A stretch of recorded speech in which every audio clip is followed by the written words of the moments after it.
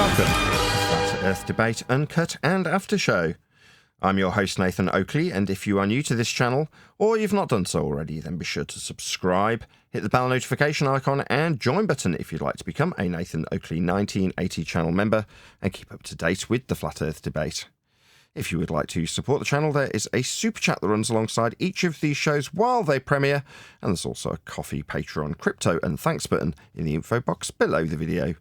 Speaking of Patrons, I'm going to do a quick shout out to all of you who do support me on Patreon. So, a massive shout of thanks and appreciation to Smith Tools and Purchase, Level Playing Poem, Amish, Vitali Z, Colton James, BG, Survive the Spin, FE Patriot, On the Level, Thomas van der Zander, Gary Hughes, Measured Flat, Chris Wouters, Sea Level Cultist, Mitch Kennedy, Rod, The Name's Burley, Twad Wazzle, Jason Hornsby, Christoph Fournier, Flat Earth Travolta, J McMells 24, Unimento, M, Iron 26, Endless, Golden McKinnon, Retro Bill, Michael Kahn, John Kays, Patrick Gunnels, Banter, Mel B. Styles, Hairy Blade, Mobile Max 777, Rob W, Del West Watson, Unbelievable Productions, Blue Ridge Ranger, Abraham Mohammed, Skeptic 936, Texas Mike, Chow Yun Cat, David Wayne Foster, and Dank. So another massive thank you to all of you for supporting me on Patreon.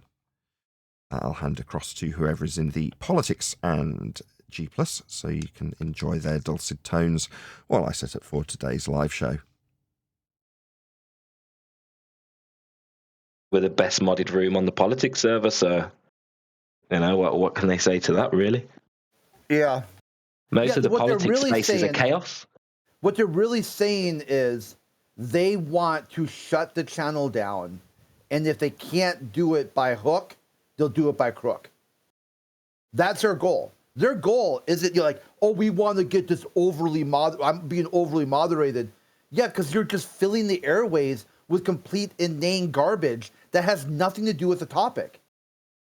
You're trying to derail. You're trying to make trying to turn it into a shit show. No, thank you. And then when someone tells you no, thank you, you should understand it. It's kind of your answer too. You said no, thank you. Okay, no, thank you. No, thank you. Goodbye. Have a good life.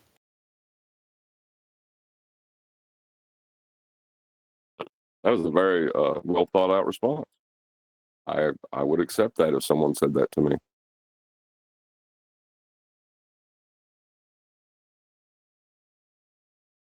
Hard to argue.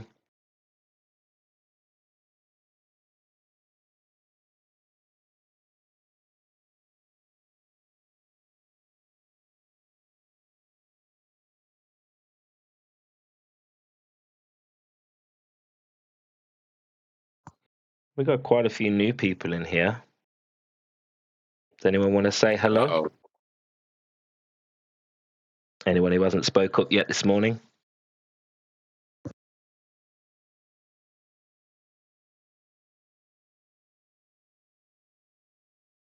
I guess everyone's just waiting for Nathan then, I suppose.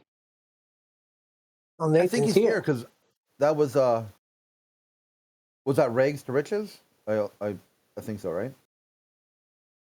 I'm tabbed out, so.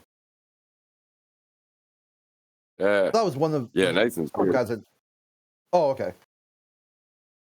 Yeah, Nathan's here. Oh, that's why the Globers are so quiet. That makes sense. Well, he's away from his computer right now, so if you're a Glober, right now is your opportunity to really get in there and say some nonsense. Go. Oh, that would be our back what's his name? You could do something really silly. Be like, hey, Nathan, if you accept the globe, don't respond. Just, I'll take your silence as consent. Or you can say, where's the guns? You just have to finish every thought with therefore globe. Hey, Nathan, if you're away from your keyboard, therefore globe. Celestial sphere, therefore globe. Yeah, got him. Right. You My back hurts, therefore globe. Yes, you're going to be good. I'm so proud. If globe, then globe is globe is globe. If globe. 53 people in this call, therefore globe. If Earth is Earth, then globe. No, I got the best one. if Jaron Scampanella says globe, then it's a globe.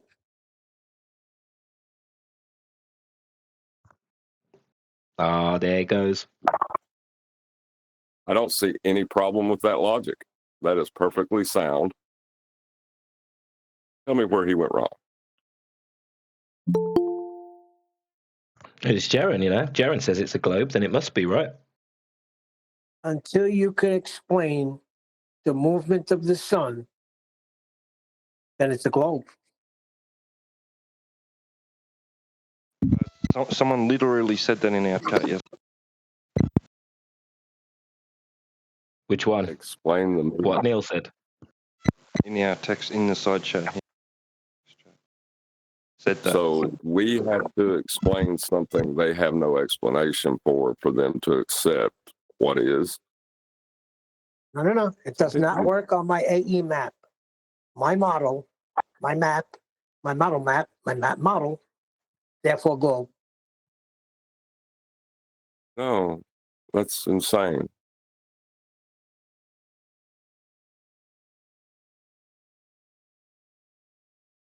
Got one of those model maps handy. Model map model. It's a model map diagram, actually. Model map diagram graph cartoon. Chocolate, you don't It's not called a understand. graph. The map it that does was use handed graph. to us. Okay? Well, I played hooky that day. But it does have a grid square to it when you apply it to a certain map. So you could say a grid, yeah. So a model map grid. Model map grid chart diagram cartoon. Right. Just throw them all in there, right now. Got a whole Yeah, story. where's the Earth? Hey, where's the Earth curve in the celestial sphere at, man?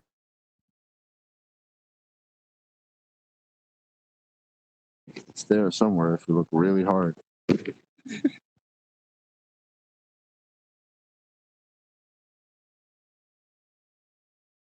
I think a lot of people are getting the celestial sphere confused. So they think because we say it, therefore globe.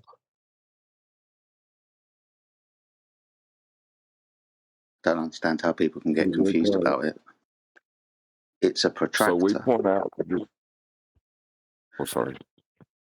No, you're fine, buddy. Do apologise. You carry on. Jedi. What's up, brother? I was just. So people think that because you point out a diagram of the stars that uses a flat plane, it's a globe. Absolutely. My son said that to me the first time I mentioned it to him. And that's exactly what I said. You're missing the flat plane. And he said, no, the sphere goes totally around. Then I said, so you're telling me that there's stars under your feet?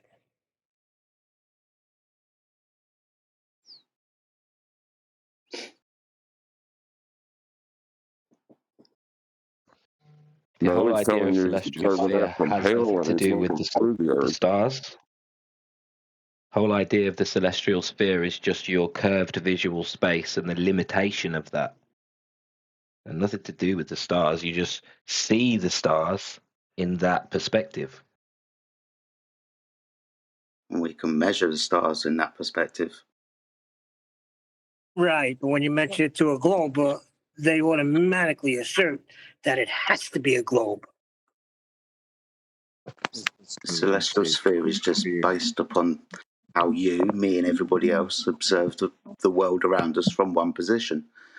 Being as we're wanting to navigate across the Earth that we can see from one position, we're measuring angles to things above the horizontal plane that we're standing on, as predicted within the celestial sphere.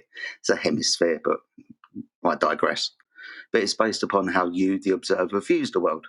We can see how things measured in angles, like a protractor, appear above the horizontal plane the observer is standing on. And with a little bit of mathematical trickery, we can figure out how far the ground position of that celestial object is between us and that ground position. Maximum distance that this can measure along the horizontal plane from one observation is approximately 6,000 miles.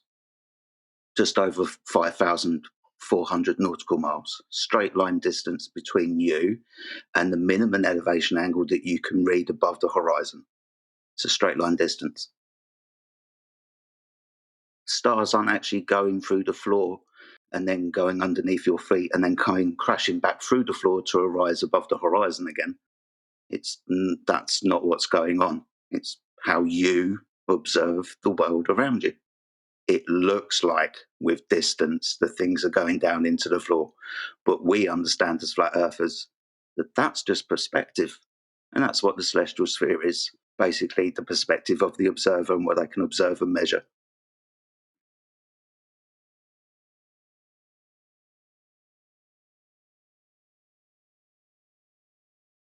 It is worrying though that really intelligent flat earthers still don't get that and feel like there is something to fear by using these terms and understanding these things. I find it strange. Has nothing to do with the stars, has nothing to do with the shape of the ground. Sorry, the shape of the surface, yeah. Well, no, it's got everything to do with the horizontal nature of the surface. If it wasn't for that horizontal nature of the surface, then we wouldn't be able to measure an elevation angle above that horizontal, because that horizontal would be curved and we wouldn't be able to measure an angle up from it. Great point, yeah. I was talking more from the glober's perspective, but yeah, great point. It's a flat Earth observation. This is what we would expect on a flat surface when you take perspective into account, yeah.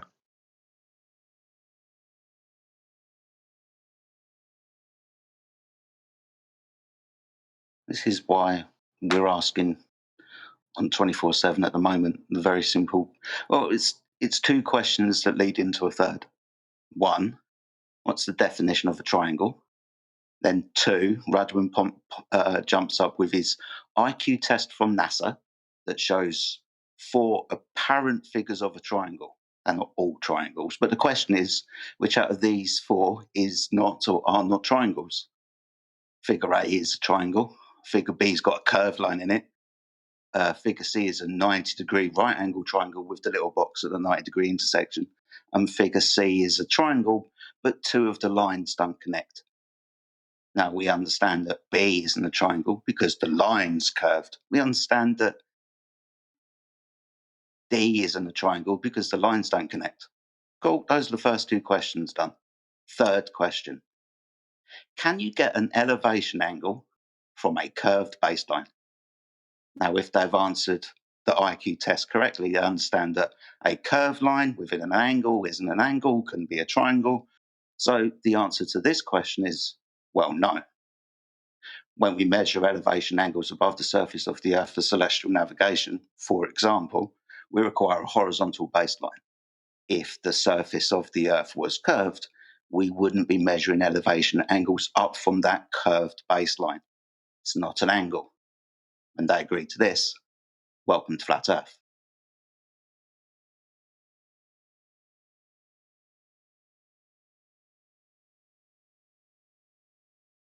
That was beautiful. Shame we won't get a Globy response.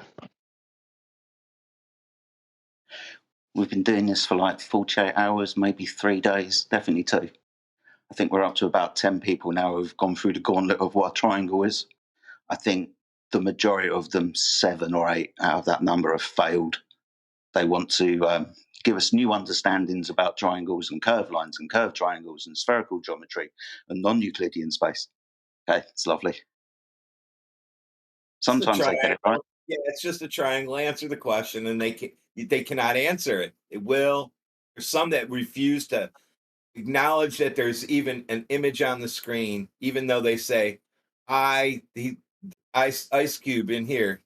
I don't know, is what he said. I don't know the answer to that question. Oh, that's what we have. I don't knows. And of all the ones I've heard go through, only one has passed. The rest have failed. Well, I quite literally picked out the correct ones that weren't triangles. So, I mean. That's incorrect. We went back and No, it checked is the not. We can go audio. back and listen to it. I literally said it's B and D. Those are the right ones. Hold on. Here I with think it. you were muted, bro. I think you said what? Triangles, and then they muted you, and maybe you said your answer after, but He didn't. said define triangles, and then we all laughed, as we would. There was no B and D in it. Fuckers. Kiddo. Please don't Is- swear. Well, how about we define an angle before we define three of them? What is an angle? Two straight lines meeting at a vertex. A vertex is a meeting of two lines. A vertex that has a curved line meeting a straight line is not an angle.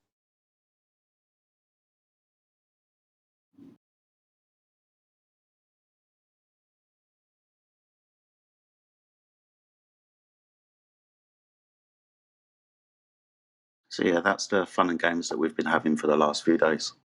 Getting people to answer the very simple question, what a triangle is. Well, they fundamentally yeah. forget what geometry is to keep their globe faith.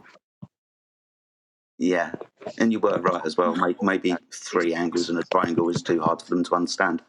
So yeah, we have had to go back even further and define what an angle even is. Yeah, just understanding what geometry is. If we can understand that, then we can move on with how we're going to now measure the world around us. Basically, you have to give them a high school education before you can explain to them how their religion's wrong. So the guy that couldn't answer the triangle question now says, how many curved sides does an astronomical triangle have? My answer is triangles don't have curves. So he still doesn't get it. And this is the one who couldn't answer the question at all. He's talking about the PZX triangle that's taking place from the center of the sphere and projected out, right? Yes. That's not a triangle. Exactly. Once you don't have three straight lines, it's not a triangle. End of story. The only straight lines you have are the lines extending out as radii. And then you're talking about intrinsic versus extrinsic explanations. But you don't use intrinsic geometry on Earth. Who's this ice dweller?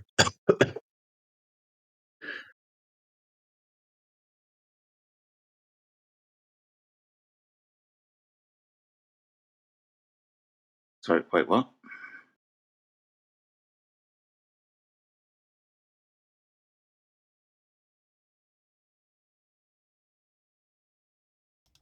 How are you?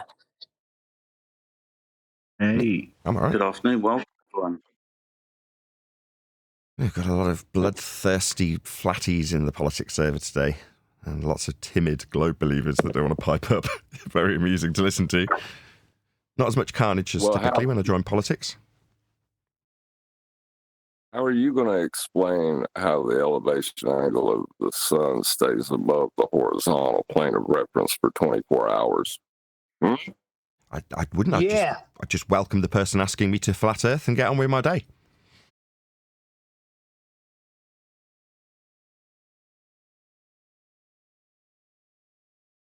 Quite interesting psychologically recently because it holds a mirror up to the emotional stress and pain of globe believers and the necessity to find or sort out cope in the form of things like TFE. And I've been saying it for the last month, maybe, since they actually did it. This isn't for flatties, not to confirm or deny anything, right? There's a small cult that's been led astray by people like Jaron about azimuthal equidistant projections that they knew full well weren't the real world anyway. Nevertheless, aside from that, this doesn't affect a flat Earth in any way, shape or form. It doesn't affect how it's measured. It doesn't affect how the globe's created from those measurements. It means very little. But what you do notice is all the people on the globe side or anti-flat Earth side that are seeking cope from it, which kind of makes me reminisce about coming to flat Earth initially and feeling, uncertain. And that uncertainty you assume is exclusive to being a flatty because you're into something new. Whereas in reality, that's not the case. Anti-flat earthers suffer the same exact feelings and also need, their confirmation bias given to them. It's just interesting to know that they feel as anti-flat earthers like we felt when we first got here, but that feeling never dissipates for them.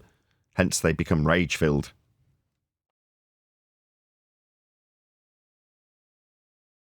The uncertainty. It must be frustrating. Go on. It must be frustrating to have such faith in your authorities, and your authorities leave you lacking in answers and explanations. What's frustrating is the top flat earther for the past, I don't know how many years, is now live streaming while Nathan is doing a show, live streaming SpaceX rocket launches. Well done, Jaron Campanella. What's new? That's what he always did. In the last 5 years, we've been pointing out that if you argue for a globe, essentially you're highlighting the globe to anybody. If you ask them how a globe doesn't work, you're doing the same thing. And we've been hypercritical of our flat earth counterparts for doing so. Now, if you rewind 10 years, Jaron's origins are in looking at the ISS 24-hour feed. Well, what's that achieving? Yeah, but now he's on the other side. It doesn't matter which side he is. That's the point. What gets presented is what gets presented. The belief, whether you know it or not from Jaron, doesn't matter. Let's say you turn up tomorrow and you have no idea about anything that's transpired in the last 6 weeks. None. You just turn up and see what he's presenting. He's talking like he always talks about stuff he always talks about, and what's on screen's on screen. So how is it any different to what he's been doing for 10 years? There isn't any. I see what you're saying. I know what you're saying now. He's always been promoting the globe. Yeah, well, in effect, yes. If you're constantly presenting pictures of a globe and asking how the globe doesn't work, then the mindset of the person who's coming for or against is to talk about that globe, isn't it? Now, in the last couple of years, I've been saying move forward. In the last couple of years, I've been saying move forward on the front foot as a flatty and say Earth's measured flat. Don't bring up the globe. What does it serve you to do so? It's not your position. If someone wants to believe in a globe, that's up to them. So yeah, I was just saying. Then you got to charge with the same thing. Then whoever is not leading with their front foot forward, technically, then is constantly bringing up the globe. Yeah, but it doesn't make any difference. So in the same way I detached myself from them when they were doing that as flatties, now they're just not doing it as flatties. Well, that's a bonus. But I don't have to concern myself with what they're doing in the same way I don't need to concern myself with what ghost hunters do. I don't care what the etheric bunch of idiots that led flatties astray to only say they're not flatties anymore. It doesn't make any difference to me. Earth's measured flat. They'll carry on doing what they've done because they're creatures of habit. Well, see, the thing is, they've been trained that way, to argue that way, because that's the way it was argued throughout history. And that's how, when you look into the past, it seems like they're trying to prove it's not a globe. Exactly. We're going to do this observation and it'll show that it's not a globe, Like, Look at Robotham. He's showing how it isn't curved. Yeah? Bedford level experiment, which it isn't. How curved isn't the surface? That's what they're doing. So, no. What do we practically apply? Are we ever going to take that Bedford level and put it into practical application? No. What's the tools using? Levels, referencing a horizontal plane. So the process itself proves a flat Earth, but we're asking about whether or not the process that proves a flat Earth can demonstrate that there isn't curvature. It's like you're introducing the aspect of curvature to deny it and invite your opponent to explain why something doesn't occur, hasn't occurred. They can blame refraction, but for the fact that you didn't just start with the process that you would need to determine if there's a drop from horizontal, that would be the plane of reference you'll use to make this assertion, which proves Earth's flat. You can stop there, but they didn't. They faltered. Now, for me, Jaron's a useful idiot like Robotham was in that regard. Yeah, the idea that you can say we expect to see this thing, but we don't, is to invite scientific inquiry or the appearance thereof. Yep. Why don't we see curve? They asked. Why are you asking that? How are you going to describe curve if the opponent puts it to you? What, with respect to the drop from surface level. You're going to need a surface level for that. What are you talking about? I don't need to engage in this anymore. No, that's what that guy yesterday was doing with that supposed line that they were building in the sand. He was talking about how much drop there should be, that it's not going to be there. Couldn't Drop from understand what? any of that. Why would you do that? Yeah, drop from what? The horizontal plane of reference. Drop from an overall flat Earth. Yeah, so we need a flat Earth for that. Moving on with my day. Oh, what? You need to tell me how your zealot belief in a globe is true because you can describe how surface level can have a calculable drop below it. How interesting for you, you fantasist. I don't care, Earth's measured flat. For your example, to say that it's got a curve dropping away from surface level, you measured Earth flat to make that assertion. Getting on with my day. What's that? Grabbing my shoulder. I must accept that there's a globe because it buggers up your consensus view. And if you don't have complete consensus, it makes you lose sleep. I don't care, Earth's measured flat. You need it to be flat to make your assertion and make me believe in it like you do. Yeah, that's fine until a flat earther starts doing it. Then you got to question what's going on. Hey, Nathan, I have a question. Is where surface level appears to meet the sky below surface level? You're describing a horizontal reference point in terms of the horizon, and you're asking, in essence, is the horizon below surface level? No, it isn't. Mathematically, a horizon called Earth curve is depicted in orthographic view below surface level, which must be measured to describe drop from and give you height of eye above and parallel with. So no, the horizon point where surface level meets the sky is definitely not below surface level. That's absurd. Yeah, it's kind of in the question, isn't it? Something isn't below itself. That's insanity. It is in Earth curve maths, though. You violate the principle of the surface level you would be measuring to assert that there is a geometric physical sphere edge horizon below surface level in an orthographic Muppet view. Well, really, they don't have a horizon. They believe in a geometric tangible obstruction, or they're supposed to. They deny it all the time. There is no horizon for them.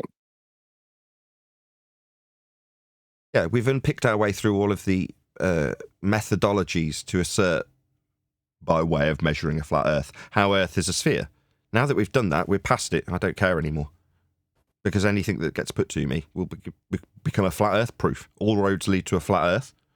What is there to discuss? It's not up for contention anymore. It's not in contention anymore, I should say. It's not up for discussion. It's not a debate.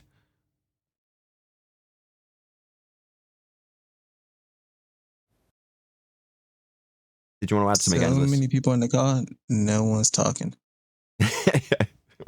Stunned silence. Are these bots? I don't know. XEL. I don't know who they are. And the Globers are just a bit shy today, that's all. Let me give a question. Let me give a question to Let's start a little Refractus. debate. Hold on, Neil. Go ahead. XE. Is it XEI or XEL? XEL. You know what I mean? You could call me Zell for like long. All right. Okie dokie. Let's start a debate, man, like about some shit. Like, I mean, my bad. Let's start a debate about some stuff real quick.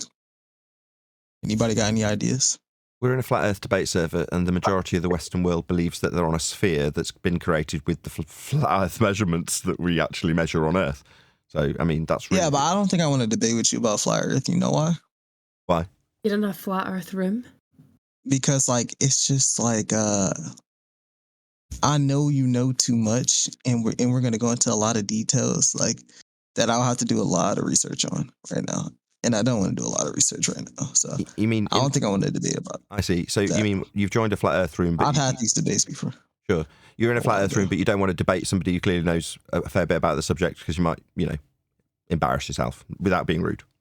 It's not embarrassing. It's just going to be a lot of time consumption. Like a lot. Choice. So rather than going into it with the idea of a debate, why don't you ask a question and try to learn something? All right, let me ask a question. Are you Scottish or Irish? Yeah, I was thinking the same thing. What's the shape of the Earth? I'd normally hate the fact that someone had done that, but you've got a wonderful sounding voice, madam. So, you know, Definitely. fair play to him. Wait, me? Anyway, Were you talking about my voice, right? Or are you talking Hell about no. Zell. That tone is freaking. No, bro. They're not Speak talking on. about you, bro. All right, let me think about something we could debate about. Like, The fantastic yeah, sounding the flat woman was earth right. unless it's anything to do with the earth. actually, all right. Let me ask you this: are you a flat earther? Let me get actually serious for a second. You can call me that if you like. This guy called me Zell, lazy boy. Nah, man, I'm just There's lots and lots I of am them in chill. here. I'm just a chill guy. But so I could call you a flat earther, right? Sure. Oh my God. If I could call you a flat earther, does that mean that you believe the globe is not a sphere, right? Makes no sense as a question or a statement. What? What on earth have I just fucking heard?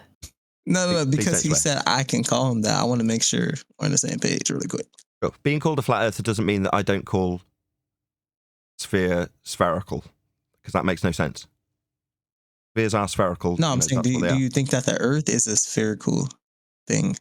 No, definitely not. So in order for you to presumably believe in that, you must measure Earth flat to create that paradigm of a sphere. Wait, let me ask you this. When you do this, do you take into account perception? Like, do you do that? Like your perception? Non-responsive.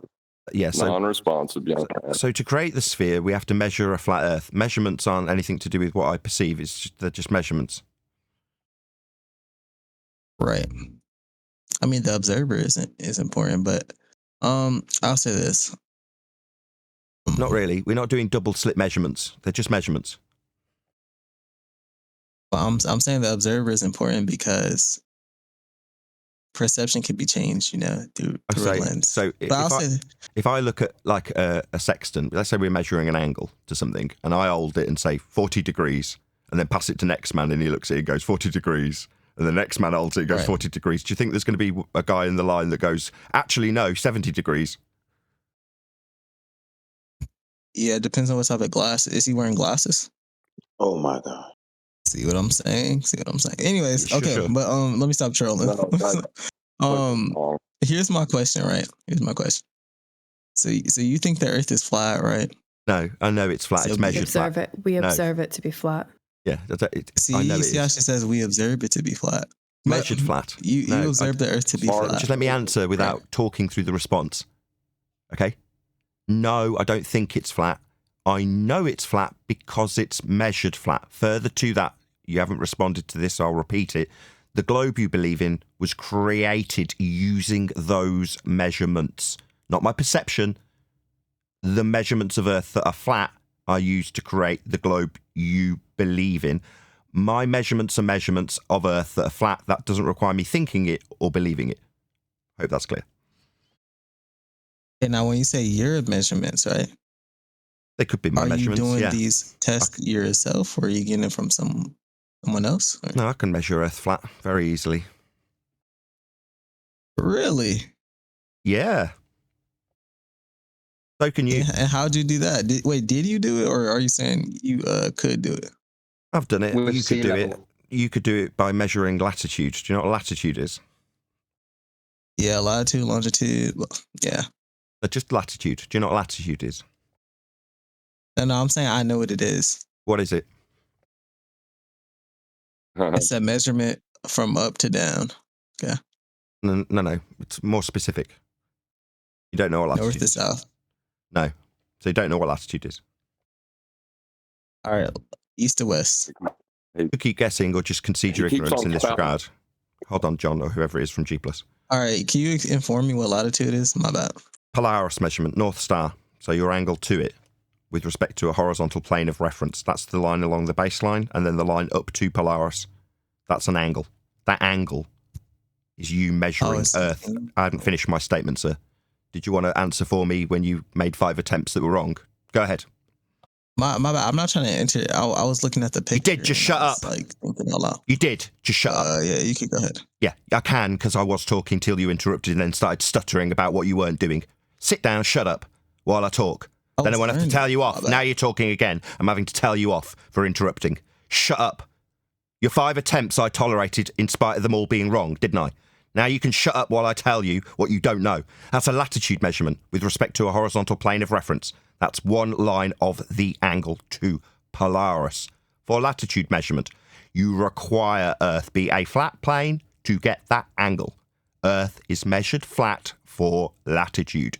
You could measure it. I have measured it. Earth is measured flat.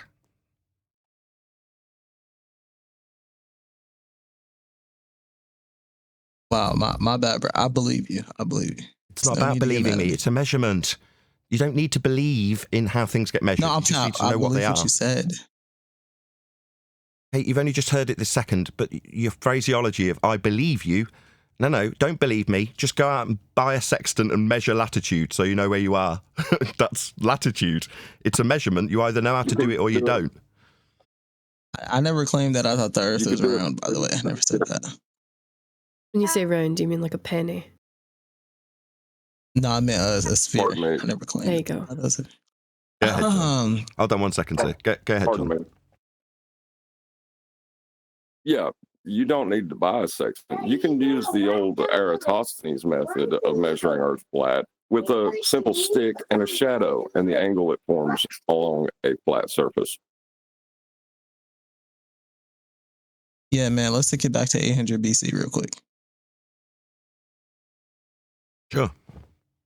He's just saying that it's the same method. You're just measuring an elevation angle, like Aristophanes did. That's an elevation angle measurement. Wait a second. Can you tell me why the North Star Neil, is so stop. important? Neil, just understand what's happening. Don't just blurt out stuff. You go ahead. Sorry about that, Zell. Wait, me? Someone interrupted you. I was telling them off. I was going to say, can you tell me why the North Stars, the angle from the North Star, is so important to understanding the shape of the planet? Sure. It doesn't explain the shape. You're measuring Earth flat to acquire latitude. It's the latitude system. You said you're aware of it. That's why it's important, because it forms that system. But that system is formed by measuring Earth flat. So in terms of the shape of the Earth, no. The aspect of the surface that's measured is flat for an angle. That's not shape, that's an aspect. Right. So that addresses like one point, like, See, I wish I was like locked in so I can actually debate this, but I'm not. It's not a debate. I'm It's not sorry, even a sir. debate, it's an understanding. A measurement. There's nothing Yeah, I'm to saying so I argue. could debate it, but I can't. There's no debate, son. Yeah, I can't debate it right now. No one can. When it comes to, it's not. When it comes to measuring things, it's not really a debate subject. It's not if this or that. It's measured flat. So it's not that if you knew better, you could debate it. There is no debating how Earth is measured. That's how it's measured. Furthermore, if you deny that it's measured flat, then you're going to deny the base principles that create the globe paradigm, because those calculations are based on Earth measurements, and the Earth measurements are flat. So, for example, latitude again. You understand that latitude wrapped around a sphere shape for you to believe in that sphere. Well, that latitude grid is the same one that's measured flat with angles off a flat surface. It's wrapped around a spherical surface for you to believe in that spherical surface being the world. It's just the world that's actually measured to create those paradigms, the calculations, the maths of a sphere are flat. The Earth measurements are flat because Earth is flat. I think it's a matter of perspective, but I'm gonna say this. I think we're in a firmament. You know what I mean? Like the Bible said. That makes sense. Alrighty then. I don't like that at all. What was your question for me, Neil? I think that's it. I get it. That was it. He thinks he's in a firmament. Yeah, like I think if you when they say the Earth is round, like, does the sky even count? Like, does the atmosphere even count? Like, I think your test works in both systems as flat because, like, what you're referencing it to is probably the land and shit, not the sky. So I don't know. You mentioned oxymoronic atmosphere though, and then said that something could work in two systems. I don't really know what you're talking about.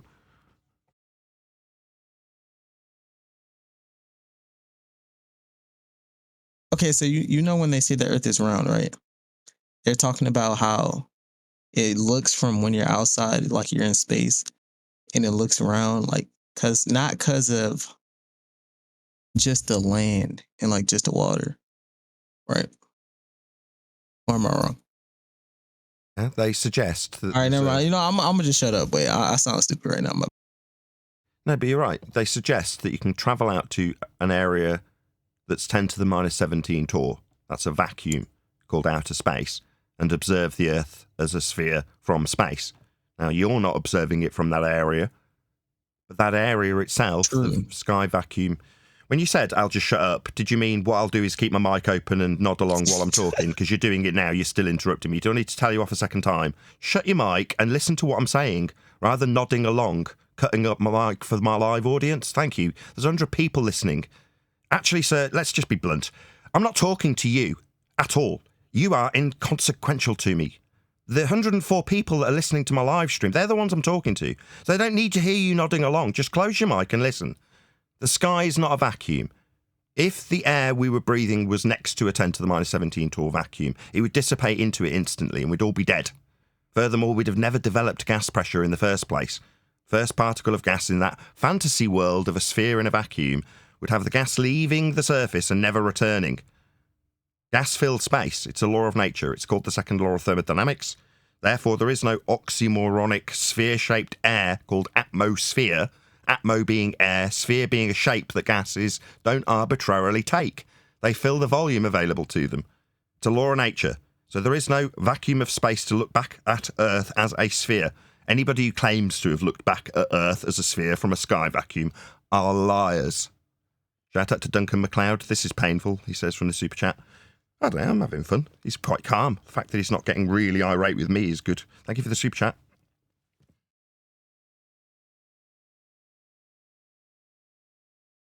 Yeah, I don't believe in that vacuum stuff either, because you know the sun has its own atmosphere too.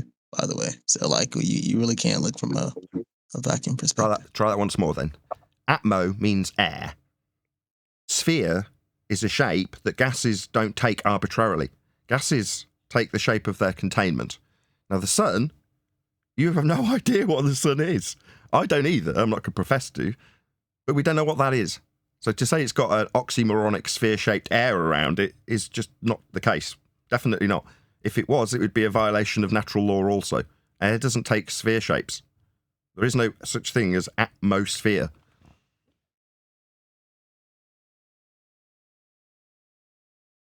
But we are breathing. How he wandered into space. But he was right in one regard. Sorry, go ahead. Well, the sun has its own atmos. So I call it a sphere because my eyes are a sphere. So atmo means air. You're saying the sun has its own air and it's sphere shaped. Yeah, that would be a same violation of natural law, right? Gases don't just take sphere shapes. They fill whatever space your eyeballs are spheres. Let's just try that again. Gases fill whatever shape container they have available to them. That's what gases do. They disperse into the volume available. It's a law of nature. So no, the sun is not atmo.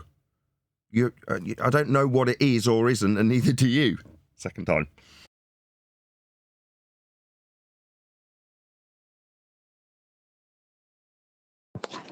I also call my car a sphere because my eyeballs are spheres. Well, it's kind of funny that he wandered into space, and after, he accepted that it's measured flat, right? But then he tried to say, well, if we can change our perspective and move us back into space, maybe that straight horizontal segment that we just measured is actually part of a curve, and it's just we're zoomed in so far that it just seems curved or flat. Sure. Nah, I'm just saying it's a matter of perspective. Like that's my whole entire thing. But I hear you out on this. Okay. Yeah. What's that? Hold on. But I missed enough We've in the said it a beginning. couple of times, and it didn't make sense to me the first couple of times. But that's fine if that's how you Literally view or it. What do you figuratively? mean? Whoever's interrupting, just chill. What do you mean? It's a matter of perspective. What's perspective, according to you? Well, your eyes are round. That's why we see the universe in spherical shapes. Okay, that's my opinion. No, it isn't, and no, we don't. Number one, no, we don't see the universe in a spherical shape. That's a misconception. We measure angles to the stars, and we derive a system from the latitude grid that's concentric flat circles. Now, the way that's constructed is with the angles decreasing as you back away from that star. But that's an angle measurement. So the representation mathematically is like a protractor wrapped around you, like the star above you is at 90 and the one at the horizon 0. That's a protractor wrapped around you to measure these things. But the star at 0 isn't smashing into the horizon now, is it? So no, we don't see a spherical view of the world. Quite the contrary. The fact that we measure a parallel sky and ground is what gives us the ability to represent it with angles and then call it a hemisphere. But we absolutely, without question, do not observe the sky as spherical. No, we don't. And it's not a question of perspective. We don't know what they are. Perspectives describing things getting smaller into the distance, a limitation to angular resolution. Again, I don't know what they are, so I can't ascribe that to them. Might seem pedantic, but it's just a fact. So no, I object to this word perspective. Stuff getting smaller into the distance, reducing its angular limitation, the angular view, change, that's perspective. The stars, when we raise in altitude, that's to say get higher off surface level, they don't change. They stay exactly the same.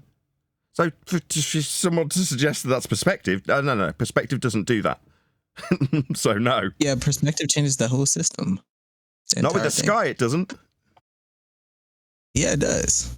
No, it doesn't. If you measure an angle to a star at 10 degrees, hold on, John. If you measure a star at 10 degrees and then raise up 30,000 feet, it's still at 10 degrees. It doesn't change its angle regardless of your altitude. But the only reason why you know it's at 10 degrees and 30,000 feet is because you're observing it first. So it's not a matter of perspective, sir. That whole endeavour was to point out how wrong you were when you said it's a question of perspective or a matter of perspective. No, it isn't. The sky is parallel with the ground. How we measure it is with angles. You can then turn that into mathematics and then reify it into a celestial hemisphere. You can then take that hemisphere and make a second one in the south and then project PZX triangles through a sphere, Earth, essentially a glorified protractor. But in no way, shape or form was what you said correct. We don't have a perspective view of the sky. It's not spherical. That's incorrect. Well, what you're saying means that you believe in some objective reality regardless of my eyes. Like, what are you trying to say? My eyes That's don't not what I matter, said. your eyes don't Those matter? words didn't cross my lips. That's just nonsense waffle Okay, that you made up. I'm the Don't observer. talk through me when I correct you. Those words didn't cross my lips. That was complete nonsense waffle that I didn't make as an assertion. You just made that crap up and asserted that I made that as a claim. No, I made it explicitly clear that we measure the sky with parallel, plane, and angles to it. That's what I actually said. You saying that I'm saying your eyeballs don't make it a perspective. No, I'm not saying that. Don't make up crap I haven't said if you can't comprehend what I've said or parrot it back to me. Don't just make up something else that I didn't say. Okay? Okay. So it's not a so do you perspective view. think that So it's not a perspective view. matters? That's what you said. I'm addressing what you said. You keep responding to me with the same crappy rebuttal that it's just perspective, according to you. And I'm saying, no, I heard it 3 times, and now I've addressed it, but you haven't responded to me addressing the crap you've spewed. It's getting irritating because you just want to move on and discuss what I've explained to overcome your rebuttal. No, the sky is not spherical. No, it's not just a perspective view. I've overcome that and described aspects of the sky and how it behaves that would preclude it from being described with perspective. That's angular limitation, something I've also covered, and you haven't in any way, shape or form responded to or acknowledged. Irritating. Well, it's because if I okay, Are you done? Let's say I'm You looking don't need at to the Earth stutter at and me. it's If you flat. can't comprehend what I've said or parrot it back, I've already said this as well. Then just stop. Just say, okay, I'm done. I'm clearly out of my depth. No worries. We'll move on to someone else. Don't need to hear your stuttery response back. You can't acknowledge anything I've said. I get it. Fine. You can't comprehend the words that have come out of my mouth. Nathan Oakley 1980 is the YouTube channel. You can go back, listen to the live stream when it's finished rendering, and hear what I'm actually saying. Because at the moment, you aren't. No, I am. I heard you. What did I say to you about the sky? Why did I suggest the sky is not spherical as you said it was? Tell me why it isn't based on what I've told you then, if you have listened. Because atmosphere can't. No, it's not a wrong, sphere, 'cause- incorrect. No, that and is also- and not also correct. Stop. latitude and Stop. latitude. No, you weren't listening, sir. Clearly, as I already surmised and assessed based on your stuttery behaviour. No, I didn't say the reason the sky is not spherical is because of atmosphere. You weren't listening. So, do you want a second opportunity before I get annoyed with you to duck out based on your inability to comprehend the words coming out my mouth? Do you want to stop? Just take a step wasn't back? done. Or do you want to interrupt me before I finish my sentence? Yeah, I'm pretty sure you want to interrupt me because presumably you're getting annoyed because I'm pointing out your ignorance and your inability to comprehend the words coming out my mouth. That might be embarrassing, so you feel the need to talk through the ends of my statements. Do you, third time, want to just take a step back, sit down and acknowledge your own ignorance, or do you want to carry on stuttering at me? I just want to finish the sentence. It's non-responsive. I didn't answer the question you were asked. So sit down, shut up. I'm done with you. That's non-responsive. You haven't acknowledged why the sky's not spherical. Now he's talking through me again. Belligerence in the face of me telling him to shut up. No, you didn't acknowledge why the sky's not spherical. Your assertion, your stupidity, your ignorance, on display for everyone here, was taken to the woodshed by me. Not for the fact that you couldn't interrupt it and nod along and cause the audio to cut while I educated you in your ignorance. 3 times you asserted that it's just perspective. Wrong! And when pointed out how wrong you were, you couldn't help but interrupt rather than listen. And then declare that you were listening. No, you weren't. Otherwise, you wouldn't have said it was atmosphere that was my reason. No, it wasn't. You can't listen. So now I'm telling you to sit down and shut up. And if you don't, the moderators will do it for you. Now, it'd be nice if you did it of your own volition based on me telling you, having shown you to be ignorant, therefore useless to us at this point. Yeah, you're now useless to us. So, of your own volition, can you sit down and shut up like I've told you to? Or do I have to get the moderators to shut you up? I mean, I think I've been pretty quiet. That's not what I asked. Can you now, of your own volition, shut up? Or do we have to actually physically shut you up now that you've been ignorant? And you're starting to annoy me. I think it's statistically proven that I can be quiet. Jolly good. Let's see if that's proven true. Next.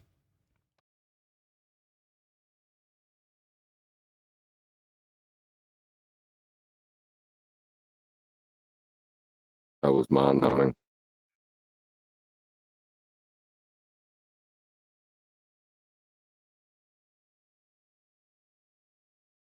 Anyway,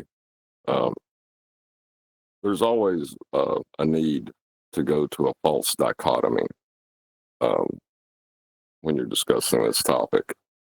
And a lot of times they'll say words like system or model to try to imply that they have a model and so should you. But don't ever, as a viewer, don't ever just accept that they do have a model. Get them to show it.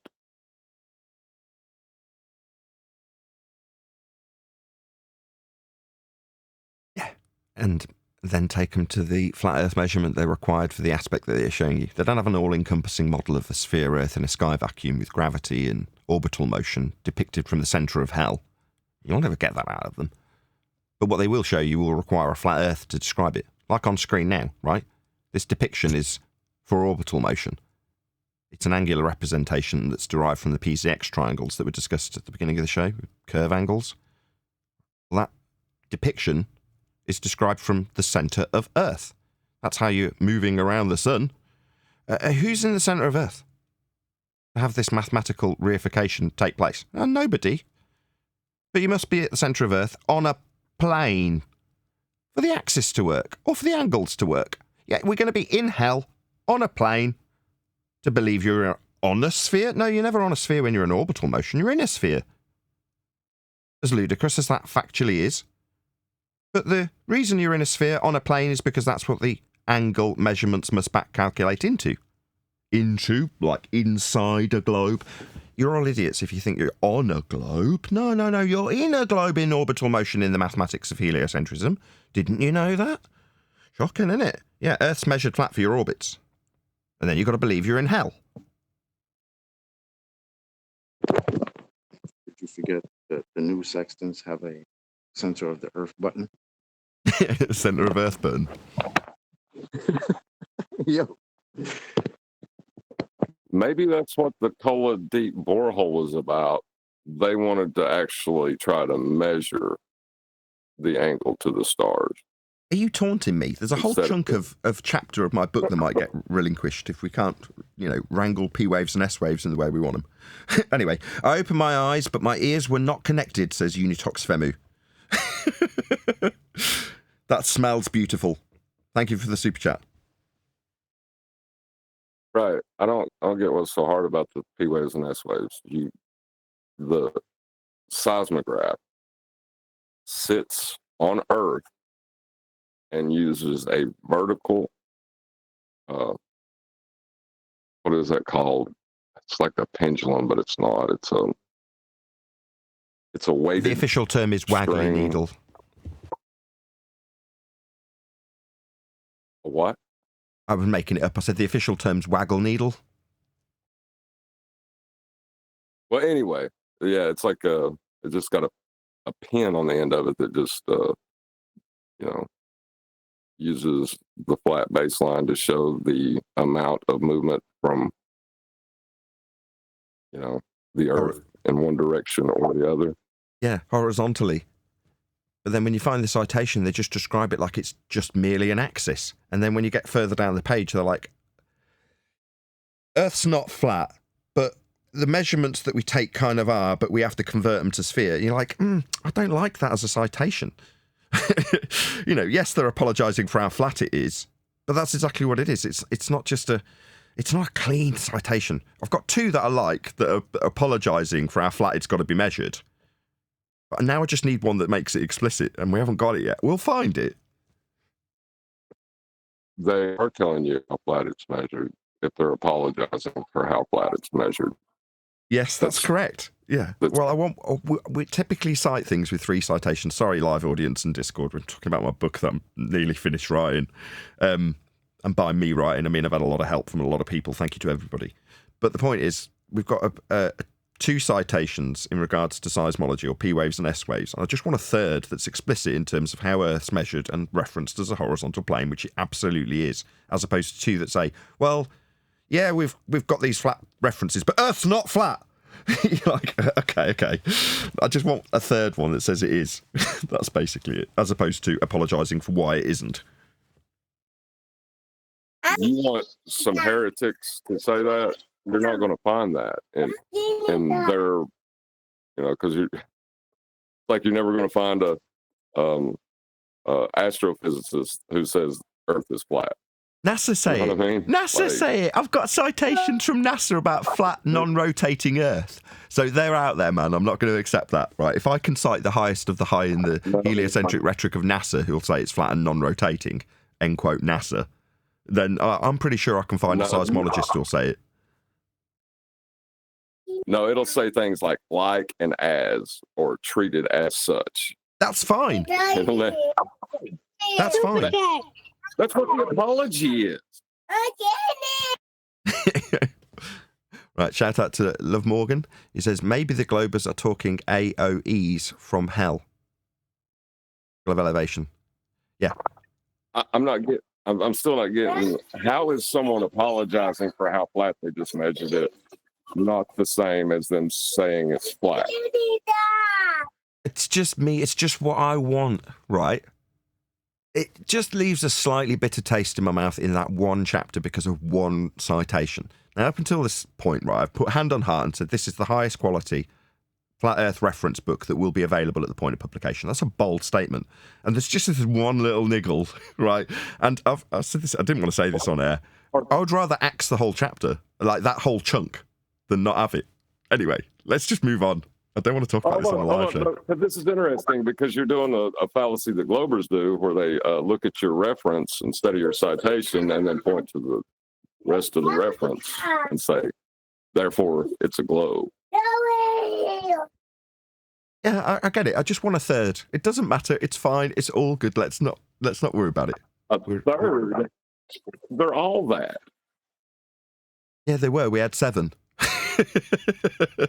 We pared it down to 2. Now I want one that's better. Anyway, let's move on. Thank you. Anyway, we'll figure this out. It's just yet another thing delaying the book.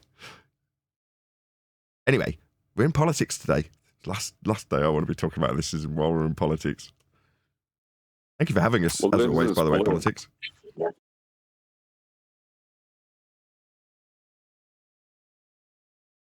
Yeah, thank you for having us as ever, politics. It's really good to be here. Excellent moderation, as always. You're very welcome. Yep, always welcome, mate. But we'll be here for another, 15, maybe even 20 minutes. So if there are people in your server that did want to ask anything, feel free. If, on the other hand, you're watching this live on YouTube, hopefully one of the mods will stick a link to the politics Discord server so you can get yourself verified and actually take part in the politics server, which is much more expansive than just the Flat Earth room, although that does definitely get the most hours of participation in this server. Actually, with that in mind, when I first joined this morning, I heard somebody saying that come hook or come crook, they don't want this to be the biggest participated part of the server. Is that correct?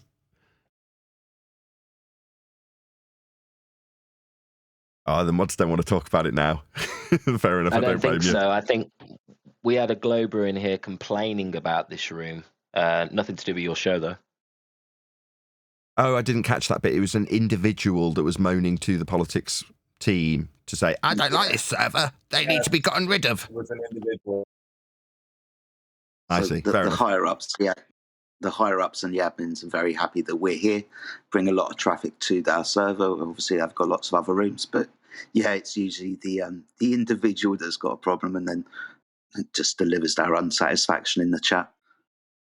Well, that's a good point, actually. Maybe I should do that for my audience because there's like 122 people watching who could all be taking something out of this server that they might not think is worth their time because they watch the show and get what they want out of it from that, right? Well, just as we're talking, in the politics server, there's the Happy Wife Academy running as we speak, right? Now, you can see as I scroll up that the Flat Earth room is absolutely immense.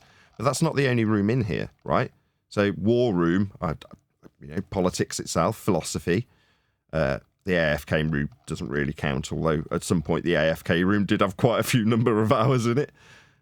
Right, Sharia, communication, Black Heaven, Christian chat, God ain't real chat, vegan room, I don't know what that is, Agora, whatever that is, Ask the Catholics, True Conversations, you've got all sorts in here, LGBTQ trans community room, what's this one, Autism disorder room, Persian politics, there's all sorts of stuff. I'll keep scrolling through because there's almost too many to keep naming, right? It's just the list goes on and on. And all of them have got people in, obviously, to having their little discussions.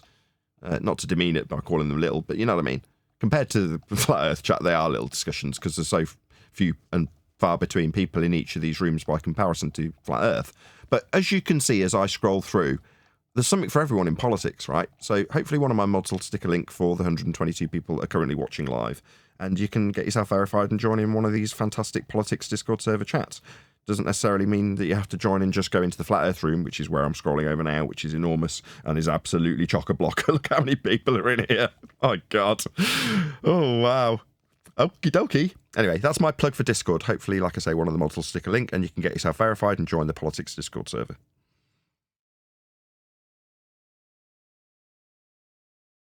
All right, thank you. I personally haven't been in any other room but the Flat Earth room, but I can't really vouch for how good they are, but I'm sure they're fantastic. No, they're all chaos, mate, and under-modded. That's why we get a lot of stick, because people say we over-mod in here, but I'd say that's a good problem, because if you go in the other rooms, it's chaos. Really? So people over-talking each other? I've also noticed whenever you go into any other room, with the tag that I've got, which is Flat Earth Mod, as soon as I go in there, even if they're having a conversation on something else, I just get berated the minute they see what tag I've got. So it's kind of tricky to go into the other rooms. Oh, to mod another room. And not to mod, so I've only really got powers over this one. You've only got powers over the VC that you've got. So I have no powers if I go into there, but as soon as they see Flat Earth, they just decide to attack it. Wow. You're a big bad flat earther, Bambi. Apparently so. That's not Bambi, is it? Well, if I was going to co-opt your culture, the first thing I would need to do is destroy it. Good point. Yeah, it's true.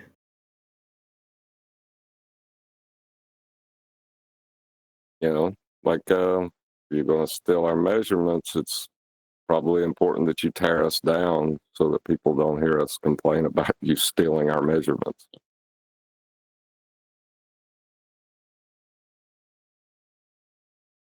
It's only now 10 years down the line that we've actually appreciated that point where we can doggedly assert that to an opponent that's using flat earth measurements. Stop using the flat earth to make your bleeding globe claim. Or worse, stop using flat earth to say earth isn't flat.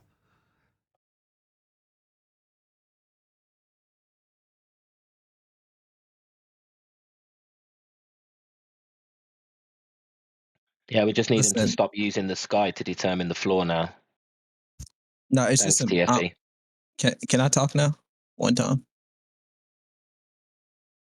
No one's stopping It's you. me Go from ahead. earlier. I just want to say, okay, so if I look at a ball, right, in its sphere, right, but then I get a camera and I put a fish island on that ball, it's no longer a sphere. Okay, so you gotta understand that. But I get where you're coming from. You are so wrong. What are you on about? I don't even want It's not a perfect Why do sphere we need to anymore when you put that. understand that? What? Please explain why we need to understand. Because I don't understand. Do y'all believe in God? A completely different subject. So are we No, dispensing don't with that change if the you put a subject. fish It all eye lens? connects, trust. So warping my Would you like to perception means that a ball's not a ball now? Are you serious? No. I'm saying a ball is only a ball because you told me it was a ball. And God No. made you the way He did. Do you believe in God? All right, Zell. Is it? What are you Again, smoking, that's brother? for a different server. I mean, no, I don't. I know there's a God. I won't get into that because we're not in that server. This is a flat No, earth I'm not server. going to debate about the existence of God. I just wanted to Then know go if to a you God server. did or That's not. one of the other Then go to a channels. God server. I've just listed a load of them that are all related to that. This isn't, though. This is a flat earth server. No, don't worry. I want to debate about God. I'm not going to do that. I just wanted to know where your doc. We're gonna get rid of Can you you make your soon. point? Can you make your point without starting a God debate? Because I won't didn't start get the your God original point. It didn't really make sense. Can you make your point again without the God thing? Yeah. So let's replace God. Okay. Well, it's about objective reality versus subjective reality. Okay. And the idea is that the way you're perceiving the universe, right, is a certain way based off of measurements, which the measurements you're going based off of, right, to disprove the round Earth, because you're saying the measurements contradict. You said the measurements for the round Earth because a latitude contradicts round Earth. Yeah, there's right? no empirical. There's no that's not what I empirical said. data to No. show. You are saying go ahead. you said that already. Hold on, You're Reeks. saying that if you use all that right, now he's system, just going to yammer. He's asked his question, so he can't shut up now. No, that's not what I said. Let me finish. I heard your question. You're saying that the measurements of Earth contradict the globe Earth. No, that's not what I said. I said the globe Earth depends on the flat Earth measurements. They depend on it. So I'm not saying it contradicts it. I'm saying the globe back engineers into flat Earth angle measurements to the stars. That's not me saying it contradicts it. That's the antithesis of what I've said to you. Very irritating. Okay, I'm saying if we use said measurements, it proves the Earth to be flat, not round, right? Not proof, it's a measurement. Use the system. It's not trying to prove something. You're just measuring it flat. It's called a prerequisite. In other words, if you're going to make these measurements, Earth must be flat to make them.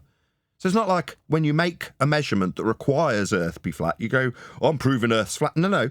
You require it to be so, or it wouldn't be the measurement that you're making. So you're positioning it like we're proving something when we make a measurement that is a prerequisite of a flat Earth to be made as a measurement. No, that's just how the measurement's made.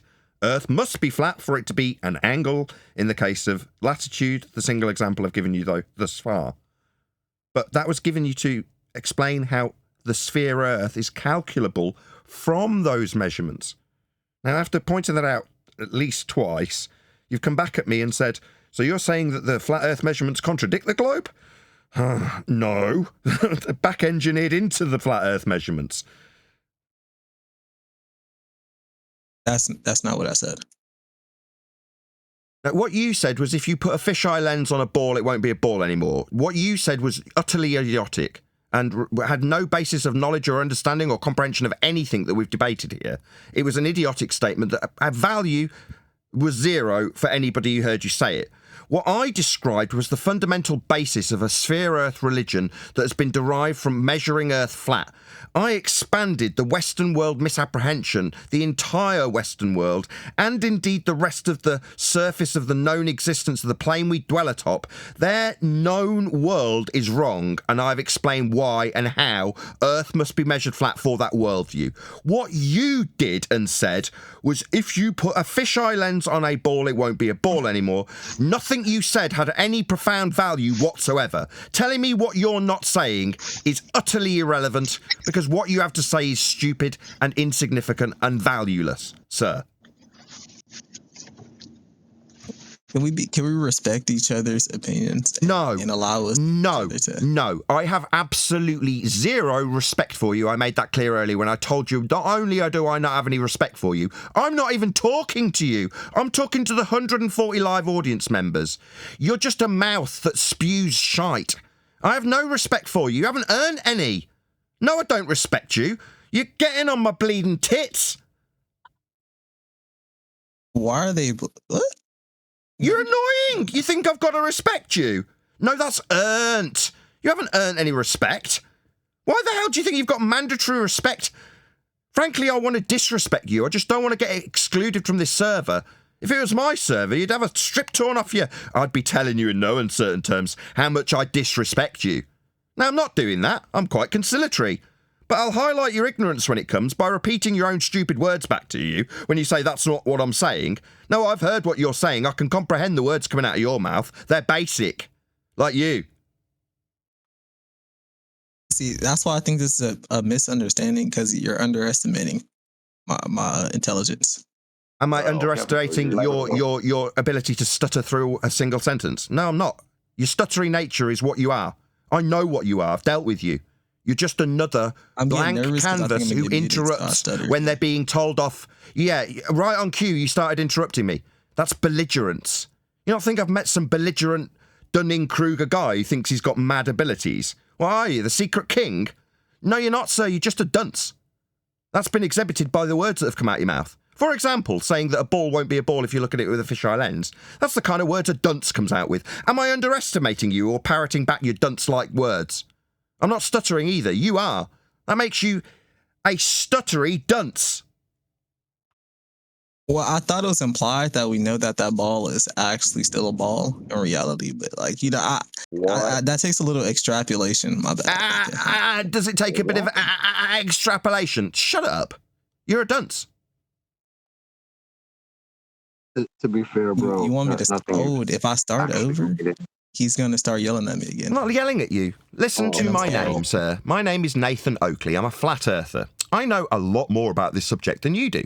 You know that. You acknowledged it before you opened your mouth. That was the first thing that came out of your mouth, in fact. Now, I know that because I've listened to every word you've said, and right on cue while I'm summarising the words I've listened to, you're interrupting me with more words through the top of my words. Yeah, that's belligerence. A word you don't comprehend. It's the third time I've used it, though. Now, you're not paraphrasing back a single smegging word that I've said. You're telling me that that's not what you're saying. But I've pointed out that what you're saying has no value. What I'm saying, I know has value. Yeah? Well, you're lying though. You're ranting. Get rid of this about asshole. me What repeating a you said in wanker. How wrong way, dare you? okay? How dare That's what you? you're ranting about. What a scumbag. Mute this scumbag prick. He's just called me a liar. How dare you?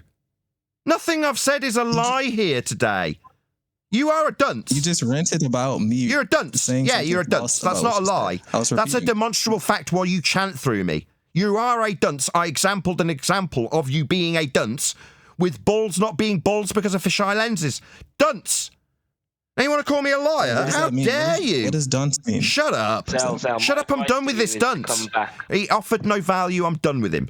Dunce. Yeah, Zal, come back at another time. This is not the time for you, I don't think, at the minute. If you come back at another time and ask some questions, the guys will answer and help you with whatever you're struggling with. Yeah, professionals are on standby to help you deal with your pain. I've got slobber nurses that can mop up your chin. You're not ready for a debate yet, Zal. You're well out of your pocket here, mate. Listen, I have the I'll truth. go for the red crayons. Hold on, let him get his last word. Usually the truth teller never gets his credit. You know what I mean? I just have the truth. So. You're the truth teller about fisheye lenses and balls, are you? Me, I'm talking about elevation angle measurements to Polaris to give us a latitude grid that's projected through a sphere Earth off a flat plane that orbital motion takes place from within. Those sorts of levels of comprehension and wisdom are so beyond your comprehension it's untrue. That's demonstrably factual when I call you a dunce because you say balls aren't balls when you use fisheye lenses. That's the level of your knowledge and wisdom, you utter dunce. He did. You just don't like my hypotheticals. That's all. I understand what's going on here. Ignored. It's just he's ignoring. There's something about you and balls. It's something about him talking through everybody. Now he's decided that his belligerence will overcome everything. He's decided that in spite of him being called a dunce multiple times with examples of him being a dunce, he thinks it's his turn to hog the mic while we discuss his dunce-like nature. No, sir, we're going to disrespect you by talking about you while you're still here. That means shut up while we discuss you, you dunce. Go ahead, John, let's discuss this dunce, hopefully without his belligerent interruption again. Well, when he said that the truth teller is never given credit or is ignored, he's right, because he's ignored everything you've said. It's all just blown past him, and he's not taking any of it in. He just doesn't understand how profound what he just said is and how it relates to what he's talking about. Expounding about his own intelligence. Fantastic. Can't buy that type of shit. That was a bit embarrassing. Have they got you in a hole somewhere, Chocolate? Oh no, the server's going to think someone's hot micing, because that's what it sounds like. My mic's not that bad. Yeah, it's horrendous. The hell? I'm not even using a mic. he's just shouting. I think that might be he's just the shouting issue. from 6,000 miles away. My mic's picking it up. I mean, I'm using my phone. I'm not even on a headset or anything. That's crazy. All right. Well, sorry about that. Sounds like you're talking with your phone in your pocket. Bambi. Hi. Right, give up just for now, Chocolate, please, please. Right, 5 more minutes and we're out of here. Anybody else got anything they want to discuss before we do? Yeah, I actually want to bring up the perspective versus orthogonality or orthographic. I'm sorry, orthographic view, because he brought up the subjective versus the objective. We have a system in place where we take those two things and combine them, and we call that the celestial sphere diagram. And we take angle measurements that we see with our eyes, and we apply them to that celestial sphere. But in actuality, it's a plane with a horizontal plane with the verticals, the GPs of stars. So he is getting lost between those two, or most people. That's where the globe is formed, is people being lost between those two descriptions, but both of them are of a flat plane.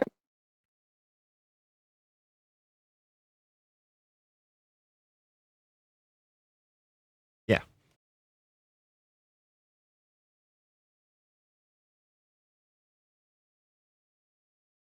So before you started your live show today, Nathan, we were talking about that us in the 24/7 server have been asking the question, what is a triangle? And the guy that we were speaking to earlier is kind of a prime example of why we have to dumb these things down and start from very basic understandings and things like geometry and what an angle is. So it's been another demonstration of why we ask these very simple questions. You're referring to me with that, buddy? No, I wasn't referring to you. It's actually referring to Excel, or whatever his name was, Zell. He didn't understand what we were speaking about, which is why we ask simple questions like, do you know what a triangle is? Wasn't referencing you at all. Oh, no, because I was offered that question. I was told I didn't answer it, but I was muted when I answered, so I was just making sure. Again, so you're proving my point. We've asked lots of people this question, and I'm trying to explain why.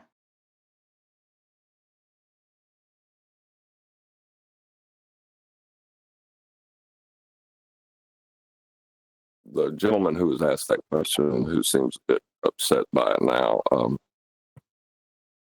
what was your answer to what a triangle is? That was Vaxi. I don't know why Vaxi suggested he would be the one being asked that. Go ahead, Vaxi. Oh, no, it's just a picture they sent. It had two triangles and one triangle, the baseline wasn't connecting all the way to the corner, so that's not a triangle because the lines aren't touching. And the other triangle, one of the sides was concave, not a triangle. It was just, they were just trolling me with it. It's fine. No, they're not. They're not trolling you. They're asking it legitimately. They're saying if you've got curved lines meeting at a vertex, it's not a vertex, so it's not an angle.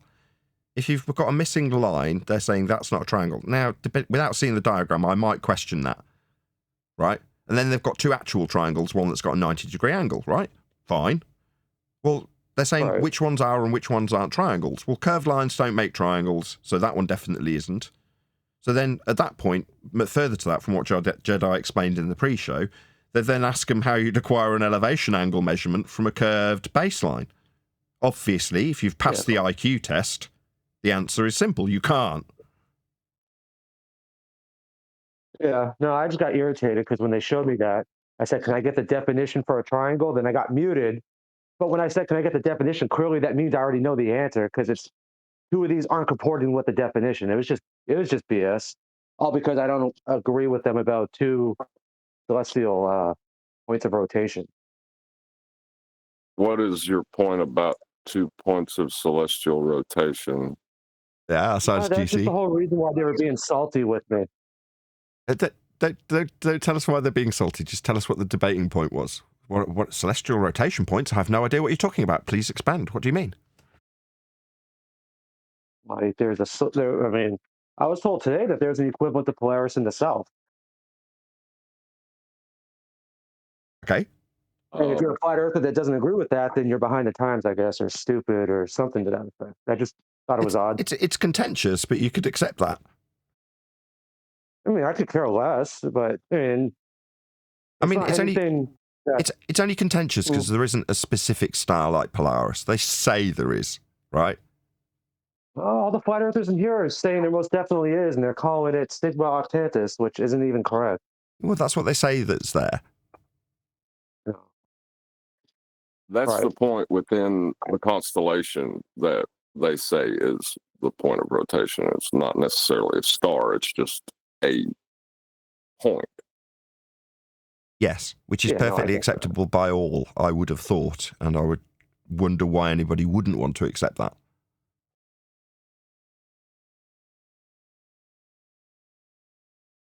Wait, why Yeah, I'm there's not not 2 points understanding. of rotation in the sky? One more time.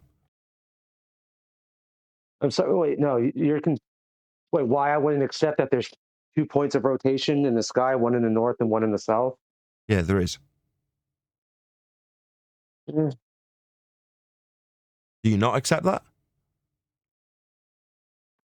I mean, yeah, I accept that we have star trails, but it's not a 1-for-1 equivalence to what's going on in the north. No, I didn't say it was, but there's definitely two different separate systems.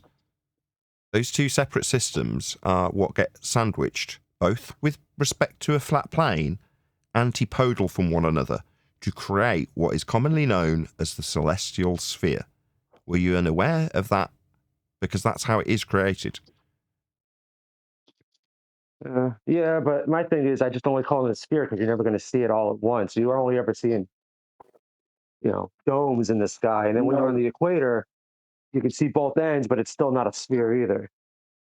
No, It it's is never, what it is. the ground's never going to be a sphere. But the two systems that have been used to best create navigation systems, one is North Pole centric, the other is, let's just, for the sake of argument, call it what they call it and say South Pole centric. Now, there isn't a polar point, and it's not comparable. There are distinct differences.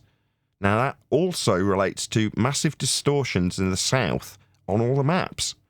Now, all of that aside, or even including, notwithstanding all of that, that's how the celestial sphere gets created. Right, yeah, no, I get all that. Right. So from that, they then create the globe, because they're projecting the points like you can be antipodal inside a sphere to project PZX triangles through a glorified protractor that you're standing in to put the mapping points on. But that's still two separate flat systems measured from surface level to the sky. And how they've fudged it together when you get to the south becomes very, very, very convoluted. There's lots of ambiguity and distortions in maps and such. But that doesn't change that that's what is the case in terms of how you create those two systems. Separate systems, north and south. And also, the celestial sphere is created using a little trick they like to call celestial refraction. Do you know what that is?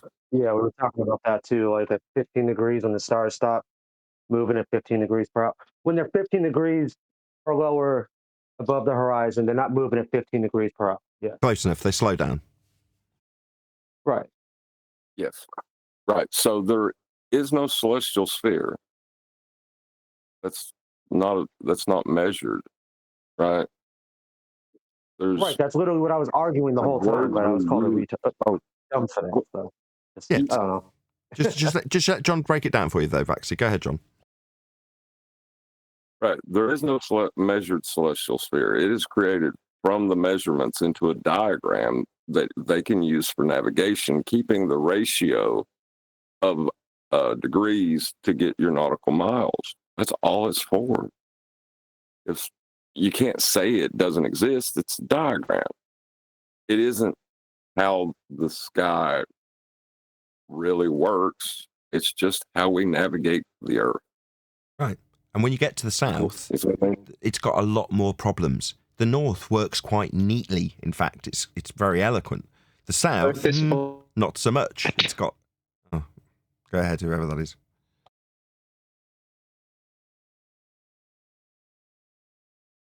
On, whoever that was. Yeah, the south's got a lot of problems that you can point flaws at.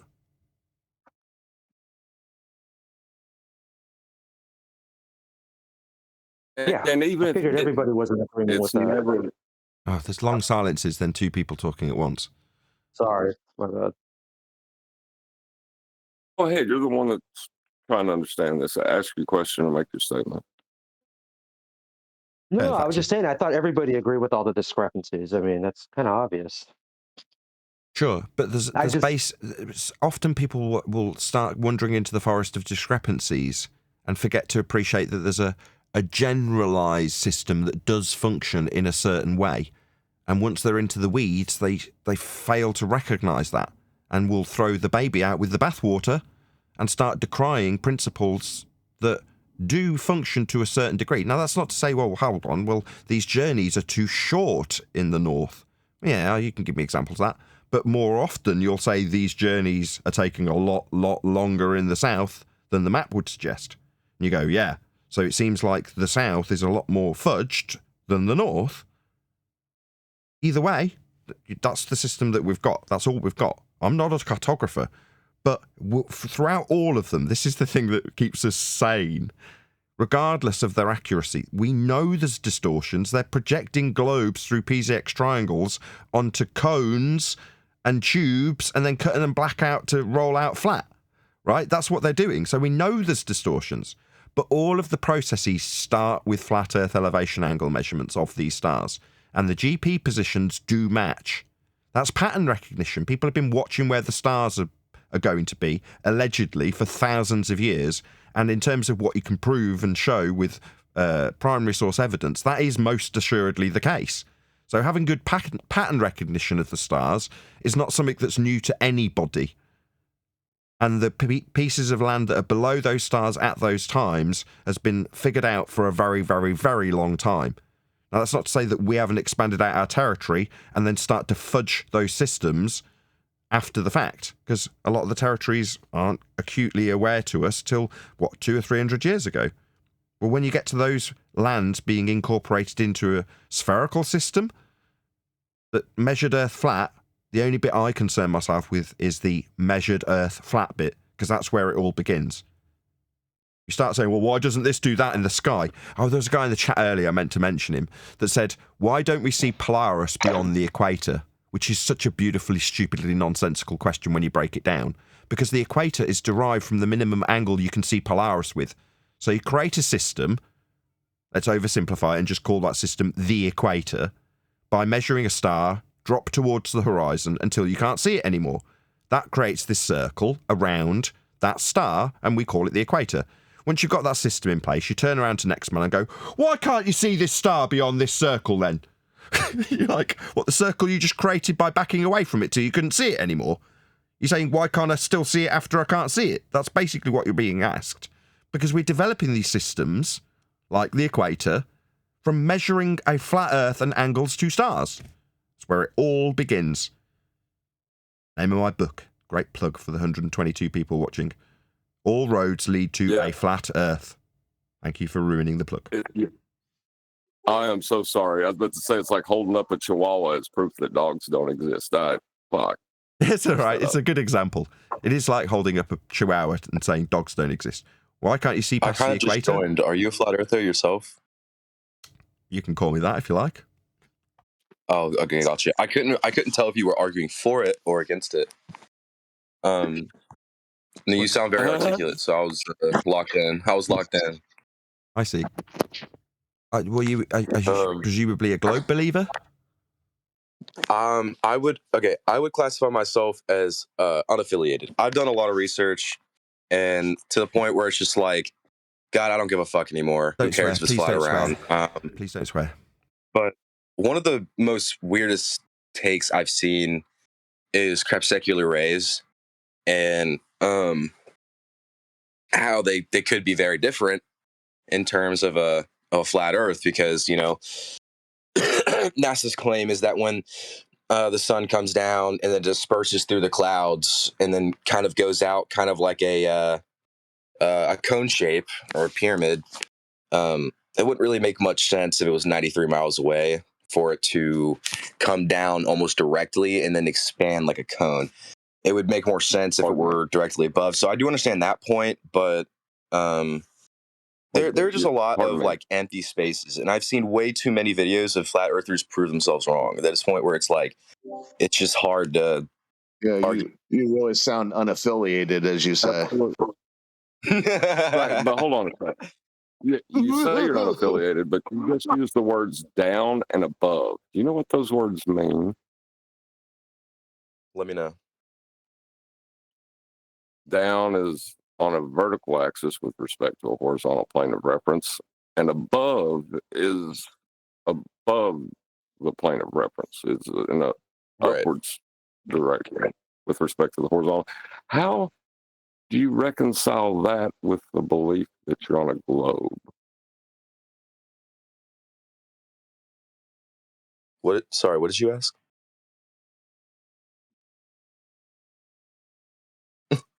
Right. The words you're using and the descriptions you're giving are of a flat plane.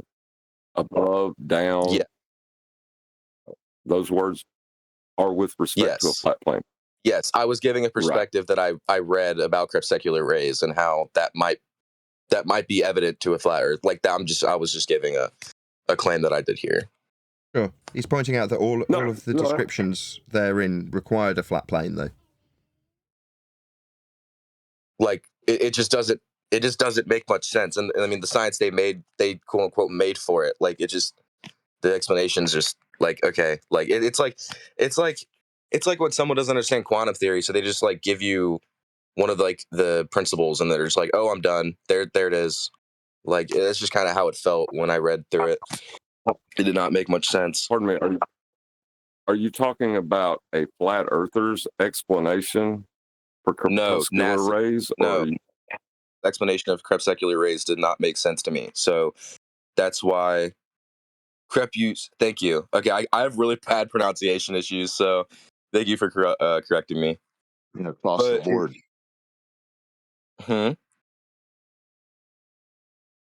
Here, check the chat. Somebody actually posted a demonstration in there. That's what I'm talking about. So your contention is that... Hold on, just one sec, John. Your contention is that NASA's assertion that the sun is 93 million miles away doesn't stack up with your observation of crepuscular rays, correct? Sure. Yeah. Okay. Just before we go on, then. Okay. So please don't nod along while I'm talking. If you could just mute while I'm going to give you an explanation of part of your. Oh no! Yeah. So 93 million miles distance is derived from measuring Earth flat also. So you have to derive a radial value calculable with Polaris, the minimum elevation angle, giving you your equatorial plane with a radial value that can turn to a spherical value to put in motion around the sun to derive an orbit. You can then take Keplerian elliptical orbits and Huygens' assumption that Venus has the same derived measured flat radius value of Earth to suggest scale. So you take Kepler, Huygens, and Copernicus in their mathematics that take flat Earth elevation angle measurements to stars to derive sphericity from flat plane measurements to put the Earth in orbit, to scale those maths with an assumption that a light called Venus has the same spherical R value as Earth, to give you 93 million miles, to suggest that that could be comparable to whatever version of a sun over a flat Earth that you want to give in full dichotomy. Meanwhile, that system requires Earth to be measured flat to suggest it's an alternative explanation. I know that's a lot to take in, but I'm done. No, that definitely is a lot to take in, especially somebody who hasn't done extensive research. I'm sitting here and I'm like trying to like fully understand what you're saying. I understand like the grasp of what you're saying. Okay. I might be able to dumb it down a little bit for you. Yeah. Break it down because just break it down for me. Let's go to one that we all have heard, and that is Eratosthenes measuring the angle to the sun. Have you heard that story? Yeah, like briefly, like a year or two ago. It's been a minute. Okay, but you've heard it, right? And he measured the angle of the sun in Siam as opposed to the angle of the sun in another city. You understand that he measured two angles to the sun. That's what you heard as well, correct? Yeah. Those angles that are from the shadow is your baseline running across the earth, and from the tip of your shadow to the tip of your stick. That's an imaginary line, right? Right. But that's the angle, right? Okay. That's a flat earth you just measured to calculate sphericity. You kind of cut out at Calculation the last doesn't bit there. match measurement. Hold on, John. He's Well, responding. just- Hold on. Hello? You cut out a little bit at the end there, Nathan. Yeah, you were talking through it. It's fine. He's put to you that there's Alexandria and Cyan, and a shadow being measured off a flat Earth calculates sphericity. He's just put that to you. I'm just repeating what he said. Okay. No, yeah. I mean, all of that makes sense. Honestly, I just came in here to listen, but yeah, no, I don't know. I think that it's definitely comparative. Dude, I don't know. This shit's too much for my head at the moment, but But that's fine. Just May see if I we can ask just. you- Just one sec, John. Let's just see if we can just get agreement on what we've just explained to you. Do you understand that the stick and shadow and the angle measured requires a plane to be measured? Do you understand that bit? no, I do understand that. That's why it's kind of like, yeah, that's why I'm more confused. So Well, can you just affirm that bit? So you appreciate that you measure it, hopefully not while I'm saying it, ideally after I've finished.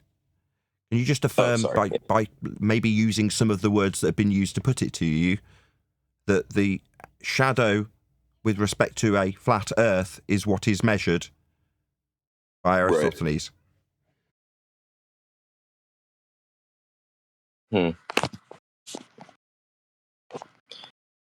Yeah, no, I mean I can agree with that. So agree with what? I agree that they're how do I even say that? Yeah, that's what I'm trying to seek from you. You know, you said you're struggling to comprehend it. It's a bit much. So I'm saying, so we've got a stick in the ground and a shadow on the ground, and we're measuring an angle. Please, you don't have to stutter the word yes through me explaining it for a third time. Try and stop saying yes and just open your ears while we dumb it down and slow down our timbre so you can hopefully comprehend it on the third attempt. So, stick. That was rhetorical. I'll try again. It's the fourth attempt. Stick in ground. Shadow on ground. Ground flat. 4 shadow, 4 angle. Still yammering through me. It'll be the 5th attempt. I'll start again. 5th attempt. 5th attempt. I didn't interrupt you. Sorry, I don't know. You're still doing it, sir. That pause was to see if you would do it for a 6th time. You did. I just ask you, while I say this for a 7th time, can you mute while I say it? So then when you struggle to comprehend it after 7 times, everyone around can just sigh and slap their own head on your behalf. Okay? Stick in ground. Forming angle. Angle is straight line, Earth flat, 4 angle. Do you understand? Please repeat some of it back so we know you know. Yes, I understand what you were saying. You were saying that stick must be in ground, and if we're measuring for a flat plane, that would make more sense. It would just make more sense there if we're talking about. I'm sorry, I'm gonna say the word again. Secular rays. No. Ground flat, 4 angle. Understand? Round flat, 4 angle. Yes. Right. You're not measuring for flatness. You're using the flatness for your measurement. You understand the Yes, difference? that's what I was trying to explain that I understood. We were explaining it to you, son. Don't tell us what you're trying to explain. You're not explaining jack. Don't mistake yourself as the teacher. You're the student. Don't interrupt me. Student, shut up. Student, shut your mouth. Don't become belligerent because you've mistaken yourself for the teacher. You're not. What you're saying, like the last guy, is irrelevant. We're telling you. Ground flat, 4 angle, measured by Aristophanes.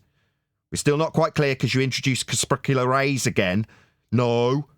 Aristophanes isn't measuring corpuscular rays, or however the hell you say it. Right. Yeah. Honestly. Oh, Well, ground.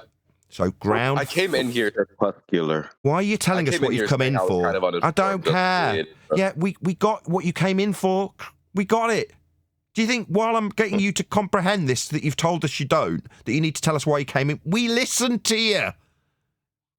No, I know.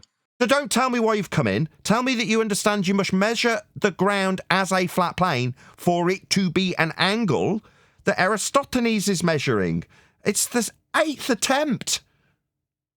I understand that, and that was the most clearest way you could have explained it. Now I understand what you're saying. That makes a lot more sense. Excellent. So could you paraphrase it back so I know that on the 8th attempt you definitely have got it this time? Just paraphrase it back to me then. No, because I'd suck at doing that. I don't know how to like.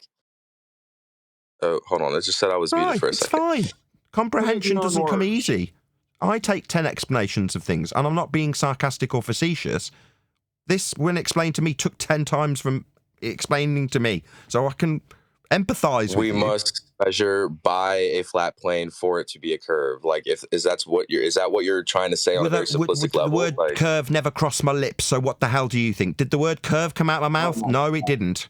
So why would you insert the word curve when I didn't say it? So you haven't comprehended. You're now talking through me while I essentially get to the point where I have to tell you off. No, wrong. So we'll try a 9th time. Okay? That's not your invitation to start talking when I'm suggesting I'm going to start repeating it for the 9th time.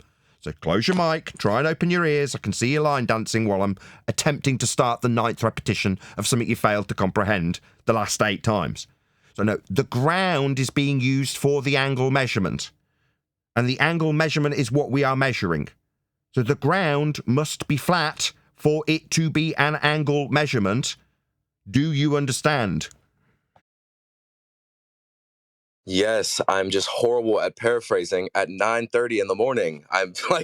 Dude, I understand what you were saying. Can you just move on with your point? Like, I'm not paraphrasing that to you. No, well, then I can't accept that you understand it. I'll just have to express to my audience that you just don't understand even after 9 attempts. If you can't paraphrase it back, then I can only surmise that you don't understand still.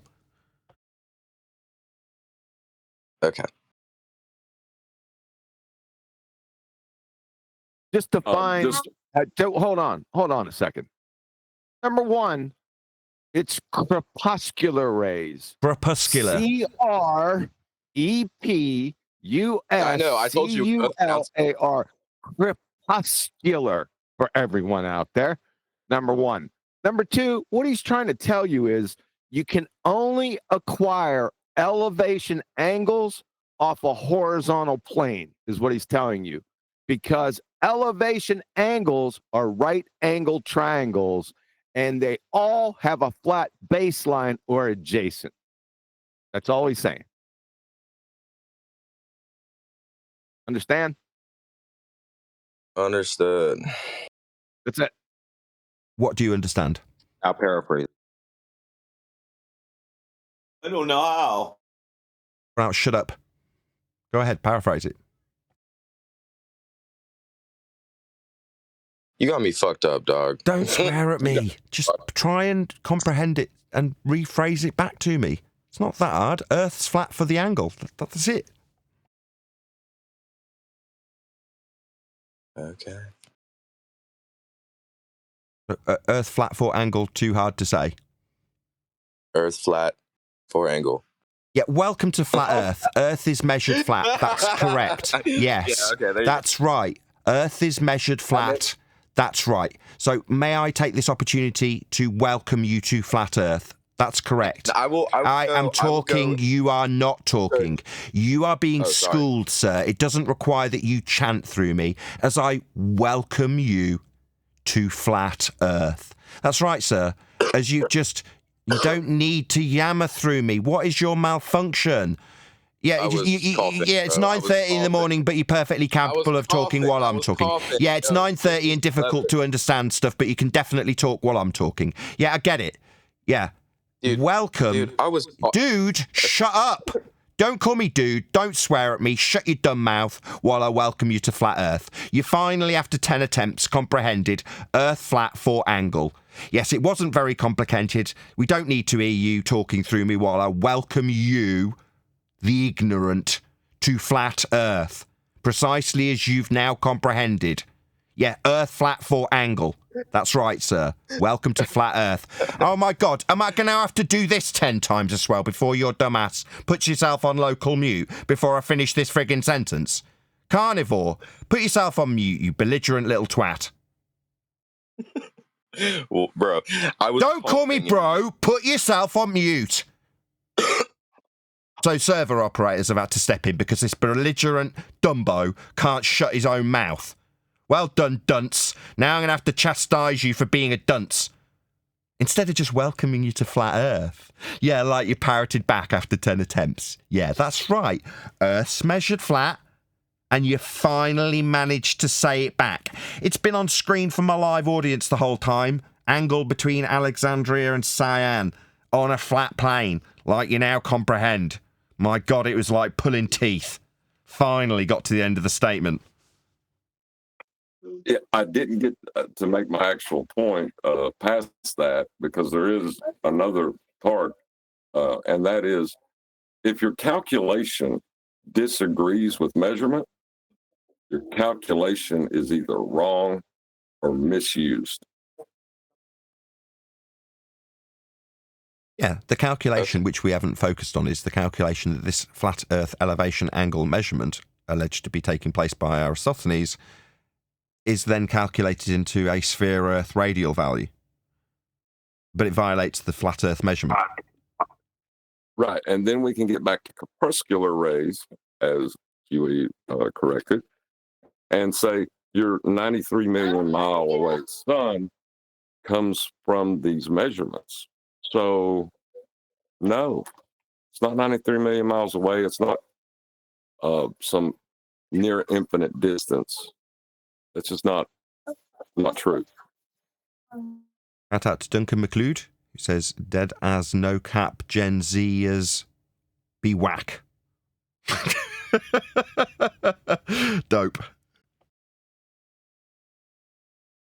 I don't know. I was just gonna say. That sounds pretty skibbity to me.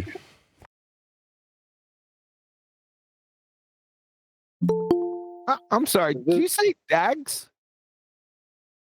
Now, this is all skibbity. Let's move on. I like Dags. Exactly. Right, we've pretty much stayed to the maximum of our welcome here in Politics Discord server. Fantastic reception as always. Thank you very much, Politics, for having us.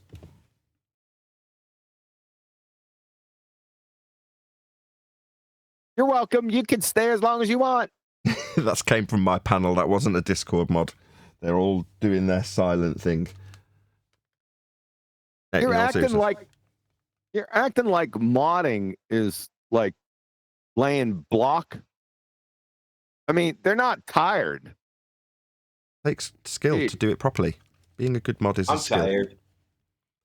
Anyway, right, with that, I'm going to say a huge, massive, enormous thank you, first and foremost, to the Politics Discord server for being so hospitable, and of course, my G Plus panel for interrupting continually, but most of all to you for liking, commenting, sharing, subscribing, joining as a Nathan Oakley 1980 channel member, and all that good stuff. If you're watching this on either Nathan Oakley 1980 or Nathan Oakley premiering streams, stay tuned, as there will be an after show to follow. You guys talking at the same time, when you break it down like the elementary language, he wasn't getting it for a number of reasons. Too elementary. Yeah, he's too stupid to get it.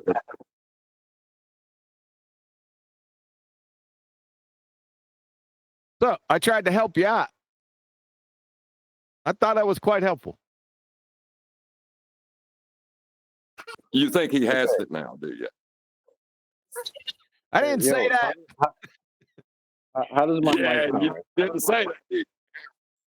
Probably on Thursday, sometime, chocolate, I don't know. Couldn't quite hear what you're saying.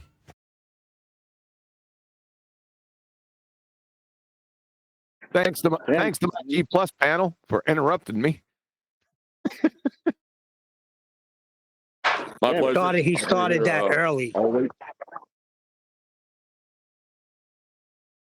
Actually, I won't be here next week, but I'll be in the chat or something. Can you just drop your mic here next week so we have some remembrance of you? Wait, so okay, Yes. so this mic sounds terrible. You guys can't hear me. When you first came in, you sounded good. Then you faded away.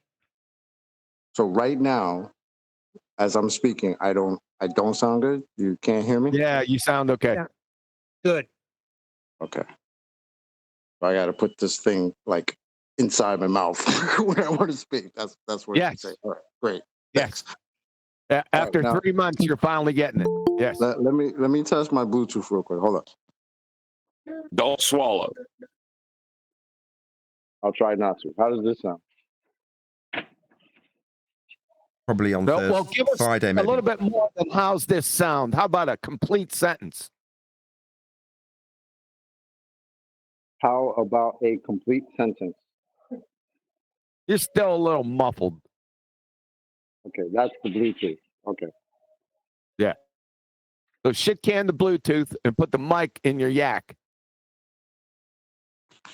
Mic in my yak. Thanks. There you go. Sounds great.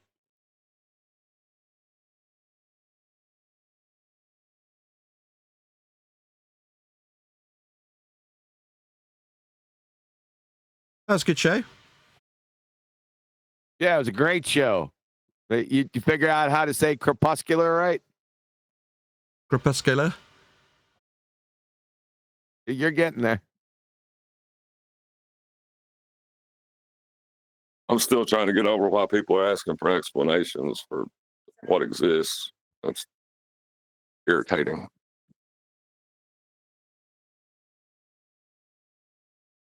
Nathan got called a liar, which was quite amusing. I hate that. What? Did you lie? No. All right. What are the circumstances that led for you to be called a liar?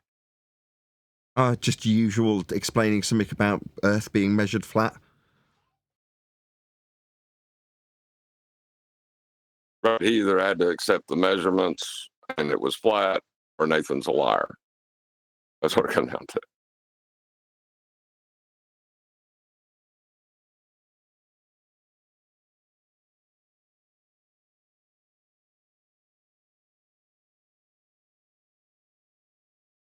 Yeah, this gentleman was all courteous and said the flat pane. He finally understood where the conversation had led after many, many attempts. So then that's it, he kicked off. It was quite pleasant. Yeah, it's like watching a raccoon chew their arm off when they're caught in one of those coon cuffs. Get away. It's just like that. I was just thinking the same thing. Was he getting an explanation just like we had for the past 15 minutes? What's the explanation you got? Well, bring up Eratosthenes and then bring up Styx, right? And then the angle flat.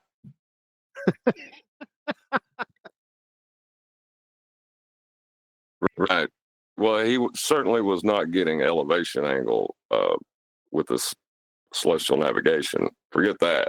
Like, I don't know if you can get it any more basic than a. Doesn't have to be celestial navigation. Any elevation angle cannot be acquired from a sphere tard. Any elevation. What's up, guys? But when you got to use like a dip correction or something like that, there's no hope for them then. Oh, That's why I said if you go directly to the ground and that is an elevation angle, then it might be easier. Well, I'll tell you what's up, Elijah. What's up is me listening to you and about 10 other people try to explain pitch data last night in politics and how every wasn't in single one of politics you last night. screwed it up. I was in politics last night. Yeah. What'd I say? Oh, I Bunch of- was for a second. That's right. What did I say? Yeah. What do you want me to tell you everything? What do you think? I'm some kind of computer? All I'm telling you is every single person that tried to explain it mucked it up. Okay, what was wrong about what I said? I'll tell you what. Well, let's go pull up the live stream. We'll go step by step. All right. Well, it is important because this is an important argument. Yeah, let's go over it. That'd be cool. We can see where he messed up. Maybe we'll understand some of our own, semantic failures. Wasn't semantics, by the way. I don't think I touched I that. got the words argument, I'm not right. They sure, just though. were wrong.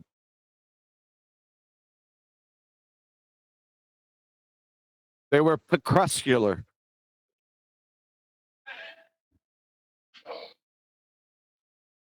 Oh, I wasn't.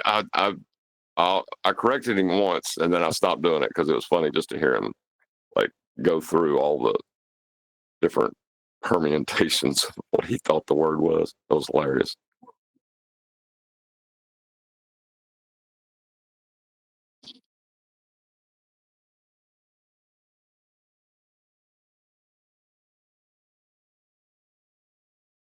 I can't say rural.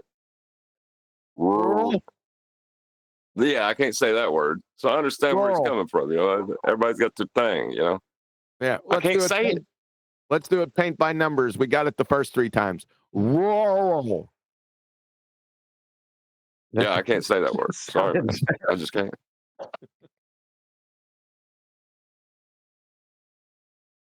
Oh, I'm not muted. My bad.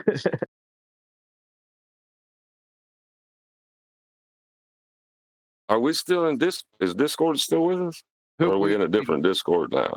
No one knows. Nathan just goes wherever he goes, and he goes gets a cup of coffee, and that's it. Yeah. Yeah. Is anybody from Discord gonna say hello? I thought I heard Vaxy Waxy out there. Oh yeah, it's been a nightmare today. Yeah, there he is.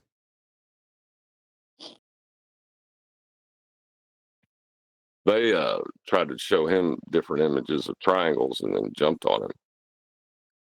Who are they and who is him? Him was Waxy, He's one of the and mods. they were, my God, like he said. They showed a picture of three shapes. One of them was a triangle. The second one was like a triangle, but the side was concave. And then another one was like a triangle, but 2 of the corners weren't touching, so the line kind of abruptly stopped. So therefore, not a triangle. And it's just they have this thing. They think I'm a glober, and it's so irritating.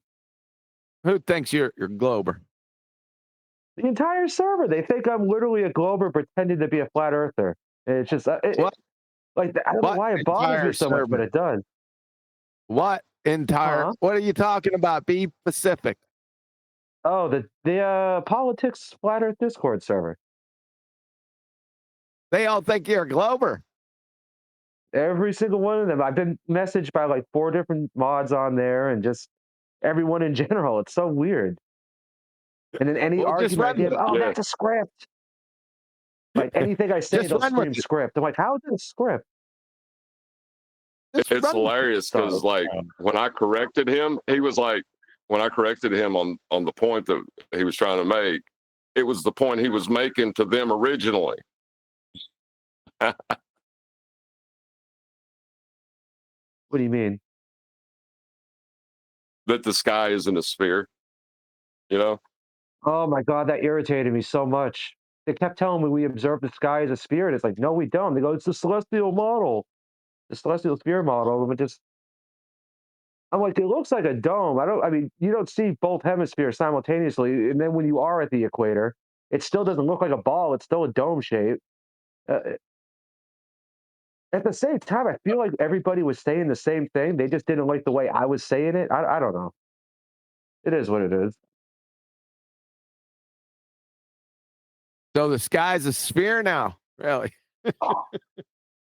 Yeah, and we have 2 points of rotation, which I can't reconcile that because I have such a bias towards it. Because I got the old, the stupid Eric Dubay argument where Polaris is the North Star in the middle of where Polaris is the center of an umbrella, and then everything else there's goes your further problem. down the Okay, umbrella. stop a sec. Yeah, The problem is you're trying to reconcile something. What's to reconcile? right. There's nothing. I mean, Just kind of Two is what it different is. models in your mind. yeah. Unless you've got a preconceived model in your mind, as John's just said, then there's nothing to reconcile. It just is what it is. Yeah. Yeah, that's true. So, on the more important things, the girl that you found had a great voice in politics was Bambi. She is an old member of 24/7 Flat Earth Discord. I'm talking back in the day. She is Scottish. Does that answer your question?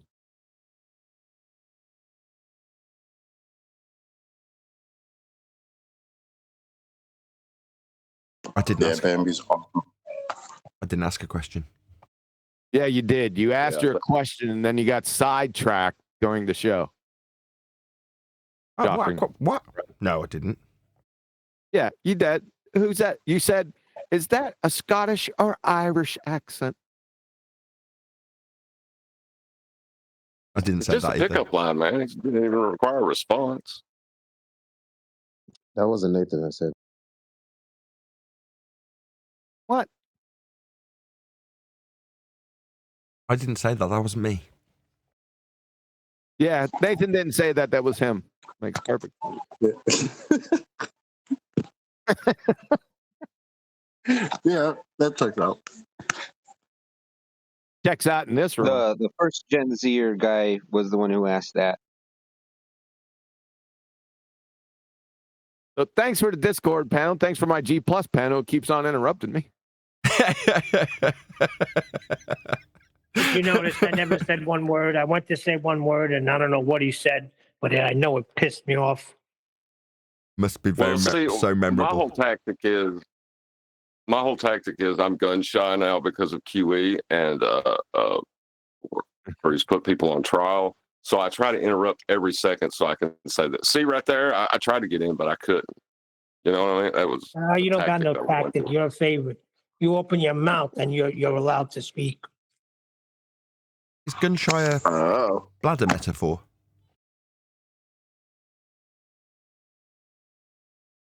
Neil, have you tried kissing ass before? Maybe get a little bit further with kissing. I had a good question on topic, but Nathan chose to speak to a retard instead. What was your question? To be fair, we were there to speak to the retard. To be fair.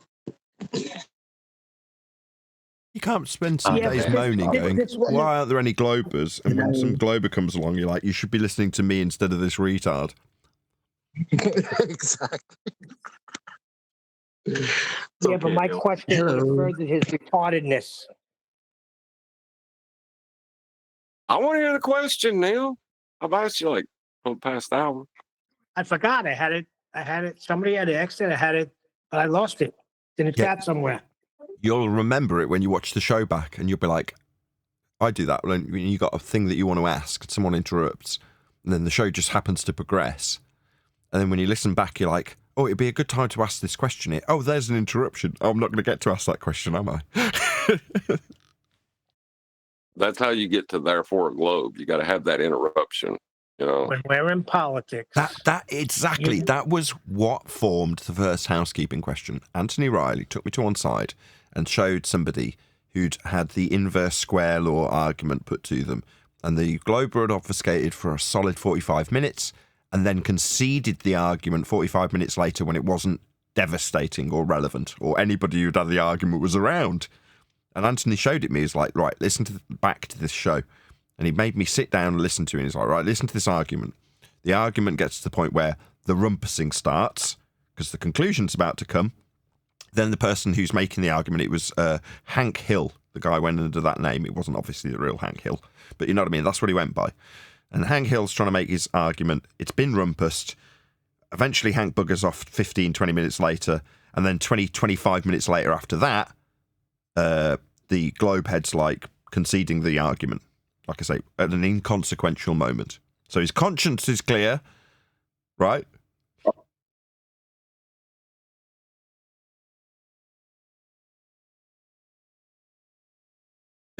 Anthony Rye was like, we need to stop this from happening. You need to develop questions so that they can't just keep rinsing and repeating. He didn't say it in that terminology. That's QE terminology, but that's what he meant. Yesterday in the after show. Hello? Go ahead, Mickey. Oh, hey.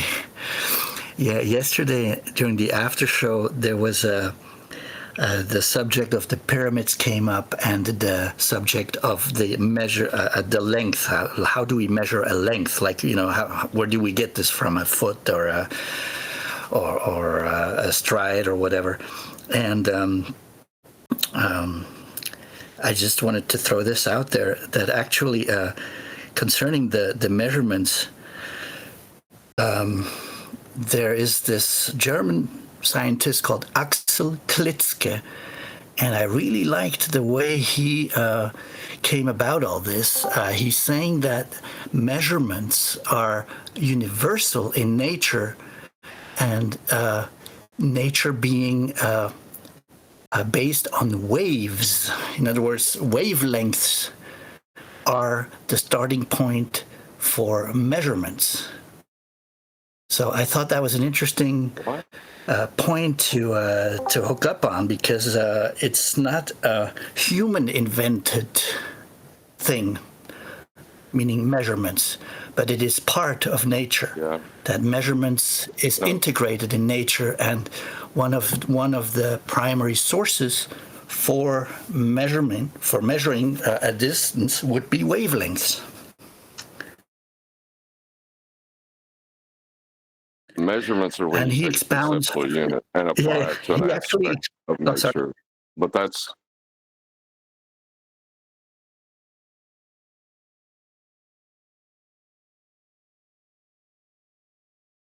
hard to comprehend what you're saying, because if you're talking about a light wavelength, you're talking about the mathematics that is probability distribution.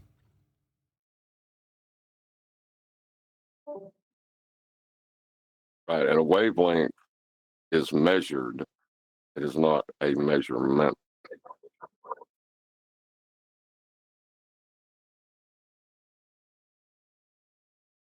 That's a good point. Yeah, a measurement is when you take a conceptual unit and apply it to an aspect of what you perceive through your senses. So I don't know where wavelength comes in on that.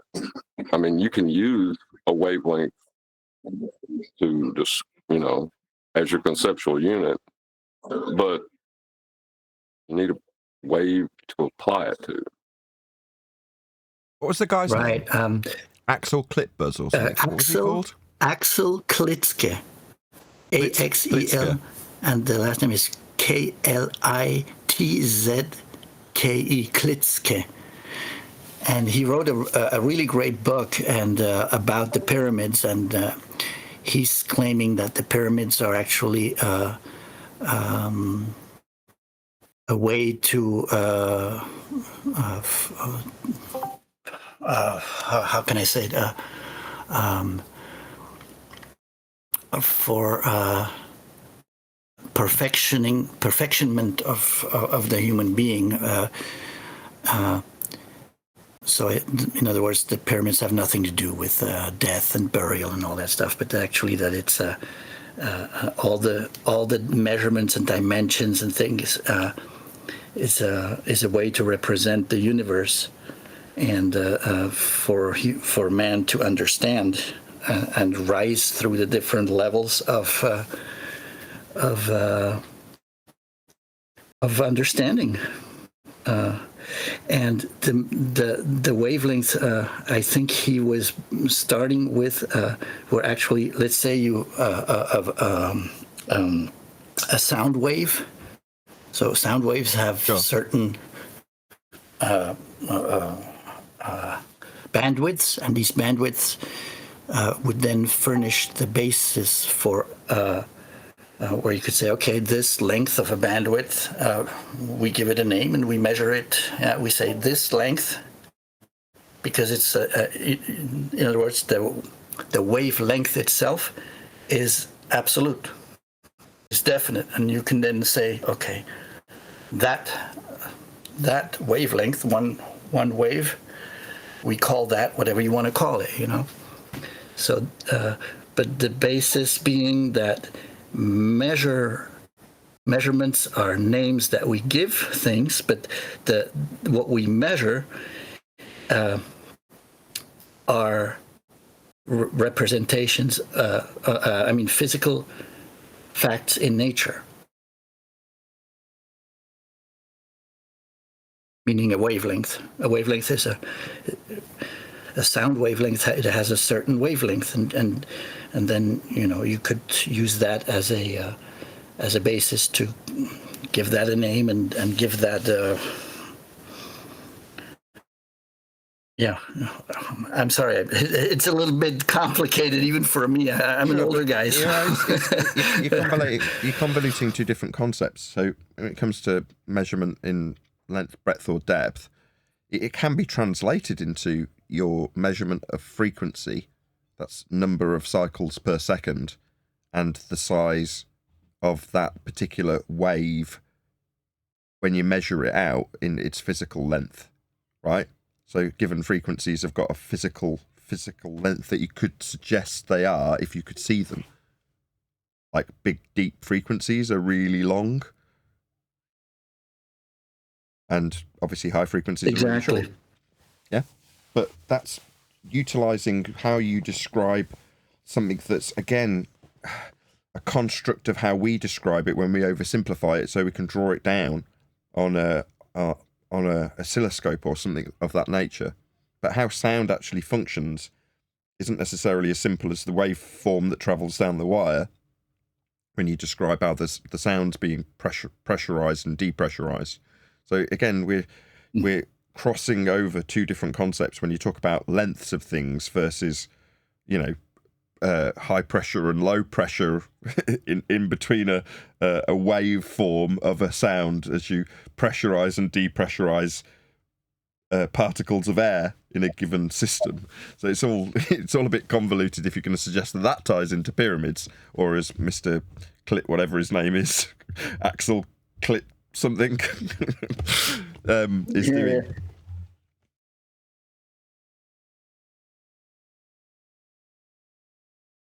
It's still very interesting nonetheless. So I leave for a couple minutes and come back, and now we're talking about sound waves and pyramids. Amazing. How'd we get here?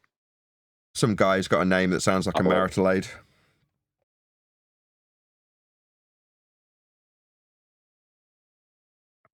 Bilbo Baggins.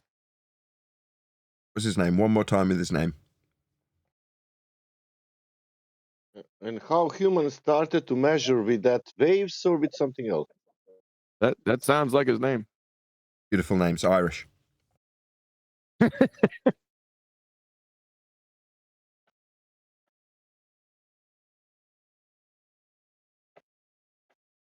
I thought it was going to be juicy. I thought somebody was conflating sound waves and meat hook light waves that are not waves.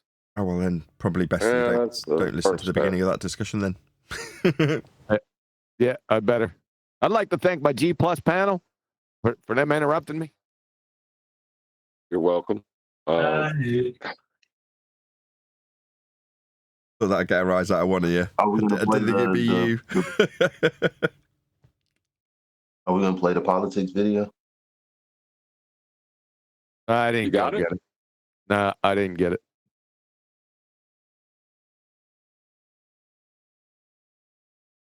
Well, why did I say that was wrong? I can imagine you right now up on a pedestal, Elijah, telling everybody how it's a globe.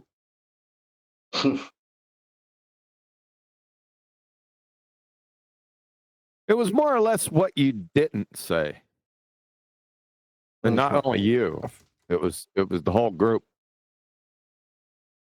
I'm curious because 90% of the time, I'm looking to others to actually carry the argument through, and I'll say a thing here and there, but I don't want to say I didn't do something egregious if I did. It was by omission, y'all. Oh, you screwed it up. It's an easy screw up because you guys weren't paying attention to what each other was saying, and then you weren't paying attention to the ballers that came in. Just when you go with the pitch data, make sure that you have the pitch data up and go through the actual data, right? Because you were talking about it was 500 miles. It wasn't. It was 1,000 miles at 500 miles an hour. So, and no one said, everyone's saying, well, the pitch of the plane in relation to horizontal, you were right about that, but you didn't expand on it, right? You were correct on that, but that wasn't doing the job because they weren't expecting, you should have expected, and the group should have expected to give an explanation on what would happen on their curved ball over 2 hours at 500 miles an hour.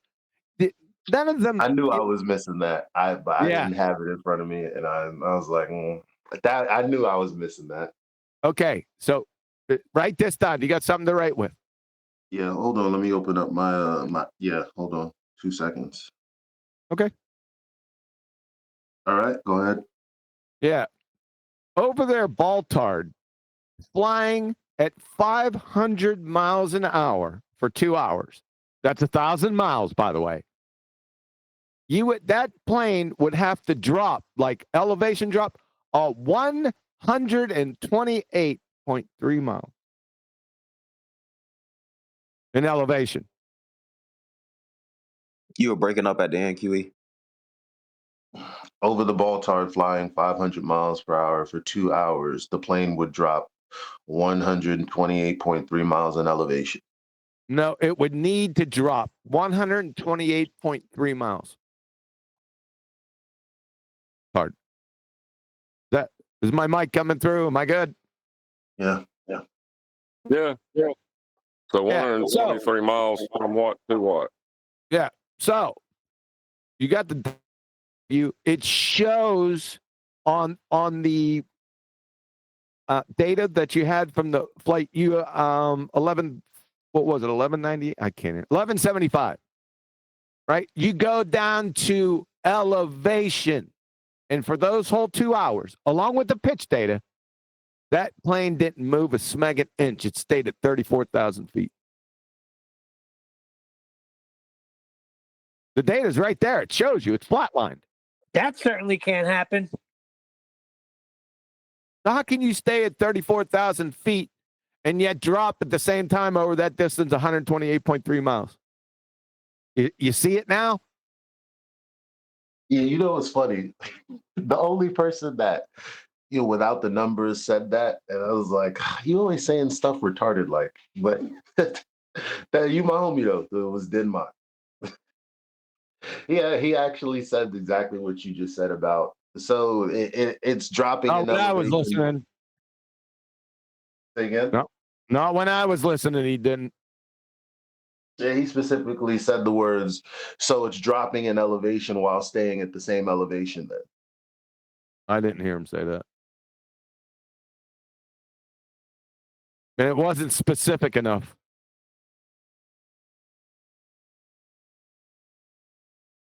Can that? Do they have an explanation for it? Do they offer an explanation at all? They were saying gravity. Gravity. You don't have to do anything in the plane because gravity will take care of it. Do you give explanations for contradictions often? That was later on in the discussion, though. That wasn't in the beginning or the middle. People came in and said, well, it's gravity. You don't have to worry about the plane makes those minor adjustments because gravity is pulling. Well, first he said it was pushing it down, and then he said it was pulling it down.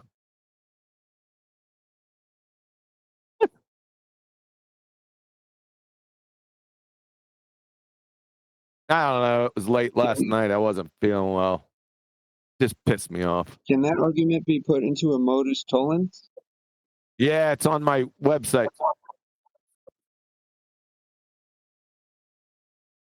Doesn't have the pitch data on there yet, but yes, it can be put. I did put it into a modus tollens. Yes.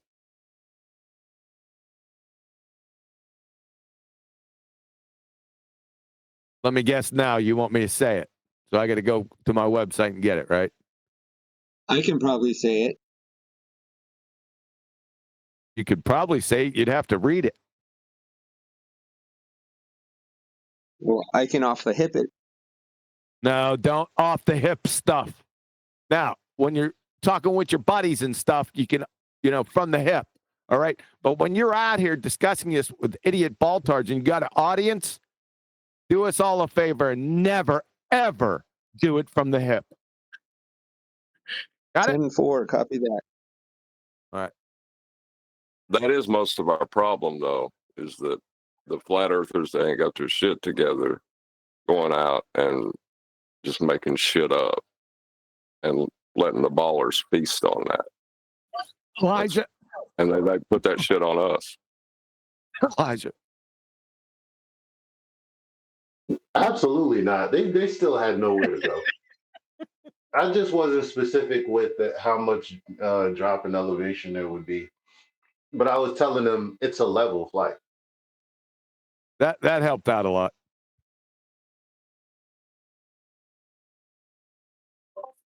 I have tried to argue such things with ChatGPT. That's quite interesting. Yeah, that's a lot of fun. So the modus tollens, if P then Q, not Q, therefore not P. If commercial planes travel at 500 miles for 2 hours, that's 1,000 miles, over a spheroid with a radius of 3959 miles, P, it would then have to descend or negotiate 128.3 miles of vertical drop over the course of its journey. Q. Commercial planes do not descend 128.3 miles while traveling at 500 miles an hour. They fly level, horizontally, not Q. Therefore, not P. The Earth is not a spheroid. There you go. You want the rest of it? Alice in Wonderland is more tenable than the Baltard spinning space monkey religion. The prosecution rests simple. They live in a fairy tale. The end.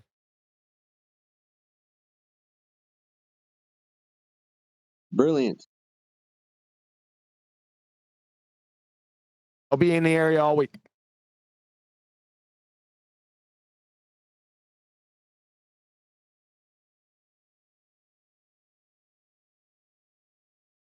It's a lot better if you have the data that everyone's looking at. So you should have 10 people post, because you're going to get numpty dipshits posting their memes along with everything else in chat. So what you do is you just spam the chat with the actual data from flight 1175. Just spam it, right? And then get their attention. I know it's going to be hard. Get their attention to focus on the data, specifically the pitch and the altitude pressure, which are both flatline for 2 hours. Make sure you orient them to the x-axis. This is 2 hours. And then you have the airspeed, which we've already come to the conclusion that it was about 500 miles an hour. That's more or less flatline too. And then just above the airspeed comp, you have altitude pressure, which is flatline for 2 hours at 34,000 feet. Get into that graph, expand it, look at the graph and what it's telling you. You can see that the flight is at 34,000 feet, right, for 2 hours. You're only using that blue block. Don't go outside the blue block. It's unnecessary and irrelevant. You'll be out there in the blue block. It's going to take you 45 minutes to get out of that. So just stay in the blue block. Pitch, altitude pressure, airspeed. That's it. Yeah, if you're trying to get a baller to look at something, I would like to know the secret of getting them to that one guy earlier in Nathan's show refused to look at the information, let alone listen to it. Well, then you make him. And then if he doesn't do it, the audience knows that he's a kumquat. Yeah, so, anybody that had a slight intelligence knew that he was a jerk off because he was just being, unreasonable. As an example, just orient them. Say, listen, the basic parameter set for incident flight time frame, and then you say at the bottom in the right-hand corner it says National Transportation Safety Board, and right in the middle it says United Airlines flight Boeing 777-200 UA 1175. That you orient them and you have them repeat it. Do you see on the x-axis that there are time hacks? So you get them to focus on there. You make them do it. Follow?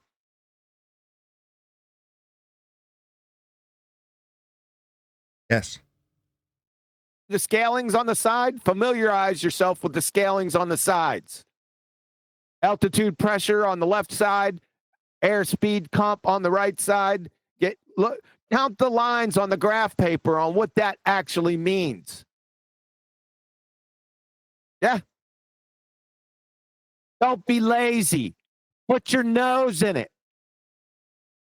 And iron it out. If you can't remember them, write it down.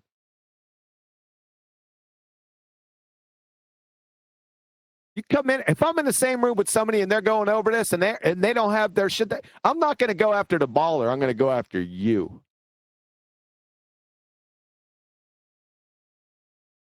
Lucky I wasn't in there last night. It's probably best if you don't know something to not talk about it. Will that be in your book, Nathan? Will what be in my book? Pitch data. Yes, that chapter's yet to be written, but yes.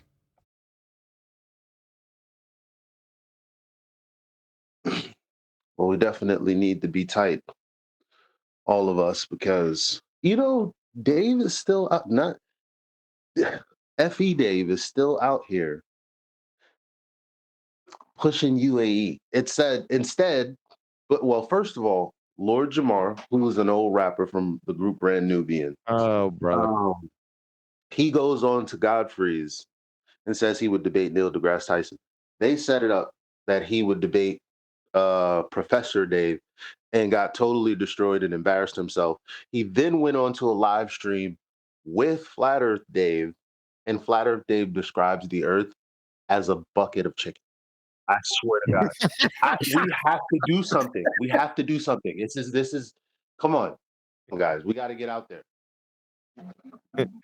It was almost like listening to you last night in politics server. Nearly. Yeah. I wasn't paying attention. I was playing the game, man. That's what I'm telling you. I know. All right. You're right. Get off the weeds.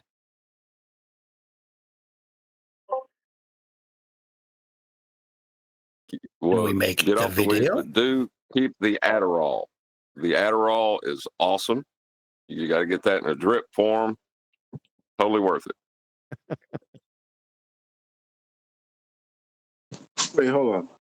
Earth is a bucket of chicken now. That's what we're doing? Yeah. Or That sounds racist.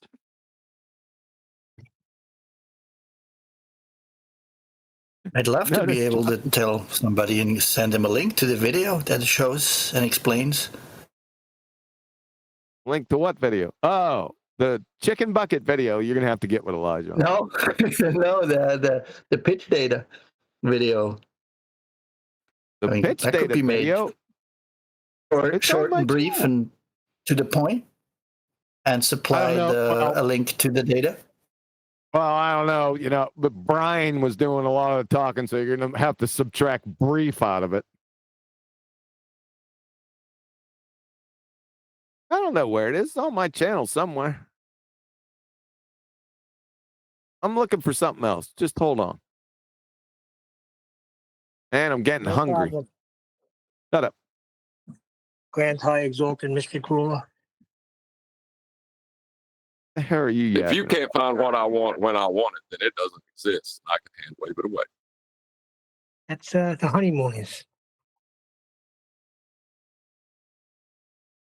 The Grand High Exalted Mystic Ruler was here.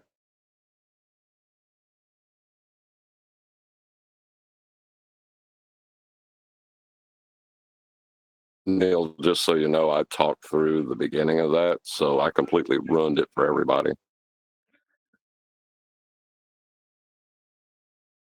They're not interested. Oh, jerks. You ever think of that question? I never found it. It was something to do with degrees. What's the degree? Oh, that's it. What's the degree measurement in latitude? I think that was it. Well, it's dependent upon where you're standing.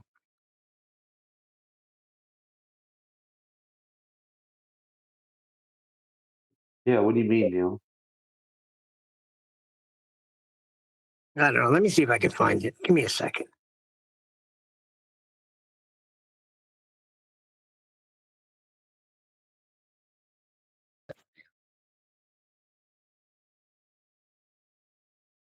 Can you guys How hear far that some of video these people playing? get? You guys can't hear that No. video playing in the background, can you? No. Good. Okay. Thanks. Yeah, like what's your proof? You know, when they say, what's that one guy said the other day? You know, how do you know these measurements are right? I don't know what to say to them anymore. Like they just want to be ignorant of it.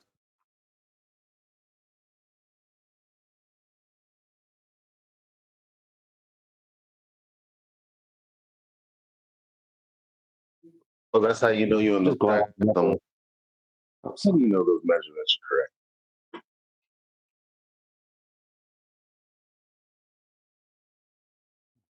I'm just glad I've never once made a Yeah, mistake with any of my flat earth arguments.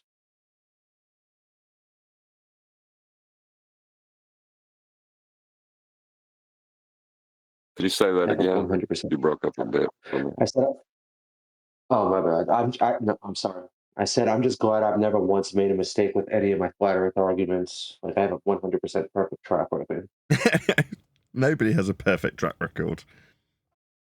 I do. I'm literally the best flat earther of all time.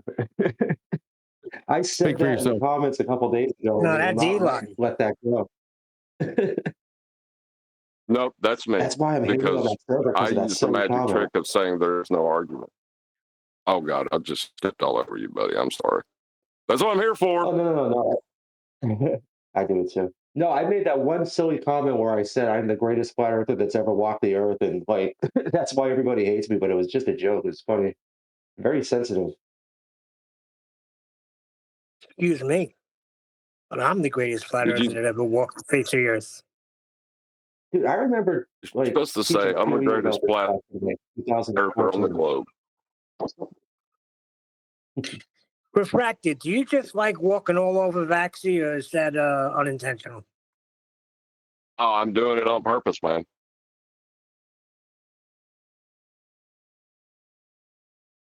A hole is a good description of what I do. A hole.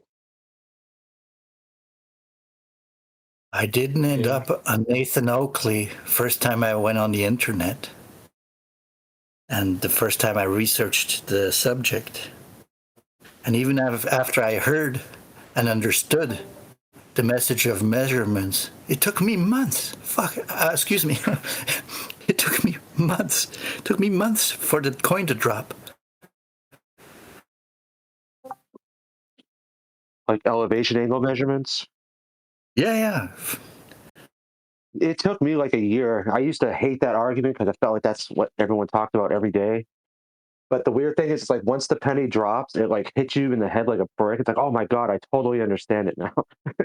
And it's like, but I think it's the simplest argument. Like, there's really not a lot to it. And I think that's the problem. It's such a simple argument.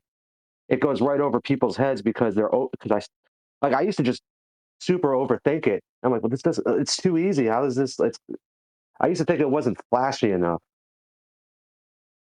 Believe me, the older you are, the more difficult it is for the penny to drop. Oh, yeah. I used to love Star Trek, still do, but 30 years of Star Trek, that's not an easy thing to break through. I watched all just the got to where I Star could Wars watch movies Star the other Wars night. again. Okay. Sorry, go ahead, buddy. We said the same friggin' thing. Maybe you might be my doppelganger, or I'm yours. Yeah. You know what I noticed though? I watched the original 3 Star Wars, and then I watched one of the new ones, Rogue One or whatever. And the funny thing I noticed is how much like they changed the curvature when the like ships are flying over. In the old Star Wars, it looks like an upside down bowl, but in the new ones, it goes flat across the entire screen. And I'm like, oh, that's weird. Like they adjusted the curvature in the new movies.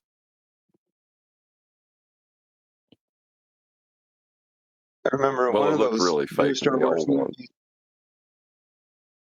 Oh, sorry. I remember in one of those new Star Wars movies, they have like a bomber spaceship, and then they drop bombs in space like vertically. It's funny. Yeah. Oh, I seen that one. That was the first one of the last three that come out, wasn't it? The Force Awakens or something like that. Yes, one of them. I can't remember which one. They're all crappy. They had a bomber in space dropping bombs down in a place where down doesn't exist. Yeah, everybody clowned them, like even Globers. It was funny. That's great.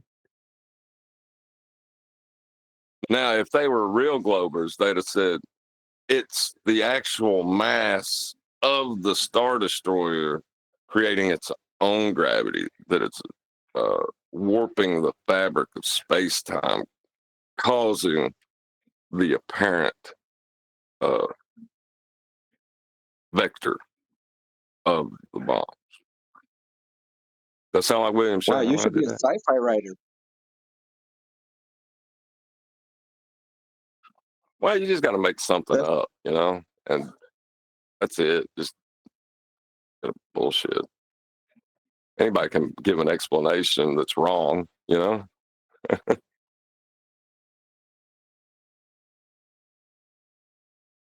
So very All right, good Star Trek technobabble going on there.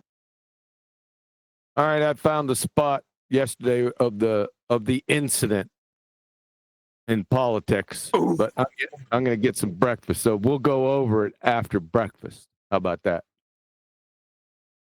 You might be in a better mood after that, too. Yeah, stick around, Elijah.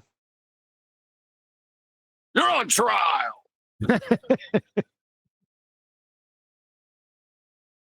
I will offer my services as I did with Brian. If you need a defense attorney, call 1-800-JERK-OFF.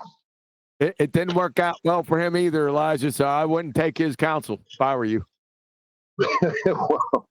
No, this is good because as a flat earther, I just think by proximity that I can be lazy, and that's not true because I feel like the reason Lord Jamar, not that he was a great flat earth debater or anything, I feel like he got comfortable with just knowing the earth is flat, but he got cozy with the numpties. And so when he got challenged, he looked stupid. And I don't ever want to look stupid in front of anybody but you guys. This is where we make it happen. So I fully take the critique, and I'm ready to dust my shoulders off and get serious again. It only stings for a minute.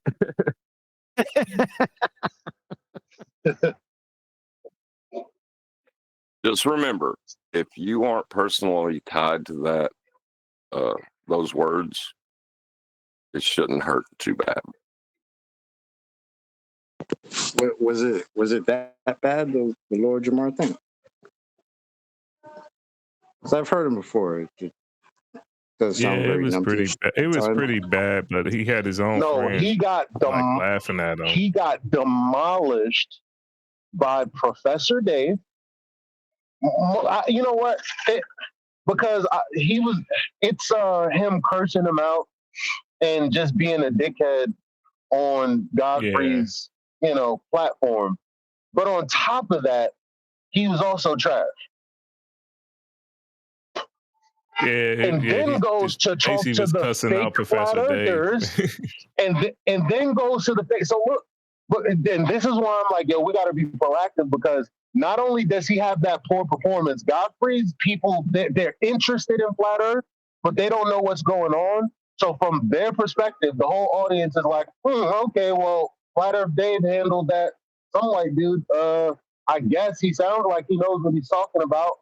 And so not only is that the takeaway, but the guy, pulled up a video of a conversation Lord Jamar had with Flat Earth Dave after that and showed that to his audience. Like the conversation after he bombed with Dave, Professor Dave, and dudes are talking about the earth being a fucking bucket of chicken, bro. Like, come on, man. Yeah.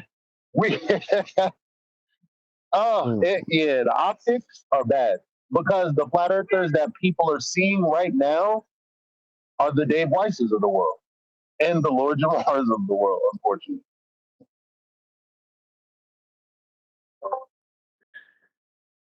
Well, in all That's what I fairness, was. if I was What I going to meant. debate, Sorry. I'll go ahead. I was just going to say, yeah, go ahead. I was actually going to review it.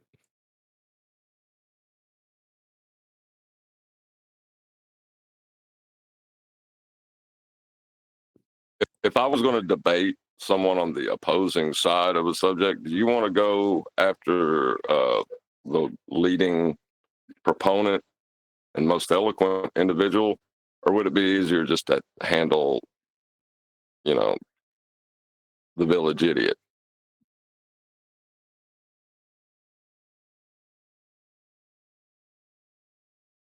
You got to pick the one who's going to cause the least amount of trouble for the Glover.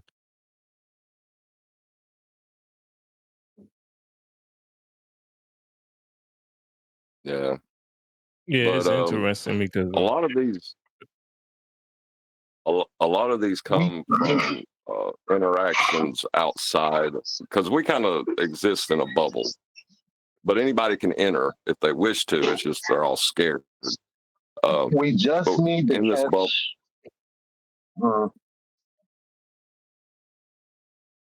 In this bubble. I just said Witsit went around to all the different platforms and made himself visible and interacted with other people, and that's how he's getting these things. If you don't do that, you won't get it. It's not. Well, look, that's what I'm saying. It's open now. It's not just like what you're saying about Witsit is true, but because there's a smaller degree of separation between Witsit and I mean, shit, that's partly how I got on what's the name? Killer Priest podcast.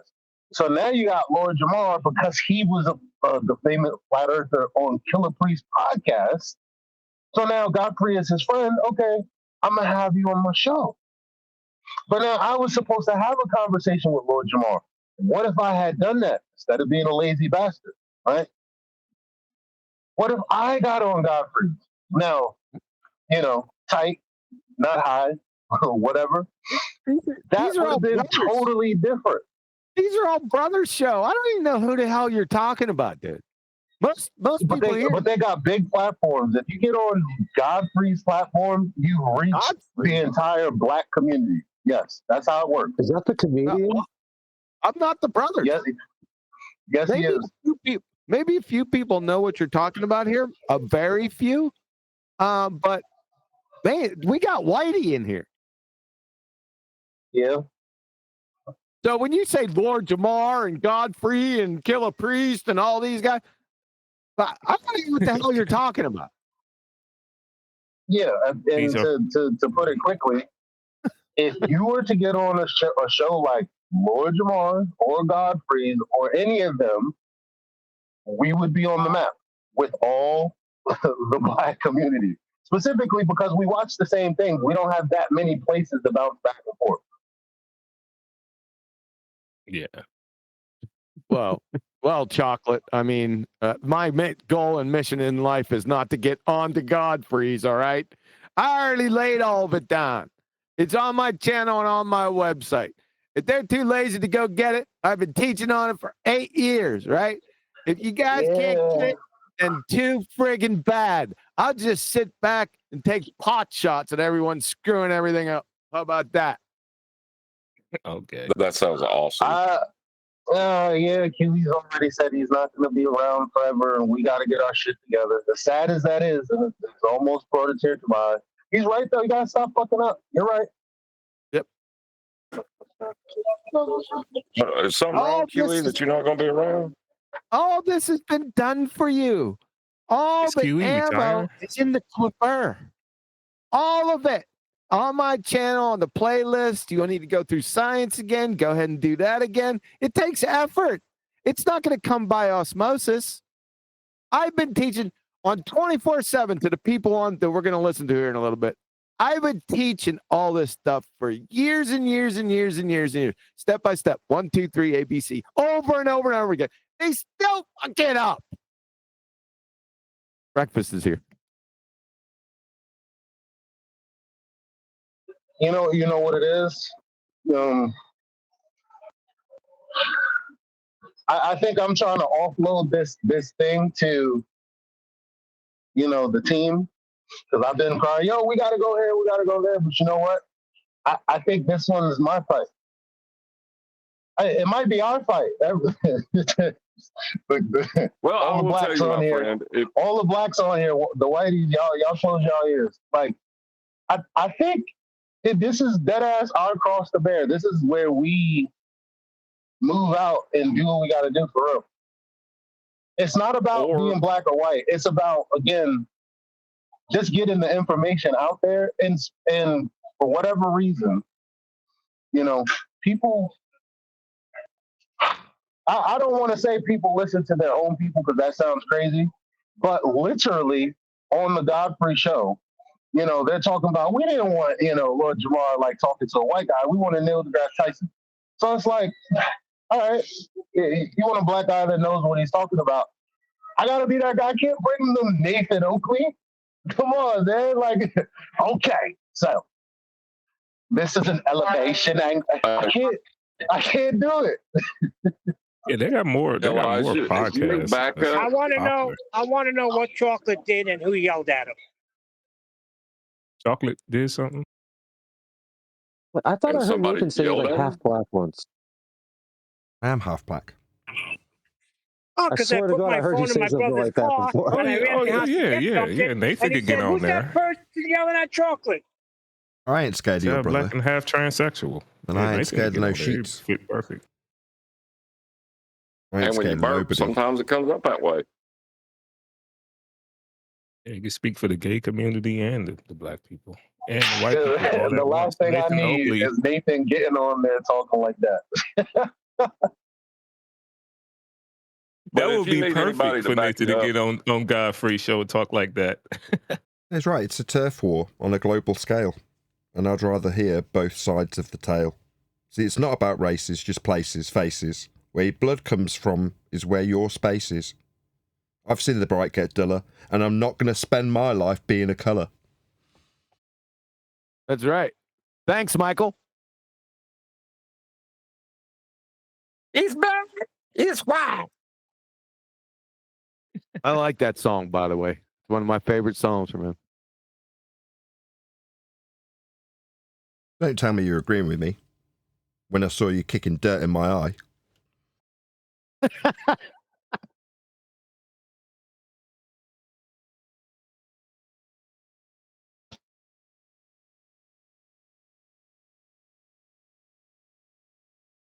But if you ever do make it on that podcast, Elijah, and you want somebody feeding you information from the side, go get Brian. He'll be really good at that. Yeah, just don't bring up pitch data, whatever you do. And no side feeding. No side feeding. We all got to be strong. What about Strange? What's that show? Strange Things. Now you messed me up. Strange World. Something Strange stranger World. than fiction. Truth is stranger than fiction, or something like that. Yeah. Or Mythbusters. Probably could get on there. Unless you're because talking I about the know show Killer Stranger Priest be Things. on. Mythbusters, because No. we live in 2006 or watching Discovery Channel and are living with our parents still. Yeah, or Myth Vision, I think, on YouTube. Hey, we should review that Mythbusters video where they go over the moon hoax as not a hoax, and they think they proved that it's real. Have you seen that one? Have? Yeah, they create the lighting. I think it's the lighting shadows on the moon thing.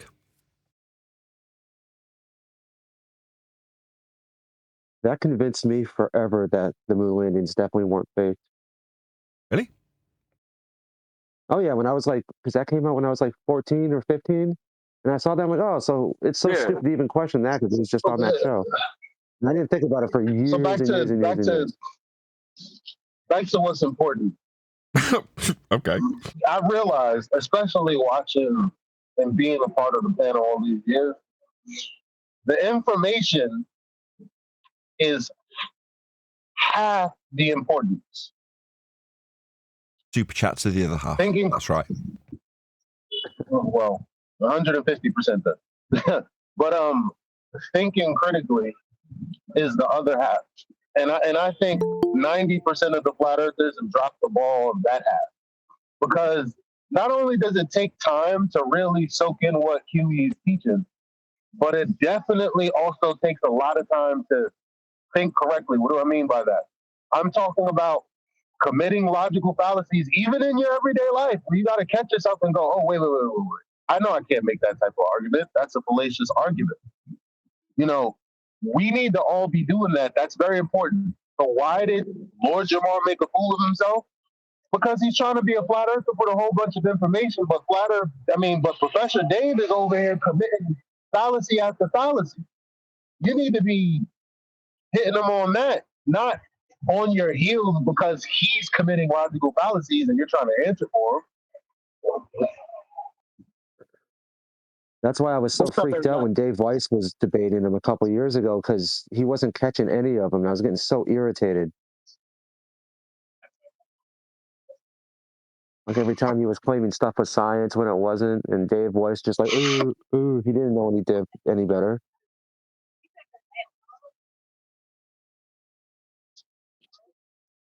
Yeah, I can't watch a Dave Weiss video. I can watch a Star Wars movie end to end now, but I can't watch a damn Big Ball Dave video. Dave Weiss has a boat, so he's not worried about science or what it is. Thanks.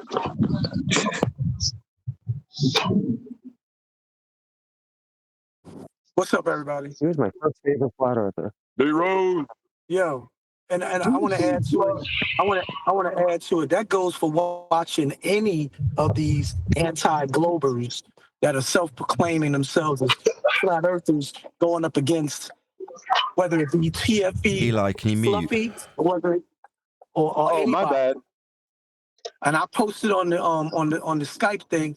It's free. It's really frustrating, but I'm glad I don't have to go what you guys go through dealing with it, listening to it and watching it. But when I do watch it and listen to it, it repulses my every nerve to listen to McBuffoon or McFluffy talking up against Brother Sanchez or talking against anybody who self-proclaims himself as a flat earther when they're just being, I don't know, they're just.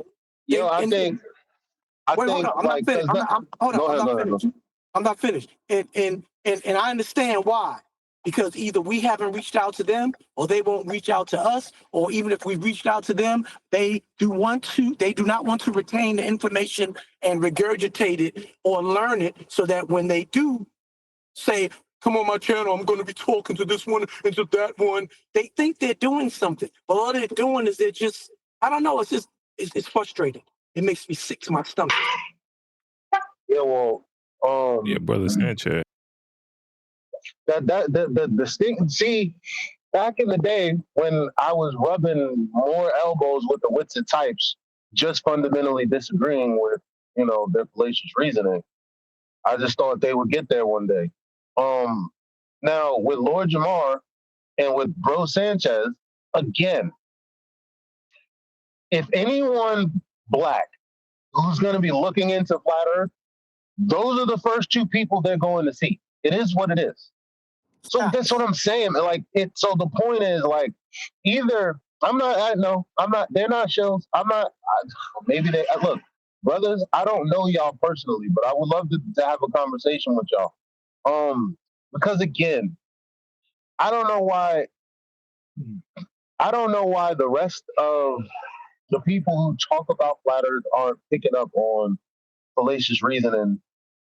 And that's what's most important when the Glober's on the other side talking about, well, what about Southern Star rotation? Because that's Professor Dave's bag. Unfortunately, everyone thinks that that's a legit and reasonable response. So you point out the logical fallacy, you pull up a citation or whatever, this is what it is. Look, this is exactly what he said. That's it. It's done. Excuse me, Eli. Are you talking about Lord Jamar from Brand New Nubian? Yes, I am. Oh my God! He just got crushed.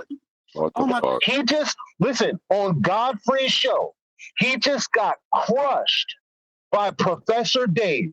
And then, after making a total ass out of himself on his friend's channel, told him, please don't upload it. But Professor Dave uploaded it.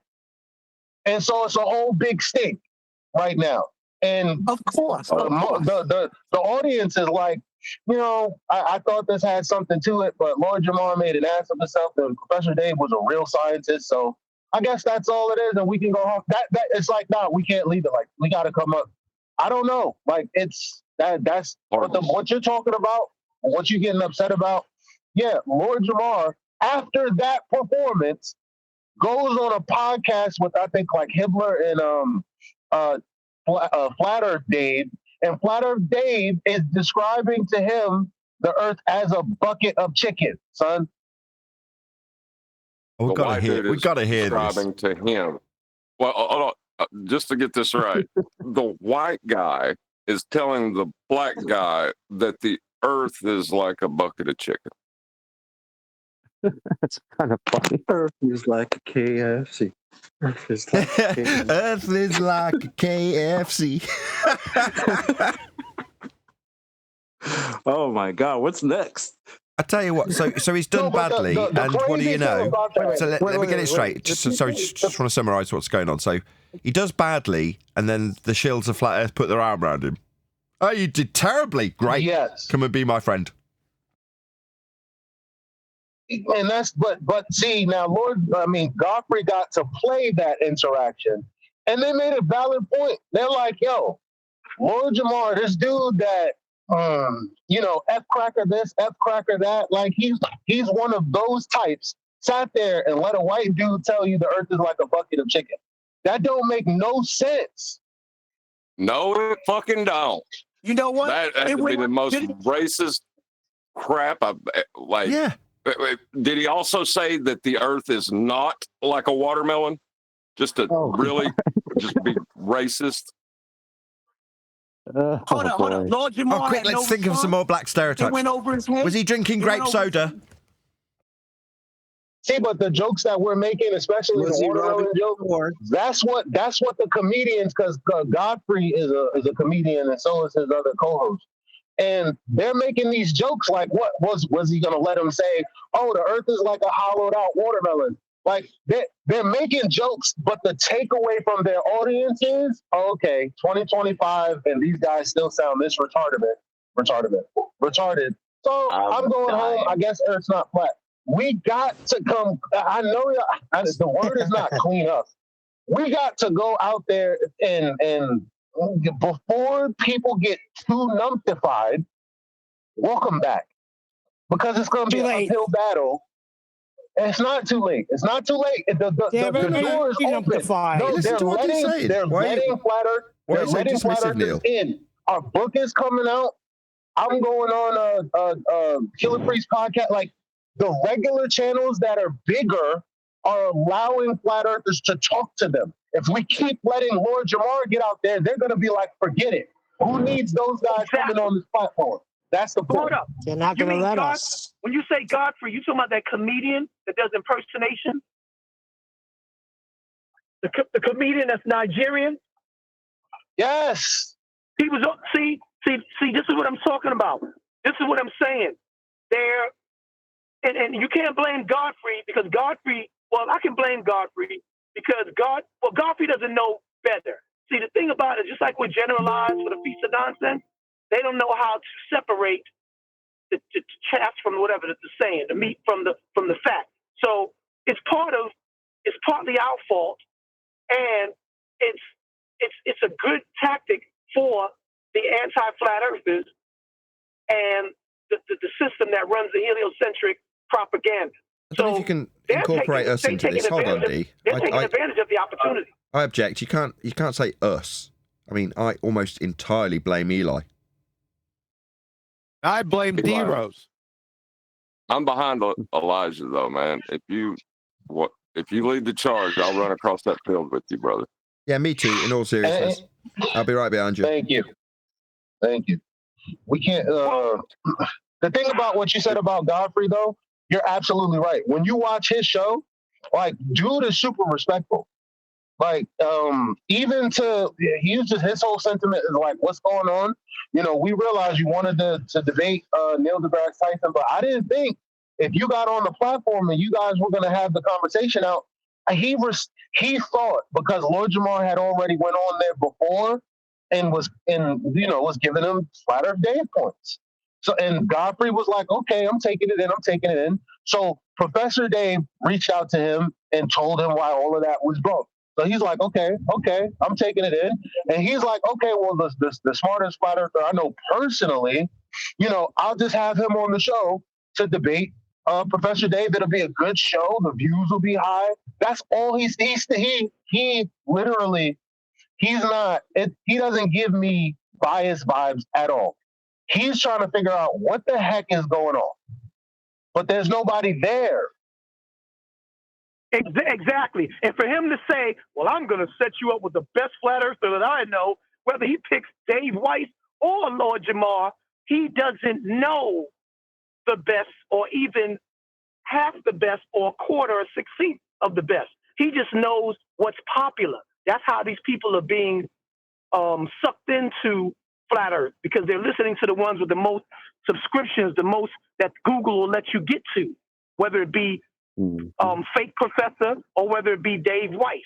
That's the whole thing. So FED show every day, we're reaching the same 100 to 200 viewers who know what's going on, but we're not getting out there, like Eli said, to those platforms. Well, we'll get there. That's the book. Okay, so who's the big brother? Who's the brother from another mother out there? Who's the big cheese? Elijah. No. With the brother. He means like as in Bro Sanchez, right? He would be the one that would be connected most. Is Bro Sanchez the big cheese? I would say so. Yeah, anybody could go on Bro Sanchez channel. Yeah, but he's not even saying the right stuff. Okay, I'm not done yet. Who's got contact with Bro Sanchez? I have. I could get the Bro Sanchez. So, prep him. Have you already said something to him about the book, Nathan, already? Yes. But that was a while ago? Yeah, 6 months ago. Yeah. Start, not you, Nathan, but maybe Eliza, start dropping some lines that the book is nearing its end. Don't give them an exact time, but it's coming to a close here shortly, probably over the next 8 weeks. All right? And drop him a line, Elijah, and get a feel for, because we're definitely going to give him a free copy, right? Yes. There's gonna be quite a few people like him that will get a free copy in, advance of it actually being released, probably. Okay. And just drop him a line and test the waters, Elijah, and then come back and tell us how the waters are feeling. You know what? Because I'm going to tell you what's going on real quick. Elijah, I don't want to hear your philosophy, D-Rose. Elijah, you just hear what I said? Apparently he's ignoring you. Probably in the shower or something. Elijah. He might be delivering. D Rose, don't take that. You get right in, D Rose. Shut up, Neil. Elijah, do you hear what I said? Can you hear me? Yes. Yeah, Not I'm in the anymore. building. Yeah. Copy. Holy shit. It's like talking with my Copy. sister's kid. Oh, God. D Rose. I haven't said shit. Yeah, My shit has D-Rose, been on mute. get in there. Don't take I've been that on. crap, I've been on mute. D-Rose. I've been on mute. But when I have something to say, I got something to say. And apparently, Elijah is not listening. What I'm saying to you, it ain't about the philosophy. The fact of the matter is, it's been going on for a while, and things happen for a reason. But what it is these globers and these anti-flat earthers, whatever you want to call them, they're picking bums off the street to go in the ring with. No kidding. Bums. No kidding. Right. But what I'm saying is, what we know. We've been known that. You're frustrated. We got it. We've been We known got that. it. You're All right. frustrated. We're all frustrated by it. Yes. They're never going to pick the likes of QE or Nathan. Forget that. Either we bulldoze our way in or we ain't getting in. Every time I'm commenting on these different platforms, these different videos, I always in caps be like, please, 9 a.m. Eastern time, whatever, FED, hosted by Nate. Come on, please, get your nose up. I've always said that. I've been doing that for decades, even when I can't join you What guys. does that tell you? And yeah. That's mighty white of you. But not just the globers, but the anti-globers who claim to be flat earthers, who really want to get in there and get their hands dirty. I tell them, come on, boy. It's like, that's why I'm thinking a lot of them, they're not doing it for the purpose of why FED's doing it. They're doing it for the purpose of just being controversial, popular, get their subs up. I don't know what it is, but it's not ingenuous need and desire to find out the truth. Did you say truth? Spell it. I said truth. I didn't say truth. See, he's got me and D Rose lisping for some reason. Right, I D know, Rose? he does that on purpose. He's constantly got us lisping. Like Sylvester the cat. TROOF. Truth. Yeah, I got a list. Right, let's hear it then. Everyone else, pop yourselves on mute. I don't know if I'm exactly there, but I'm close. The lack of the evidence is the... I forgot to orient everyone. This is Politics Server late last night. Turn it down a little bit. Turn it down a third on the local volume on the video. That's it. Good. One more thing I want to say too. Oh my God. I'm glad that this is not a face-to-face thing, because I would pay anything to be front center when Blueprint said what he said on show 2266. I would have flying kicked him his fronts out his mouth. That's real talk, Blueprint, if you're listening. The evidence that is there. No, I'm just saying, like, if there was curvature, what would the plane have to do to take that into account? It'd have to dip its nose as it flies around it. Because if they don't, they don't. I'm not arguing the facts here. I'm just saying if there was curvature, what would the plane have to do to account for it The plane when would flying? have to dip its nose below horizontal to fly around the curvature.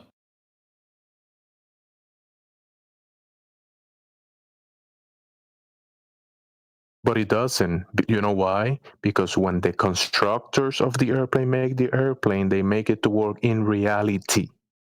Yeah, I'm just And saying, the like, globe if is there was not a reality. curve, would like the plane have to constantly like nose down to follow the curve of the Earth? Is that what you're saying? You will have to be adjusting. It will have to adjust.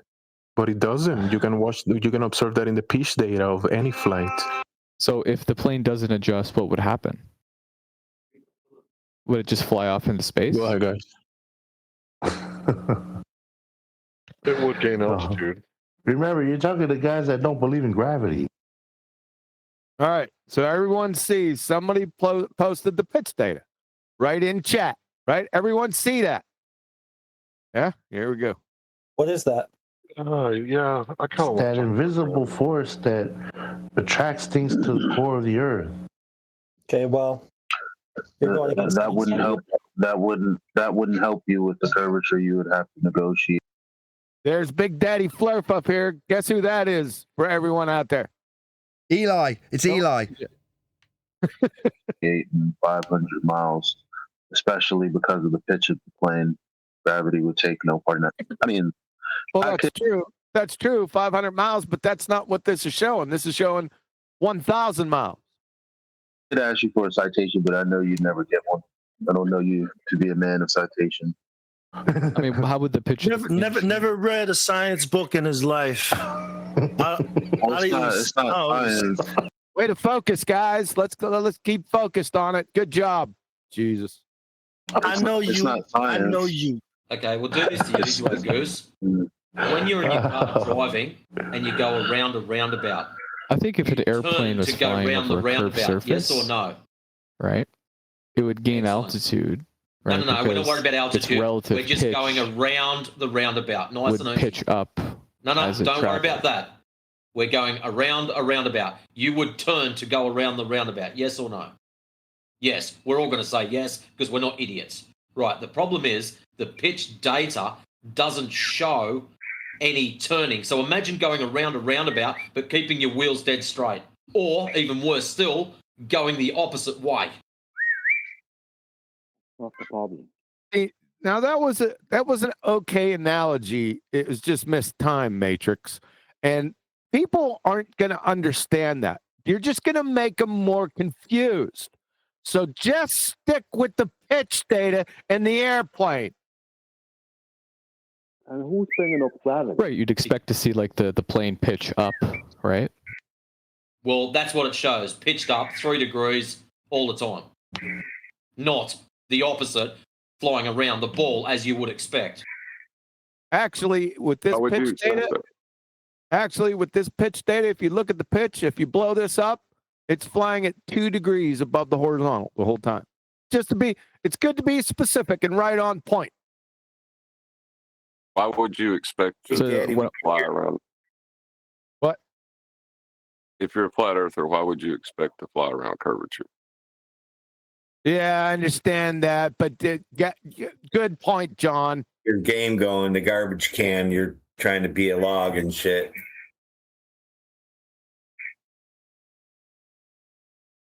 So like if it's on a curved surface as the plane flies. If what's on a curved surface as a plane flies? The plane? Right. It has to constantly readjust its heading in order to maintain altitude. It's heading. It's still going the same direction. Idiot balltard. Altitude. Right, over a curved surface. That's not heading. It would constantly be at whether you choose to fly straight, tilt, straight, tilt, straight, tilt, which would show up on the pitch data, or a constant negative pitch. Either way, I don't care, but it would show up on the pitch data. The problem is it doesn't. They show plus between 1 and 3 degrees consistently, and that's normal for planes.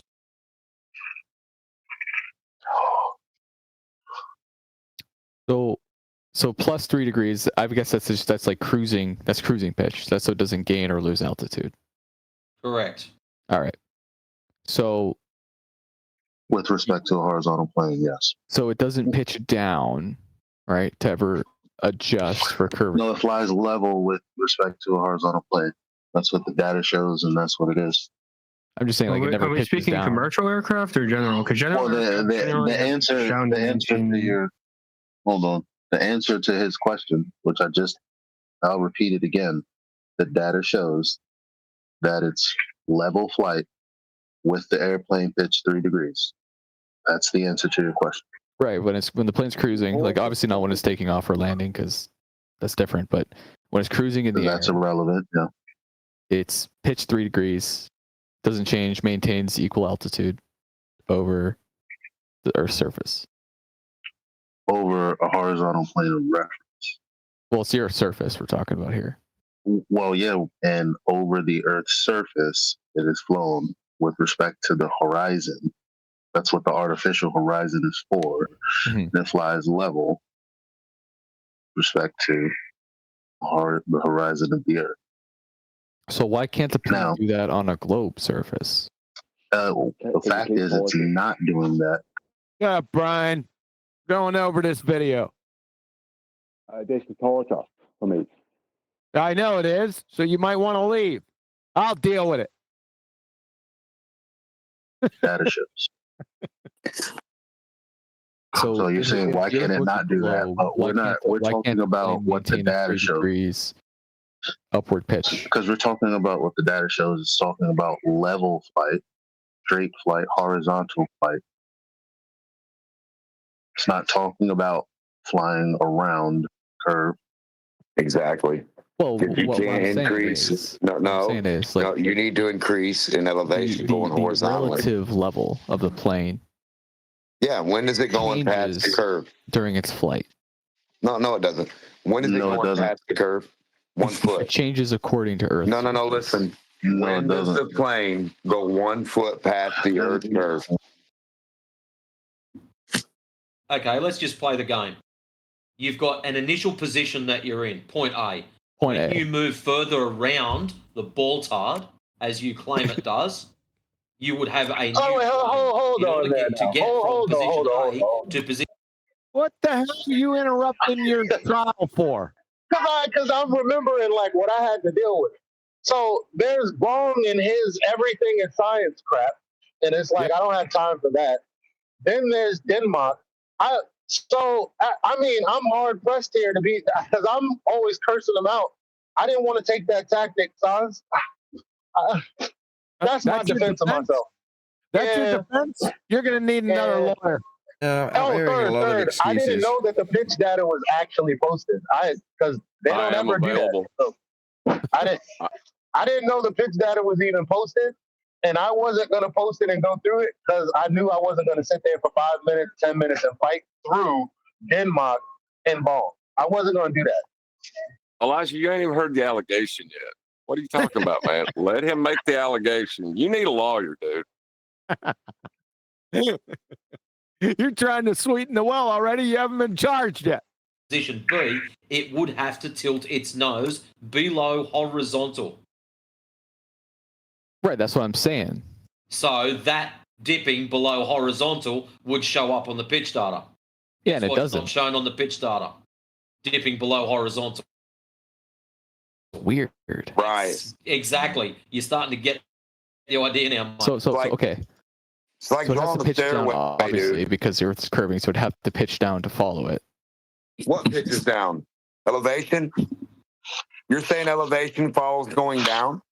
So if I walk down my stairs, I'm still at the same 12-foot height that I started from? So your airplane, when it goes down the stairs, 35,000 foot down, it's still at 35,000 foot high? That's what you're saying to us right now? What? No. Yeah. What? Yeah. You're saying the airplane. I'm not saying the plane. I'm saying it's maintaining. You see, you got people interrupting DMOC and stuff. And if everyone would just be quiet for a second and let Goose talk, it would have been okay. But nope. You got to go in with what you think he's saying or what you think he's going to say. So you just let him speak. He's being calm. Just let him speak. He had it, but you guys didn't listen to him. Because we don't trust him much. I'm sorry. Yeah, you got to treat each individual individually. You don't put your stereotype fallacy. Yeah, they're dumbass baltards, but Goose seemed like he had a good handle up to this point. And then you got D-Mock and Big Daddy Flurf jumping in. Yeah, that's what he said. Yeah. No, shut the hell up. How's it doing that while it's dropping? How does it do that while dropping, you idiot? That's not helpful. Straight that, retard. What has what? Not a retard yet. Hey, Goose. Yes. Goose. Check voice text chat. Demonstrate something staying the same altitude while dropping. Oh, this is a meme? An object. No, you. We're about to A take real our noise object. forward. Oh, here comes the confusion. Somebody said, check the chat. There's a meme in chat. Bong has just posted the SR-71 Blackbird that has nothing to do with this conversation.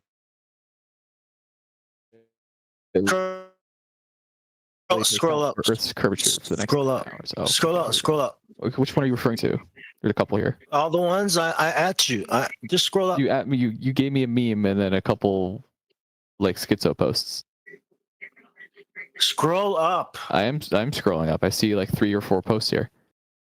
Which one are you referring to? See the one with with the SR. The SR7 Black. Yeah, why go to the SR-71? Go to the pitch data. Bong. Okay. Yeah. Okay. And this one.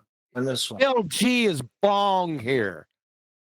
He's had a little bit too many hits of that bong. Okay. Go ahead.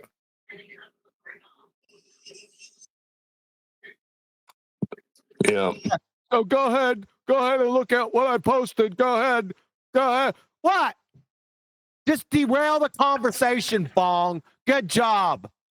I have a question for flat earthers. Why would the plane's nose tip down if the Earth is constantly gonna, drop over distance, right? If the Earth is curving, it's curving down, no matter where you're at, relative on the position. I know, but do you know how gravity works? So no matter where you are, how does it work? If you have the same amount of gravity, Hold on. as long as you go How does forward, it work? How does gravity work? Special plane. it pushes you downwards. Which type of gravity? Oh, God. Thanks, Adam. We're just reviewing this. We're trying to charge. Torturing me here. I'm being tortured. That we're playing a video that is going to drive Brian into the friggin' nut house. All right, because of flat earthers not being able to discuss pitch data correctly. That's what we're doing here. Oh, right. This is last night, Mr. Show Up Lately. This is last night on Politics Discord with some flat earthers, Elijah, Democ, Matrix, Bong, screwing this up, screwing the pooch. Got it? Roger, Roger. Gravity pushes you Correct. down? Yeah, well, it pulls you down, whatever. Okay. It pushes, yeah. So, yeah, pulls, pushes, yeah, this does everything. Shoves, idiot. Correct. If you're going forward, right? If you're up in the sky, you keep going forward, right? Down is always going to change relative to where you are. So you're not going to if you actually tip your nose downwards, you're going to hit the floor if you do that. Yeah, I don't got to hit the floor but the plane. But hold on. To another one, you must pitch down. This is not negotiable. You have to pitch your nose down. No, that's not how. Good. You should keep your mic open all the time, Elijah. We like your exasperations. Gravity works. Exacerbations. Do you even know what the concept of down even means? It's relative to gravity. Do you even know? Holy shit, Batman. That's a baller, Adam. Relax. Let's see how the flat earthers deal with it. Appropriate answer is because he just said down changes. That's not what the data shows. What does the data show? I just told you 3 times. Well, I just came on here 3 minutes ago. Yeah, Elijah, you failed to recognize this is a new person, not Goose, by the way. Inside chat for your convenience. Yeah, let me tell him. So, like I said, 500 miles, level flight, straight flight, with respect to the horizon of the Earth, with the plane's pitch 3 degrees the entire time. That's what the data shows. You understand a plane's nose doesn't have to be tipped downward for it to move down? It's not. Did you think that was a requirement? Did you actually think that was a requirement? It's not moving down. It's flying level. Is not what? It's not moving down. It's flying level. I didn't say it was moving down. I said its nose doesn't have to be tipped down for it to, to go, to move across down, the Earth. Said. Yeah, to make a circle around the Earth. It doesn't. I didn't say it did. That's a complete non sequitur to what I said. So someone is saying it should have its nose tipped down, right? Well, what we're saying is it's not doing that because I know because it doesn't need level. Because it's flying level. Okay, so what's the issue? Do you know what level is? Maybe not. I'm assuming that means its nose isn't tipped downwards, right? It's like a straight up. No. Okay, what does it mean? Because the pitch doesn't level is level with respect to the plane of horizon. Okay, what are you saying makes no sense? Well, actually, do you like that? We have citations and we have data, so I don't know why you would be saying that. Sense. What am I saying? What is going on here? Now he's acting like he doesn't know what I'm talking about. What? Yeah, it's a cluster screw because the pitch data itself is not up, and he's not looking at the pitch data. That's what the problem is, and neither is the audience. And I didn't know it was a new person, and I didn't actually present the argument with the pitch data myself. I was just talking about it. That's my bad right there. And I didn't recognize it was a new person. That's too bad. What is your conjecture to the model presented by the globe? So what is your conjecture to the model presented by the globe? Based on the last 5 minutes being completely ignored entirely, right? Yeah, because this is a new guy. He just came in. Oh, okay. Yeah, because none of them, because that's what they do. They tag in another guy. That's what they do. That other guy before him had no interest in any part of accepting the pitch data. They're all lawyers. They're all BSers. Why does it sound like you're talking? Just take your head out of the pillow, Brian. Why does it sound like you're talking into a pillow, Brian? Because my nose is bunged up a bit. Oh, okay. It is what it is. All right. Yeah, it surely is a stuffed up nose. Use potato peels. Cut an onion and strap it to your feet.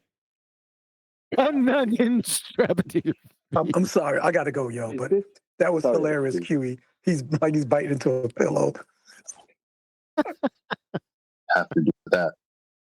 Is this the point when they get to point out where everything is wrong, what all the things that are wrong here?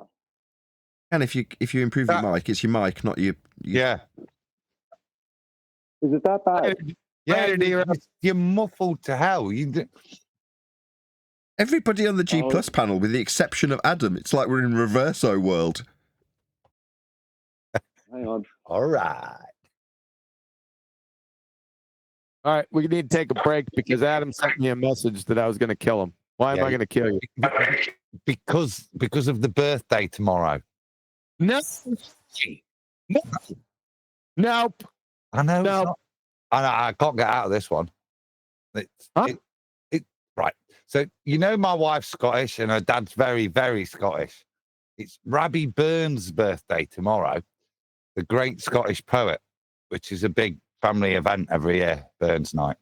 I don't give a shit. I know, but I like being married. You know what they sing at Burns Night? Oh, we have a few. Old Lang Syne. Yeah, we'll have a bit of that. All right. Well, I'm sick of you. Okay. Can someone else respond? Why? Because I'm keeping it exactly. We're talking, which is level flight for 500. And that's what the data shows. Okay, what are you arguing? Like, what are you saying is wrong that the globists are saying about plane travel? Well, I'm not even mentioning it, actually. Okay, so what's the issue here? What are we even talking about? What is the issue here? Like, the issue. There is no issue. No. Let the other guy speak. I'm kind of like, I don't even want to hear from you anymore. Honestly, no offense. You're on mute now. Yeah, go ahead, bro. The issue is, mate, you butted in when you probably shouldn't have. If you'd have sat back and listened for 30 seconds, you might have learned something. The issue is quite simple. On the data, it does not show the aeroplane pitching down. At 500 miles an hour for a couple of hours straight, that plane would have to pitch down to go around the ball, whether you like it or not, whether I like it or not. This is fact. So if the data shows it not pitching down, that leaves you ballers with a bit of a problem. Yeah, so can I interject for a second here? Now you want to speak. No. I just want to give you some insights. Right. I'm not going to. That was all right. Yeah, that was okay. He could have been a little bit more specific about the drop over said distance, but other than that, it was okay. Yes. Would they have to make my point in? Oh, go ahead, Brian. Yeah, we know about the in and out and the up and down. We know about that, John. Thanks. We'd get to that at the end, by the way. Go ahead. Yeah. You don't want to do that in the middle of a discussion about flight, because then you're going to go off on another tangent. They can't concentrate on the thing that you're trying to say to begin with. You following me? So Right. So if someone is incorrect in an assertion while you're trying to make a different point, you shouldn't follow that, even if it's wrong. Right? Yeah. Deal with it at the mark it down, and say, oh, by the way, this up and down. Yeah, you know where I'm going. So have a pencil with you, or a pen and a piece of paper, and mark that shit down. Absolutely. Yep. That all you had to say, Brian? Did you want to add something? Biting your pillow? Yeah. Can you hear me a bit better now? Yeah. Thank you. Let's move on. Okay. Thank you. Let's move on. This is all completely wrong, right? Because everyone's arguing about the pitch data. That's not the argument. The argument is the lift effect. The pitch data is the consequence. No, it's not. Yes, That's it your is. argument. No, yes, it is. No, that's your argument. I'm the one who dealt mostly with who's the one who mostly dealt with these supposed commercial pilots on our opposing side. Let me speak for myself. Is it air traffic control? Air traffic control. None of you. I'm sorry. None of you have my experience. The experience. Let me speak for myself. Yeah, and you what all I want to missed. talk. You all want to talk. Yeah, because you're not. Listen, you're not the one. You're not the one being reviewed. Right, everyone stop. No, stop. I'm still. Everyone stop. Everyone stop. I'm still recording. Please I'm don't being pause. reviewed. Brian first. Be quiet, Elijah. This is good for us. Yeah, Brian. but when I go outside, I'm not going to be able to point it out. That's why I want to get in now. Brian, are you sitting stationary to where you can wait like 2 seconds since we're reviewing me? Whichever. Is that fine? Because I'm out working, so I'm asking you as a favor. Can I just go in front of you? Go ahead. Go ahead, Ethan. Go ahead. Okay, so what I can tell, specifically what I missed, I know I actually avoided it. The argument is that if the Earth was a sphere, you would have to negotiate drop. I avoided that completely. Is that correct? I do it. But most people, what's good for me isn't necessarily good for the feeble-minded. I'm still yet to hear an allegation against my client. It's self-evident. I had to walk away there. I had to walk away there for a second because I know it was going to twist into a friggin' shit show. So I went and got some tea. Everyone okay now? Well, not really, no. I'll be honest with you, I'm not. There's several problems. I don't see why nobody wants to accept, and I mean nobody, it seems, outside of me, wants to accept that the argument is the lift effect. Because you can't fly without lift, and because of lift, they must keep an above horizontal. Don't use the word level. That allows them to beg the question, even if they're wrong. Don't use the word level. You must use the word horizontal. Agreed. Lift, and it wasn't the pitch data that removed all the commercial pilots off of my channel. It was the lift effect. I don't need the pitch data at all. That's just the capping stone. The official data that backs up, if I even need it.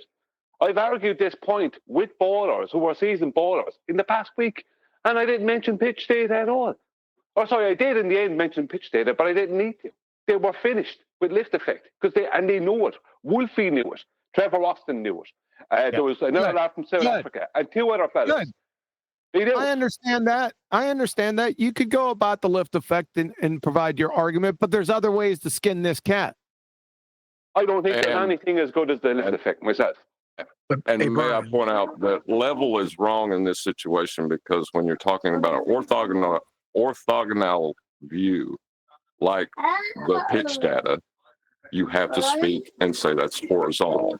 You can only apply level to pictures and first person experience. Thank you. And remember, you also have an audience that are around second or third grade retard level. So you have to bust this down for them. So I take a little different angle on this. It's not wrong, and it's just as powerful as your lift effect. Is that a pitch angle you take on it? Let me say something real quick, Brian. I remember you doing it. I watched videos of it, and I remember we was talking about this a couple of years ago, and breaking it down to elementary level. I remember I was using an example. I was explaining to my son, when you're going in the car 70 miles per hour, and you stick your hand out there like little children do, and if you take your hand and put it in a certain way, if the wind hits it, the pitch level, your hand will maintain like a uplifting feeling. When you put your hand down, it nose down, it goes straight down. So that's the kind of mentality of it when he says, not horizontal, but the lift effect of 2 to 3 degrees in order for this plane to not dive. That's what the way I understood it from Brian. That's the way I broke it down to a child, my son, who was asking what did it mean, because he was listening to the show and listening to Brian explain it on here before. Good. Yeah, that's a good way to do it. Yeah, that's very helpful. Thanks. Anything else before I continue? Yeah, a couple of weeks ago, Zanuck, who claims to be a pilot, right? A private pilot. Right? But the thing is, what I'll say about Zanuck is this. He doesn't have to be a pilot. He just has to have the information a pilot has.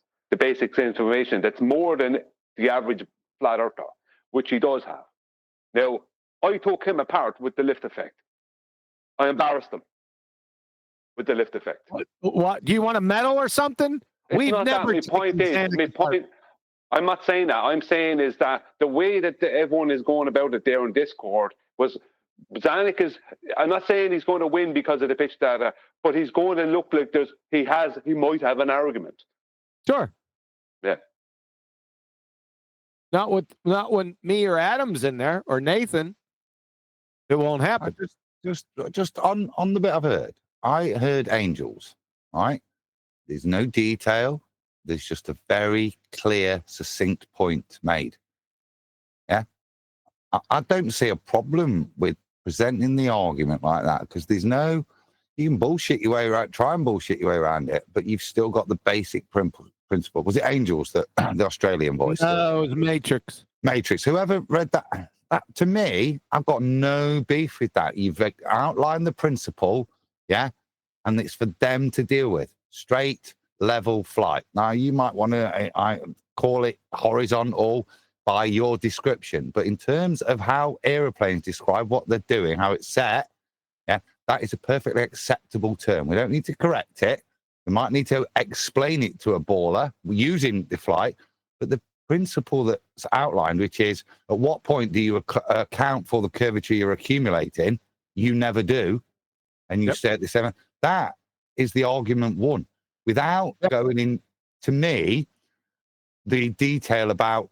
Now, you might, with an anti-flat earth, have to go into the lift effect. But if you're talking to a reasonable person, a newbie, or somebody who's actually genuinely interested in learning, that basic principle is, to me, the sufficient one. Yeah, I agree.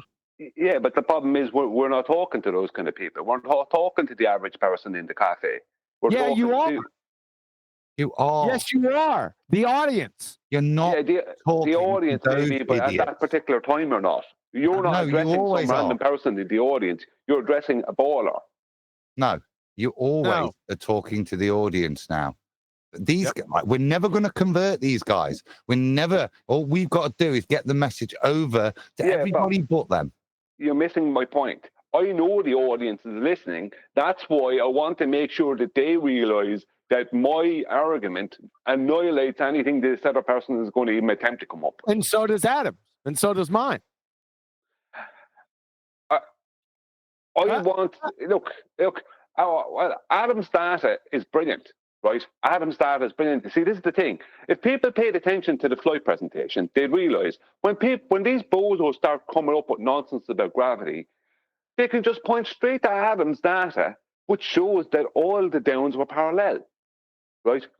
And if you want to go further into it, you can go into the pendulous veins if you really want to, or go to what I pointed out in my response video, right, which takes all that rubbish apart. The point being is that what's happening is people are going straight to the lift effect or straight to the pitch data.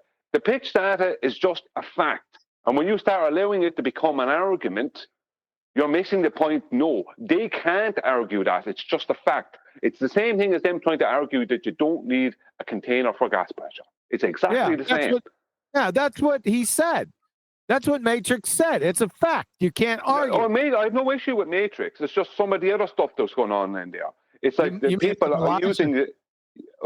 Well, apparently, Elijah. Yeah, I'm sorry, Elijah. I have to say apparently, because you can't make an argument about the lift effect. The lift effect is just a fact that you're just presenting a fact. Yeah, that's what you're presenting. Yeah. All right. Can I continue? Yes. Thank you for letting me speak.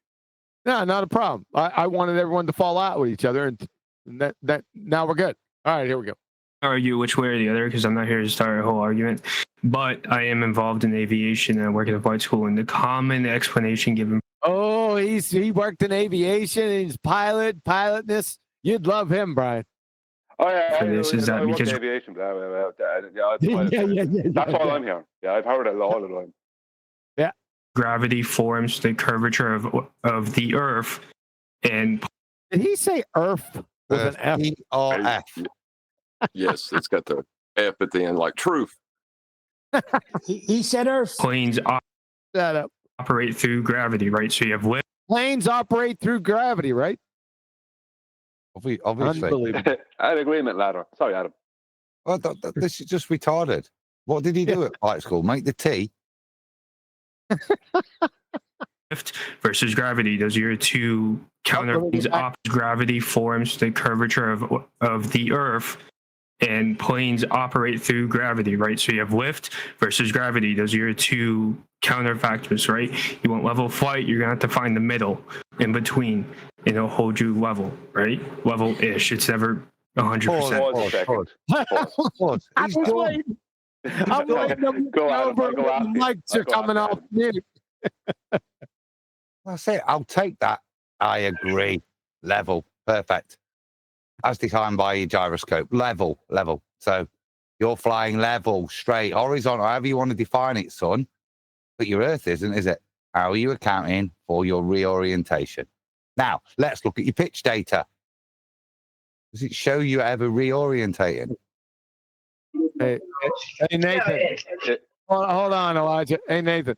I'm playing the video, but I'm looking over at the placards over in the Hangout. And as soon as he hit that point, both Adam's mic and Brian's mic came off mute at the same time.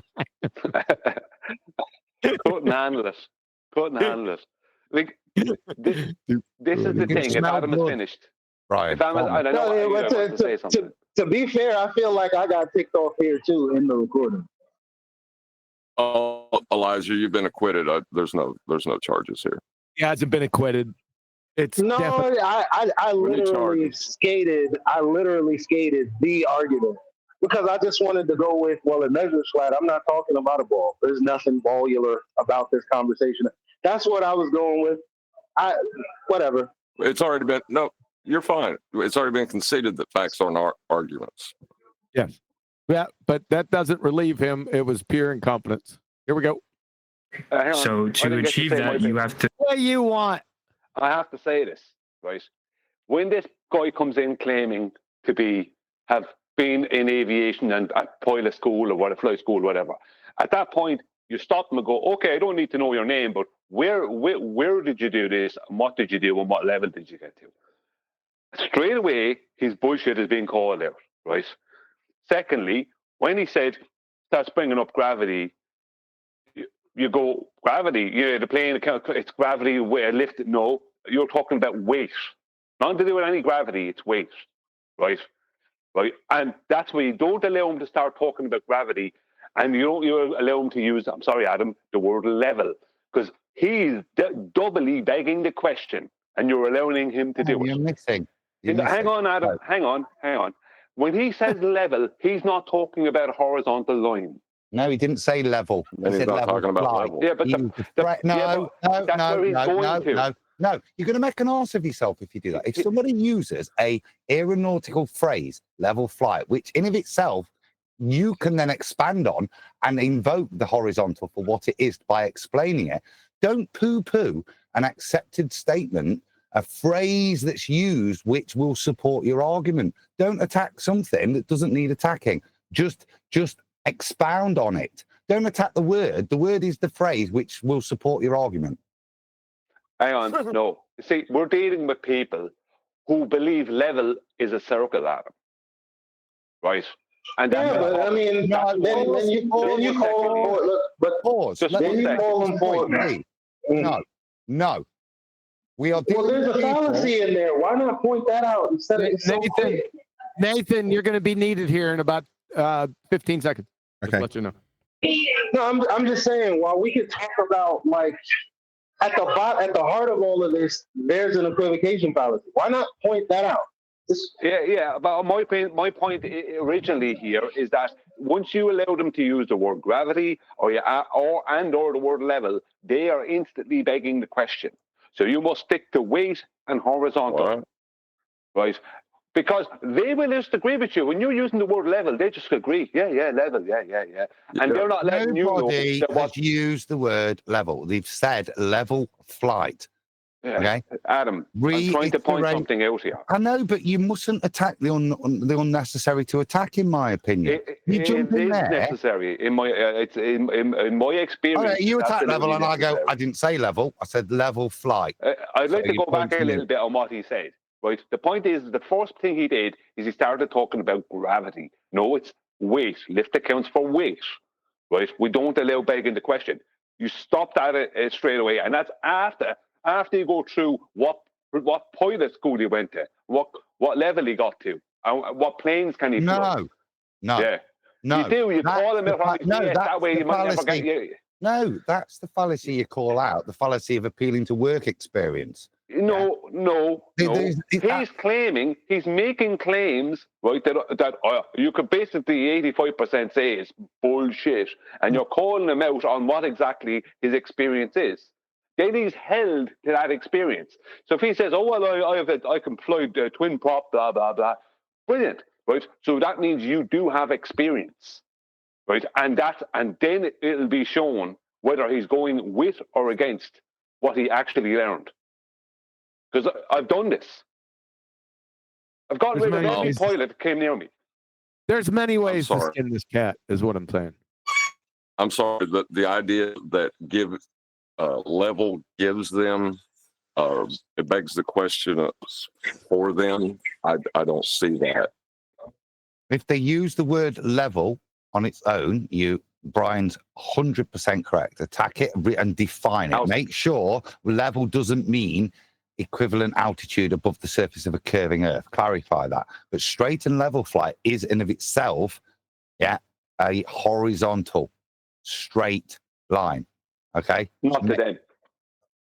Right. So that would be the point. Let's define what's now. The first part of my presentation goes into what straight and level flight is, what it actually produces in the real world via the lift effect, the 3 degrees, to ensure we have a straight line vector. Okay? So that's a perfectly permissible thing to go into. And to me, to the audience, clarify what level flight means, how it's maintained by the pilot by the use of a gyroscope. But you don't need to attack that word on its own. You attack level on its own. But if they invoke level flight, nod and go, brilliant. So you do have an understanding. How is level flight attained?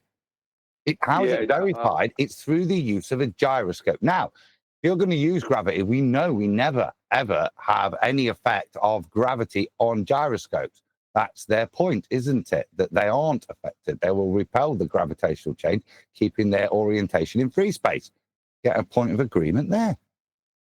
Yeah, Right, I so- would no. As soon as he says, I'll be very quick, John. As soon as he says level, I'm going to go. So you mean horizontal then? Okay, fair enough. Horizontal. Right. I'm going to stop saying that. And he leaves our saying if he disagrees with horizontal, level, then you know he's right. not talking about the same thing. Yeah. Sorry, John. If Finish. he says level, I agree with you. If he says level flight, straight and level flight, I don't agree with you. Can we, Well, I don't even know that- because he's talking about there as a curved line. No, he said level flight. Can we get to the rest of this and see what I did? No, it's not all about you, Eli. Yeah, it is. All right, let's shred him. Shred him. Come on, bring him on. I Let's stepped shred on him. John's toes. I totally disagree with you, Adam. But we leave it at that for the minute. No, it's good because both of us will win the argument and we'll both go in different routes. And it's kind of proving QE's point. Yeah. Yeah. There's many ways to skin this cat. Oh, yes, there is. But when we first presented fuck you. When we first presented it, it's very rare. I got excited and I went flawless victory. And it is. It doesn't matter which way you approach this, they're done. And whatever they try to invoke, they bury themselves further. Yes. So we're just trying different tactics. Brian, he said, well, the moment they bring up gravity, tell them no, it's weight. Guess what's going to happen next? Yeah, you're into weight. What's weight, gravity? You don't need to do that. Anyway, forget that. Let's see how Eli fucked it up. Look, John wants to say something. I stepped on John's toes. I disagree with you. I just don't think we should shy away from words that require Earth to be a flat plane, such as level. Whether it's used in straight and level flight or you're just talking about a level above or below something. It's just a word. If they have a dictionary definition that says it's curving around a sphere, fine. Okay, show me any example of that ever. Sure. Okay, can we move on? Thanks. You're entirely operating through gravity, and since gravity is curving to, doesn't that sound like Witsit? the curvature of the Earth, no matter where you are, the minor inputs are not needed. A whole pitch down argument to stay going around the Earth is not needed because gravity counteracts this by pulling you down at the same rate, no matter where you are in the sky, right? Based off the center of your plane, so the pitch data will show you rotating around the ball. Pitch data, So you're it a doesn't pilot, need to. so answer the question for us. Do It doesn't you need fly to nose because up you're between 1 operating. and 3 degrees? Yes or no? It doesn't need to because you're When operating you're through flying, gravity, which is extra. doing it for. Extra. When you're flying, are you nose up between 1 and 3 degrees? Yes or no? I mean, you can keep me. I'm just going to keep saying the same Yes or no? It's explanation. a very Okay. simple question. It's point. It's a very simple question. Yes or no? Again, you don't need to because gravity Yes or forms to no? the curvature You don't of even the know what Earth. gravity is. Right. So Sorry. This is the when as soon as there's any talk about pitch, you're talking about pitch above what? What is the pitch in relation to? Pitch above horizontal, yes. And he can't pitch above horizontal, yes. Pitch above horizontal, yes. And that so you're saying horizontal, pitch above horizontal, yeah. And then he's stuck. Once he can't because he's already. Well, I did I know not what's going on in these people's heads. I feel like I started that way, and I feel like we got to that point. I vaguely remember saying something about. So you're saying down changes? Well, that's not what the data shows. Yeah, but you were using the term level. No, I said, oh, okay, well, fine, whatever. If you go, I'm not gonna argue that. Okay, I don't, either way, since it's a synonym, I really don't care. I'll just use horizontal. It doesn't matter to me. You're busted. So stop It's a appealing to something you don't even It's understand. a word that we give It's to a word. describe the effects around us. Right? We can see. So when it starts raining, it's gravity. Awesome. That's an effect around me. Okay, That's when I fly up to 8,000 feet and then I pull my engine, I'm gonna start dropping out of the sky because gravity is constantly pulling me towards down. The only reason I can fly is because I have a wing surface and I have thrust. It's the only reason. Gravity will Another force there. constantly. Drag and thrust will throw in there too. Excellent. Okay, So cool. when you're flying, are you pitch up between 1 and 3 degrees? Yes or You no? don't need to because you operate through the curvature Yes of the or Earth no? through gravity. Stop rattling on with bullshit. We're not Okay. interested in your crap. It's a simple question. I'm not interested in your crap. It can go both ways. Suit yourself. Don't answer the questions. Don't be here. I'm not holding a gun to your head. You could have been honest with everyone and just said, yes, they do fly pitch up. But no, you want to dribble on with shit. In order for you to fly around your ball, gravitas or not, you need to pitch down to go around it. Beautiful. Full stop. Beautiful. If you can't work it out, that's a you problem. Anyways. Who is this? That's Matrix. I like it. Yeah, Matrix is great. Brian does it. If gravity was pitching it down for you. No, Matrix is pretty good. There's certain things that he could improve upon, like when he's talking about obviously pitch above what? That like I mean, what do we? So straight away, as soon as he has to accept horizontal, it's over. Right? Because he knows horizontal doesn't change, and there is no horizontal. I don't even get to that point. It's just horizontal doesn't exist on your globe. That's why I go straight to lift effect, because it involves horizontal constantly. So it's like I don't even get to this point with any of them. Yeah, you're lucky you weren't here earlier when Nathan and the rest of the panel was given a guy in the politics server. How ironic, was giving the guy perspective.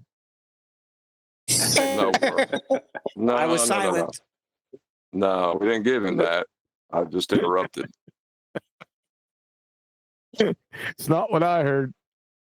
Then it would show really not a horizontal so line. I did interrupt or I didn't?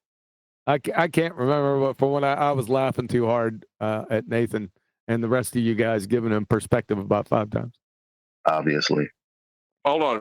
If that's not your point, why would you attack that word? We went over that if that's not the point you're making, it doesn't make sense to stop and attack a single word. We're talking over me saying Brian's appropriate word. What the hell? Give us a J. You want a J? Did you come on here? Well, I wasn't talking, but I heard my voice saying horizontal like it was trying to be played. And I was like, ooh, I said it. It's not on here. What the hell are you talking about? If gravity was pitching it down for you, then it would show not a horizontal line. Oh, you did say horizontal. There you go. You said the word. Oh my God, you're still guilty. Obviously. Perfect timing. He made a lot of sense. Who made a lot of sense? He made a lot of sense, but he couldn't answer the question whether it's pitching up or down. He said it's not that important. He said it's flying up to down 35,000 feet. He said they got to leave the runway to go down 35,000 feet upward. That made sense to you, Castle Corner? Hey, Castle Queen, he said, because you're operating through gravity, it's doing it for you. Bending the nose, tilting the nose down. That makes sense to you? No, not tipping the nose down. That's what he's saying, Constantly right? pulling you down. Therefore, you have to make the adjustments in the plane. Nobody's making the adjustments. There's no adjustments. We're showing that there are no adjustments being made. Perfect. Whoever said that. That's what pitch data is. Would you say perfect? Yeah. He's saying, no, show us on the data where that adjustment is there. It isn't. That's what we're showing you. So well done, that guy. That's the point. Yep. It's not on the data. Of course, they don't have the data up, so no one's looking at that. So it's just this data out there in the imaginary land. If you're a pilot and you're flying a plane, you don't have to make adjustments. Hey, listen, follow. Wait. You know when you're playing a video game, you got pitch, yaw. You know when you're controlling the airplane, GTA, right? So pitch is that up and down. Okay, like when you tilt the nose, and the data is showing no tilt. President Trump's the pitch right. Data. Yeah, that's what we're. Say again. President Trump is right. Thanks for that. Joey, that's what this graph is. Okay, so you get it? So basically, what graph? Where's the graph at?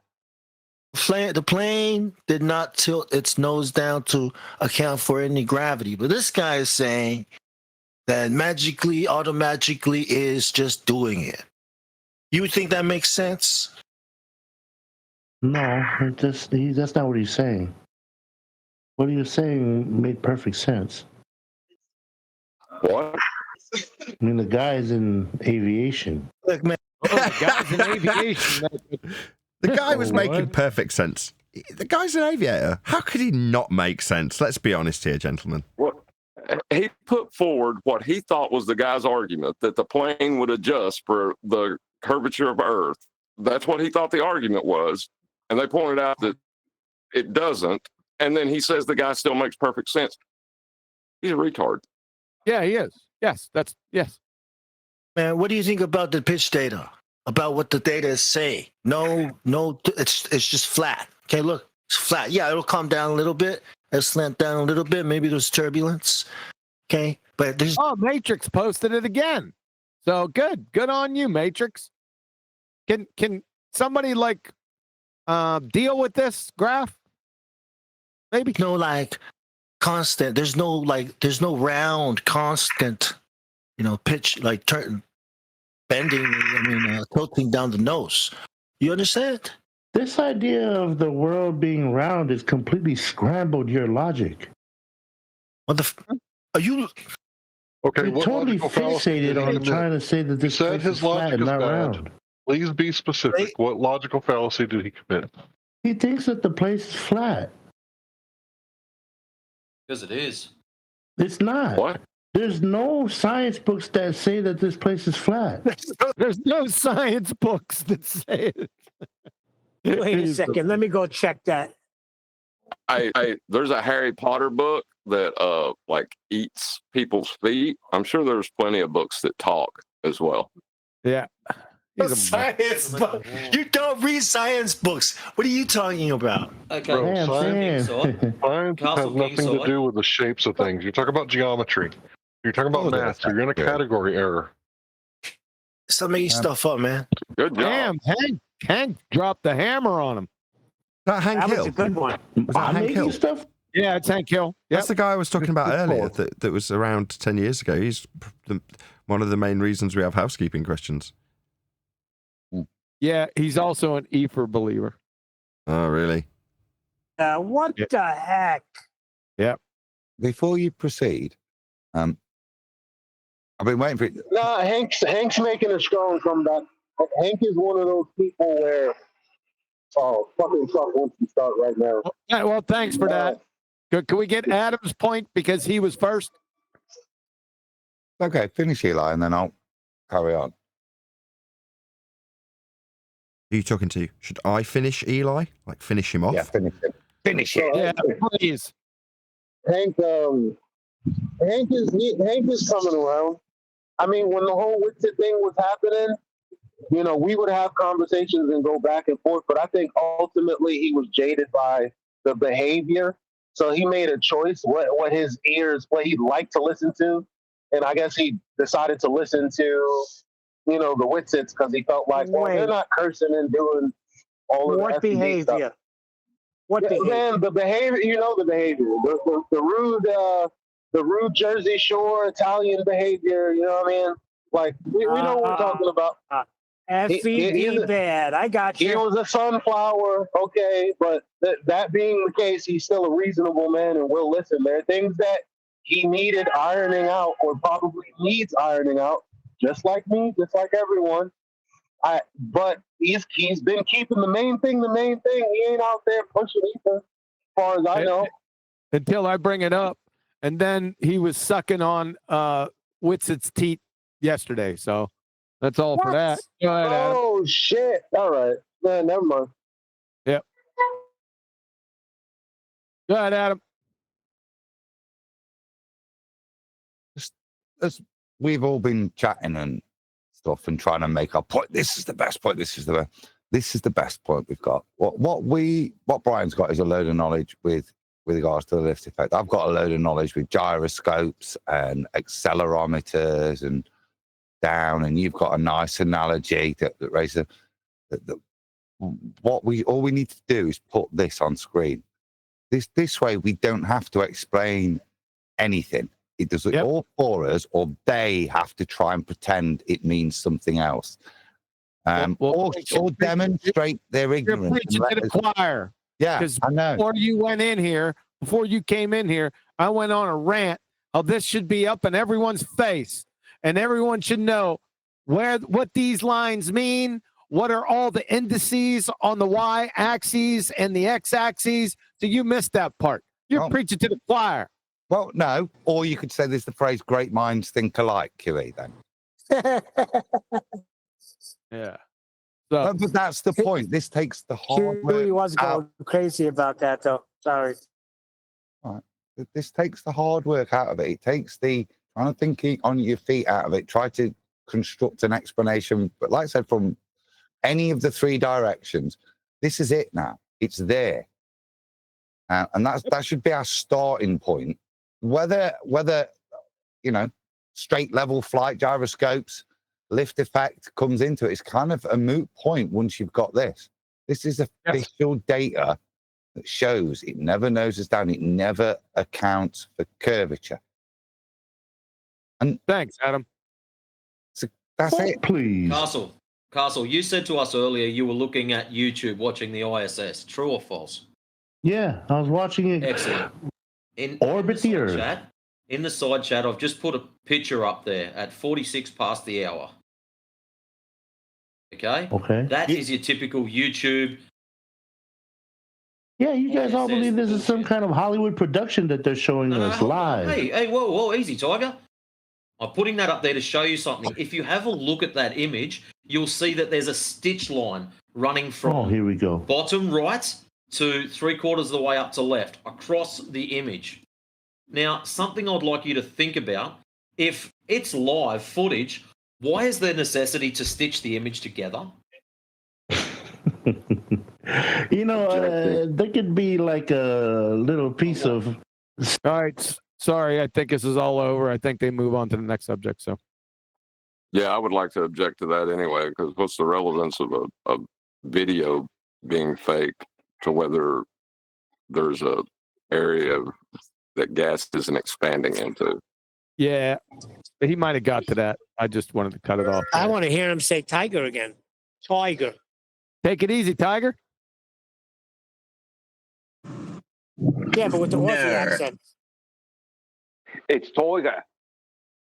There you go. Take it easy, Tiger.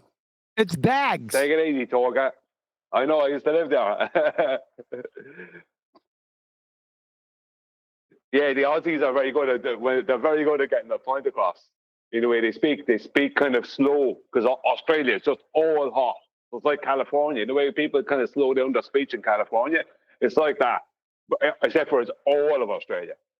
There's no war, there's no cold part. Yeah, there's some good stuff. There's some good characters coming out of Australia.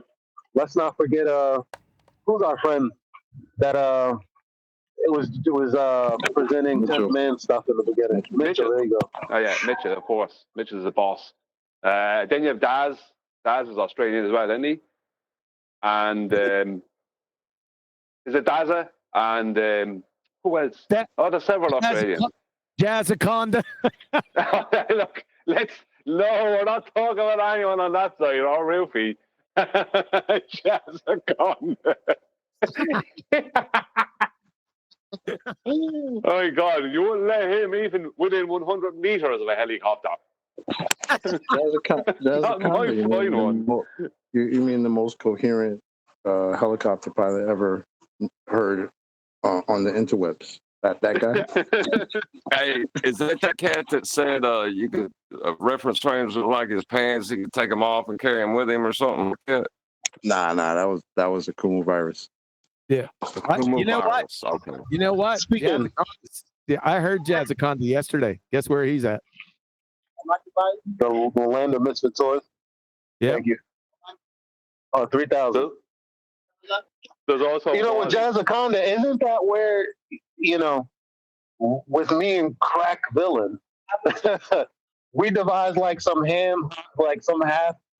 half-baked argument with the vestibular system, and then you like made it your own and was like, yeah, this is my argument. It's like the fuck. Yo, Crack Villain. Your vestibular. Crack Villain. Not in the flat earth spaces. He's around though, just not in flat earth Discord. Gotcha.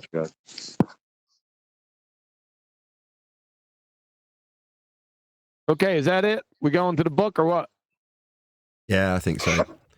With that, I'm going to say another huge, massive, enormous thank you to both Discord and G+ panels for making today's after show possible. And of course, a massive thank you to all of you for liking, commenting, sharing, subscribing, joining as a Nathan Oakley 1980 channel member, and all that good stuff. I've been Nathan Oakley, and I will see you all in the next video.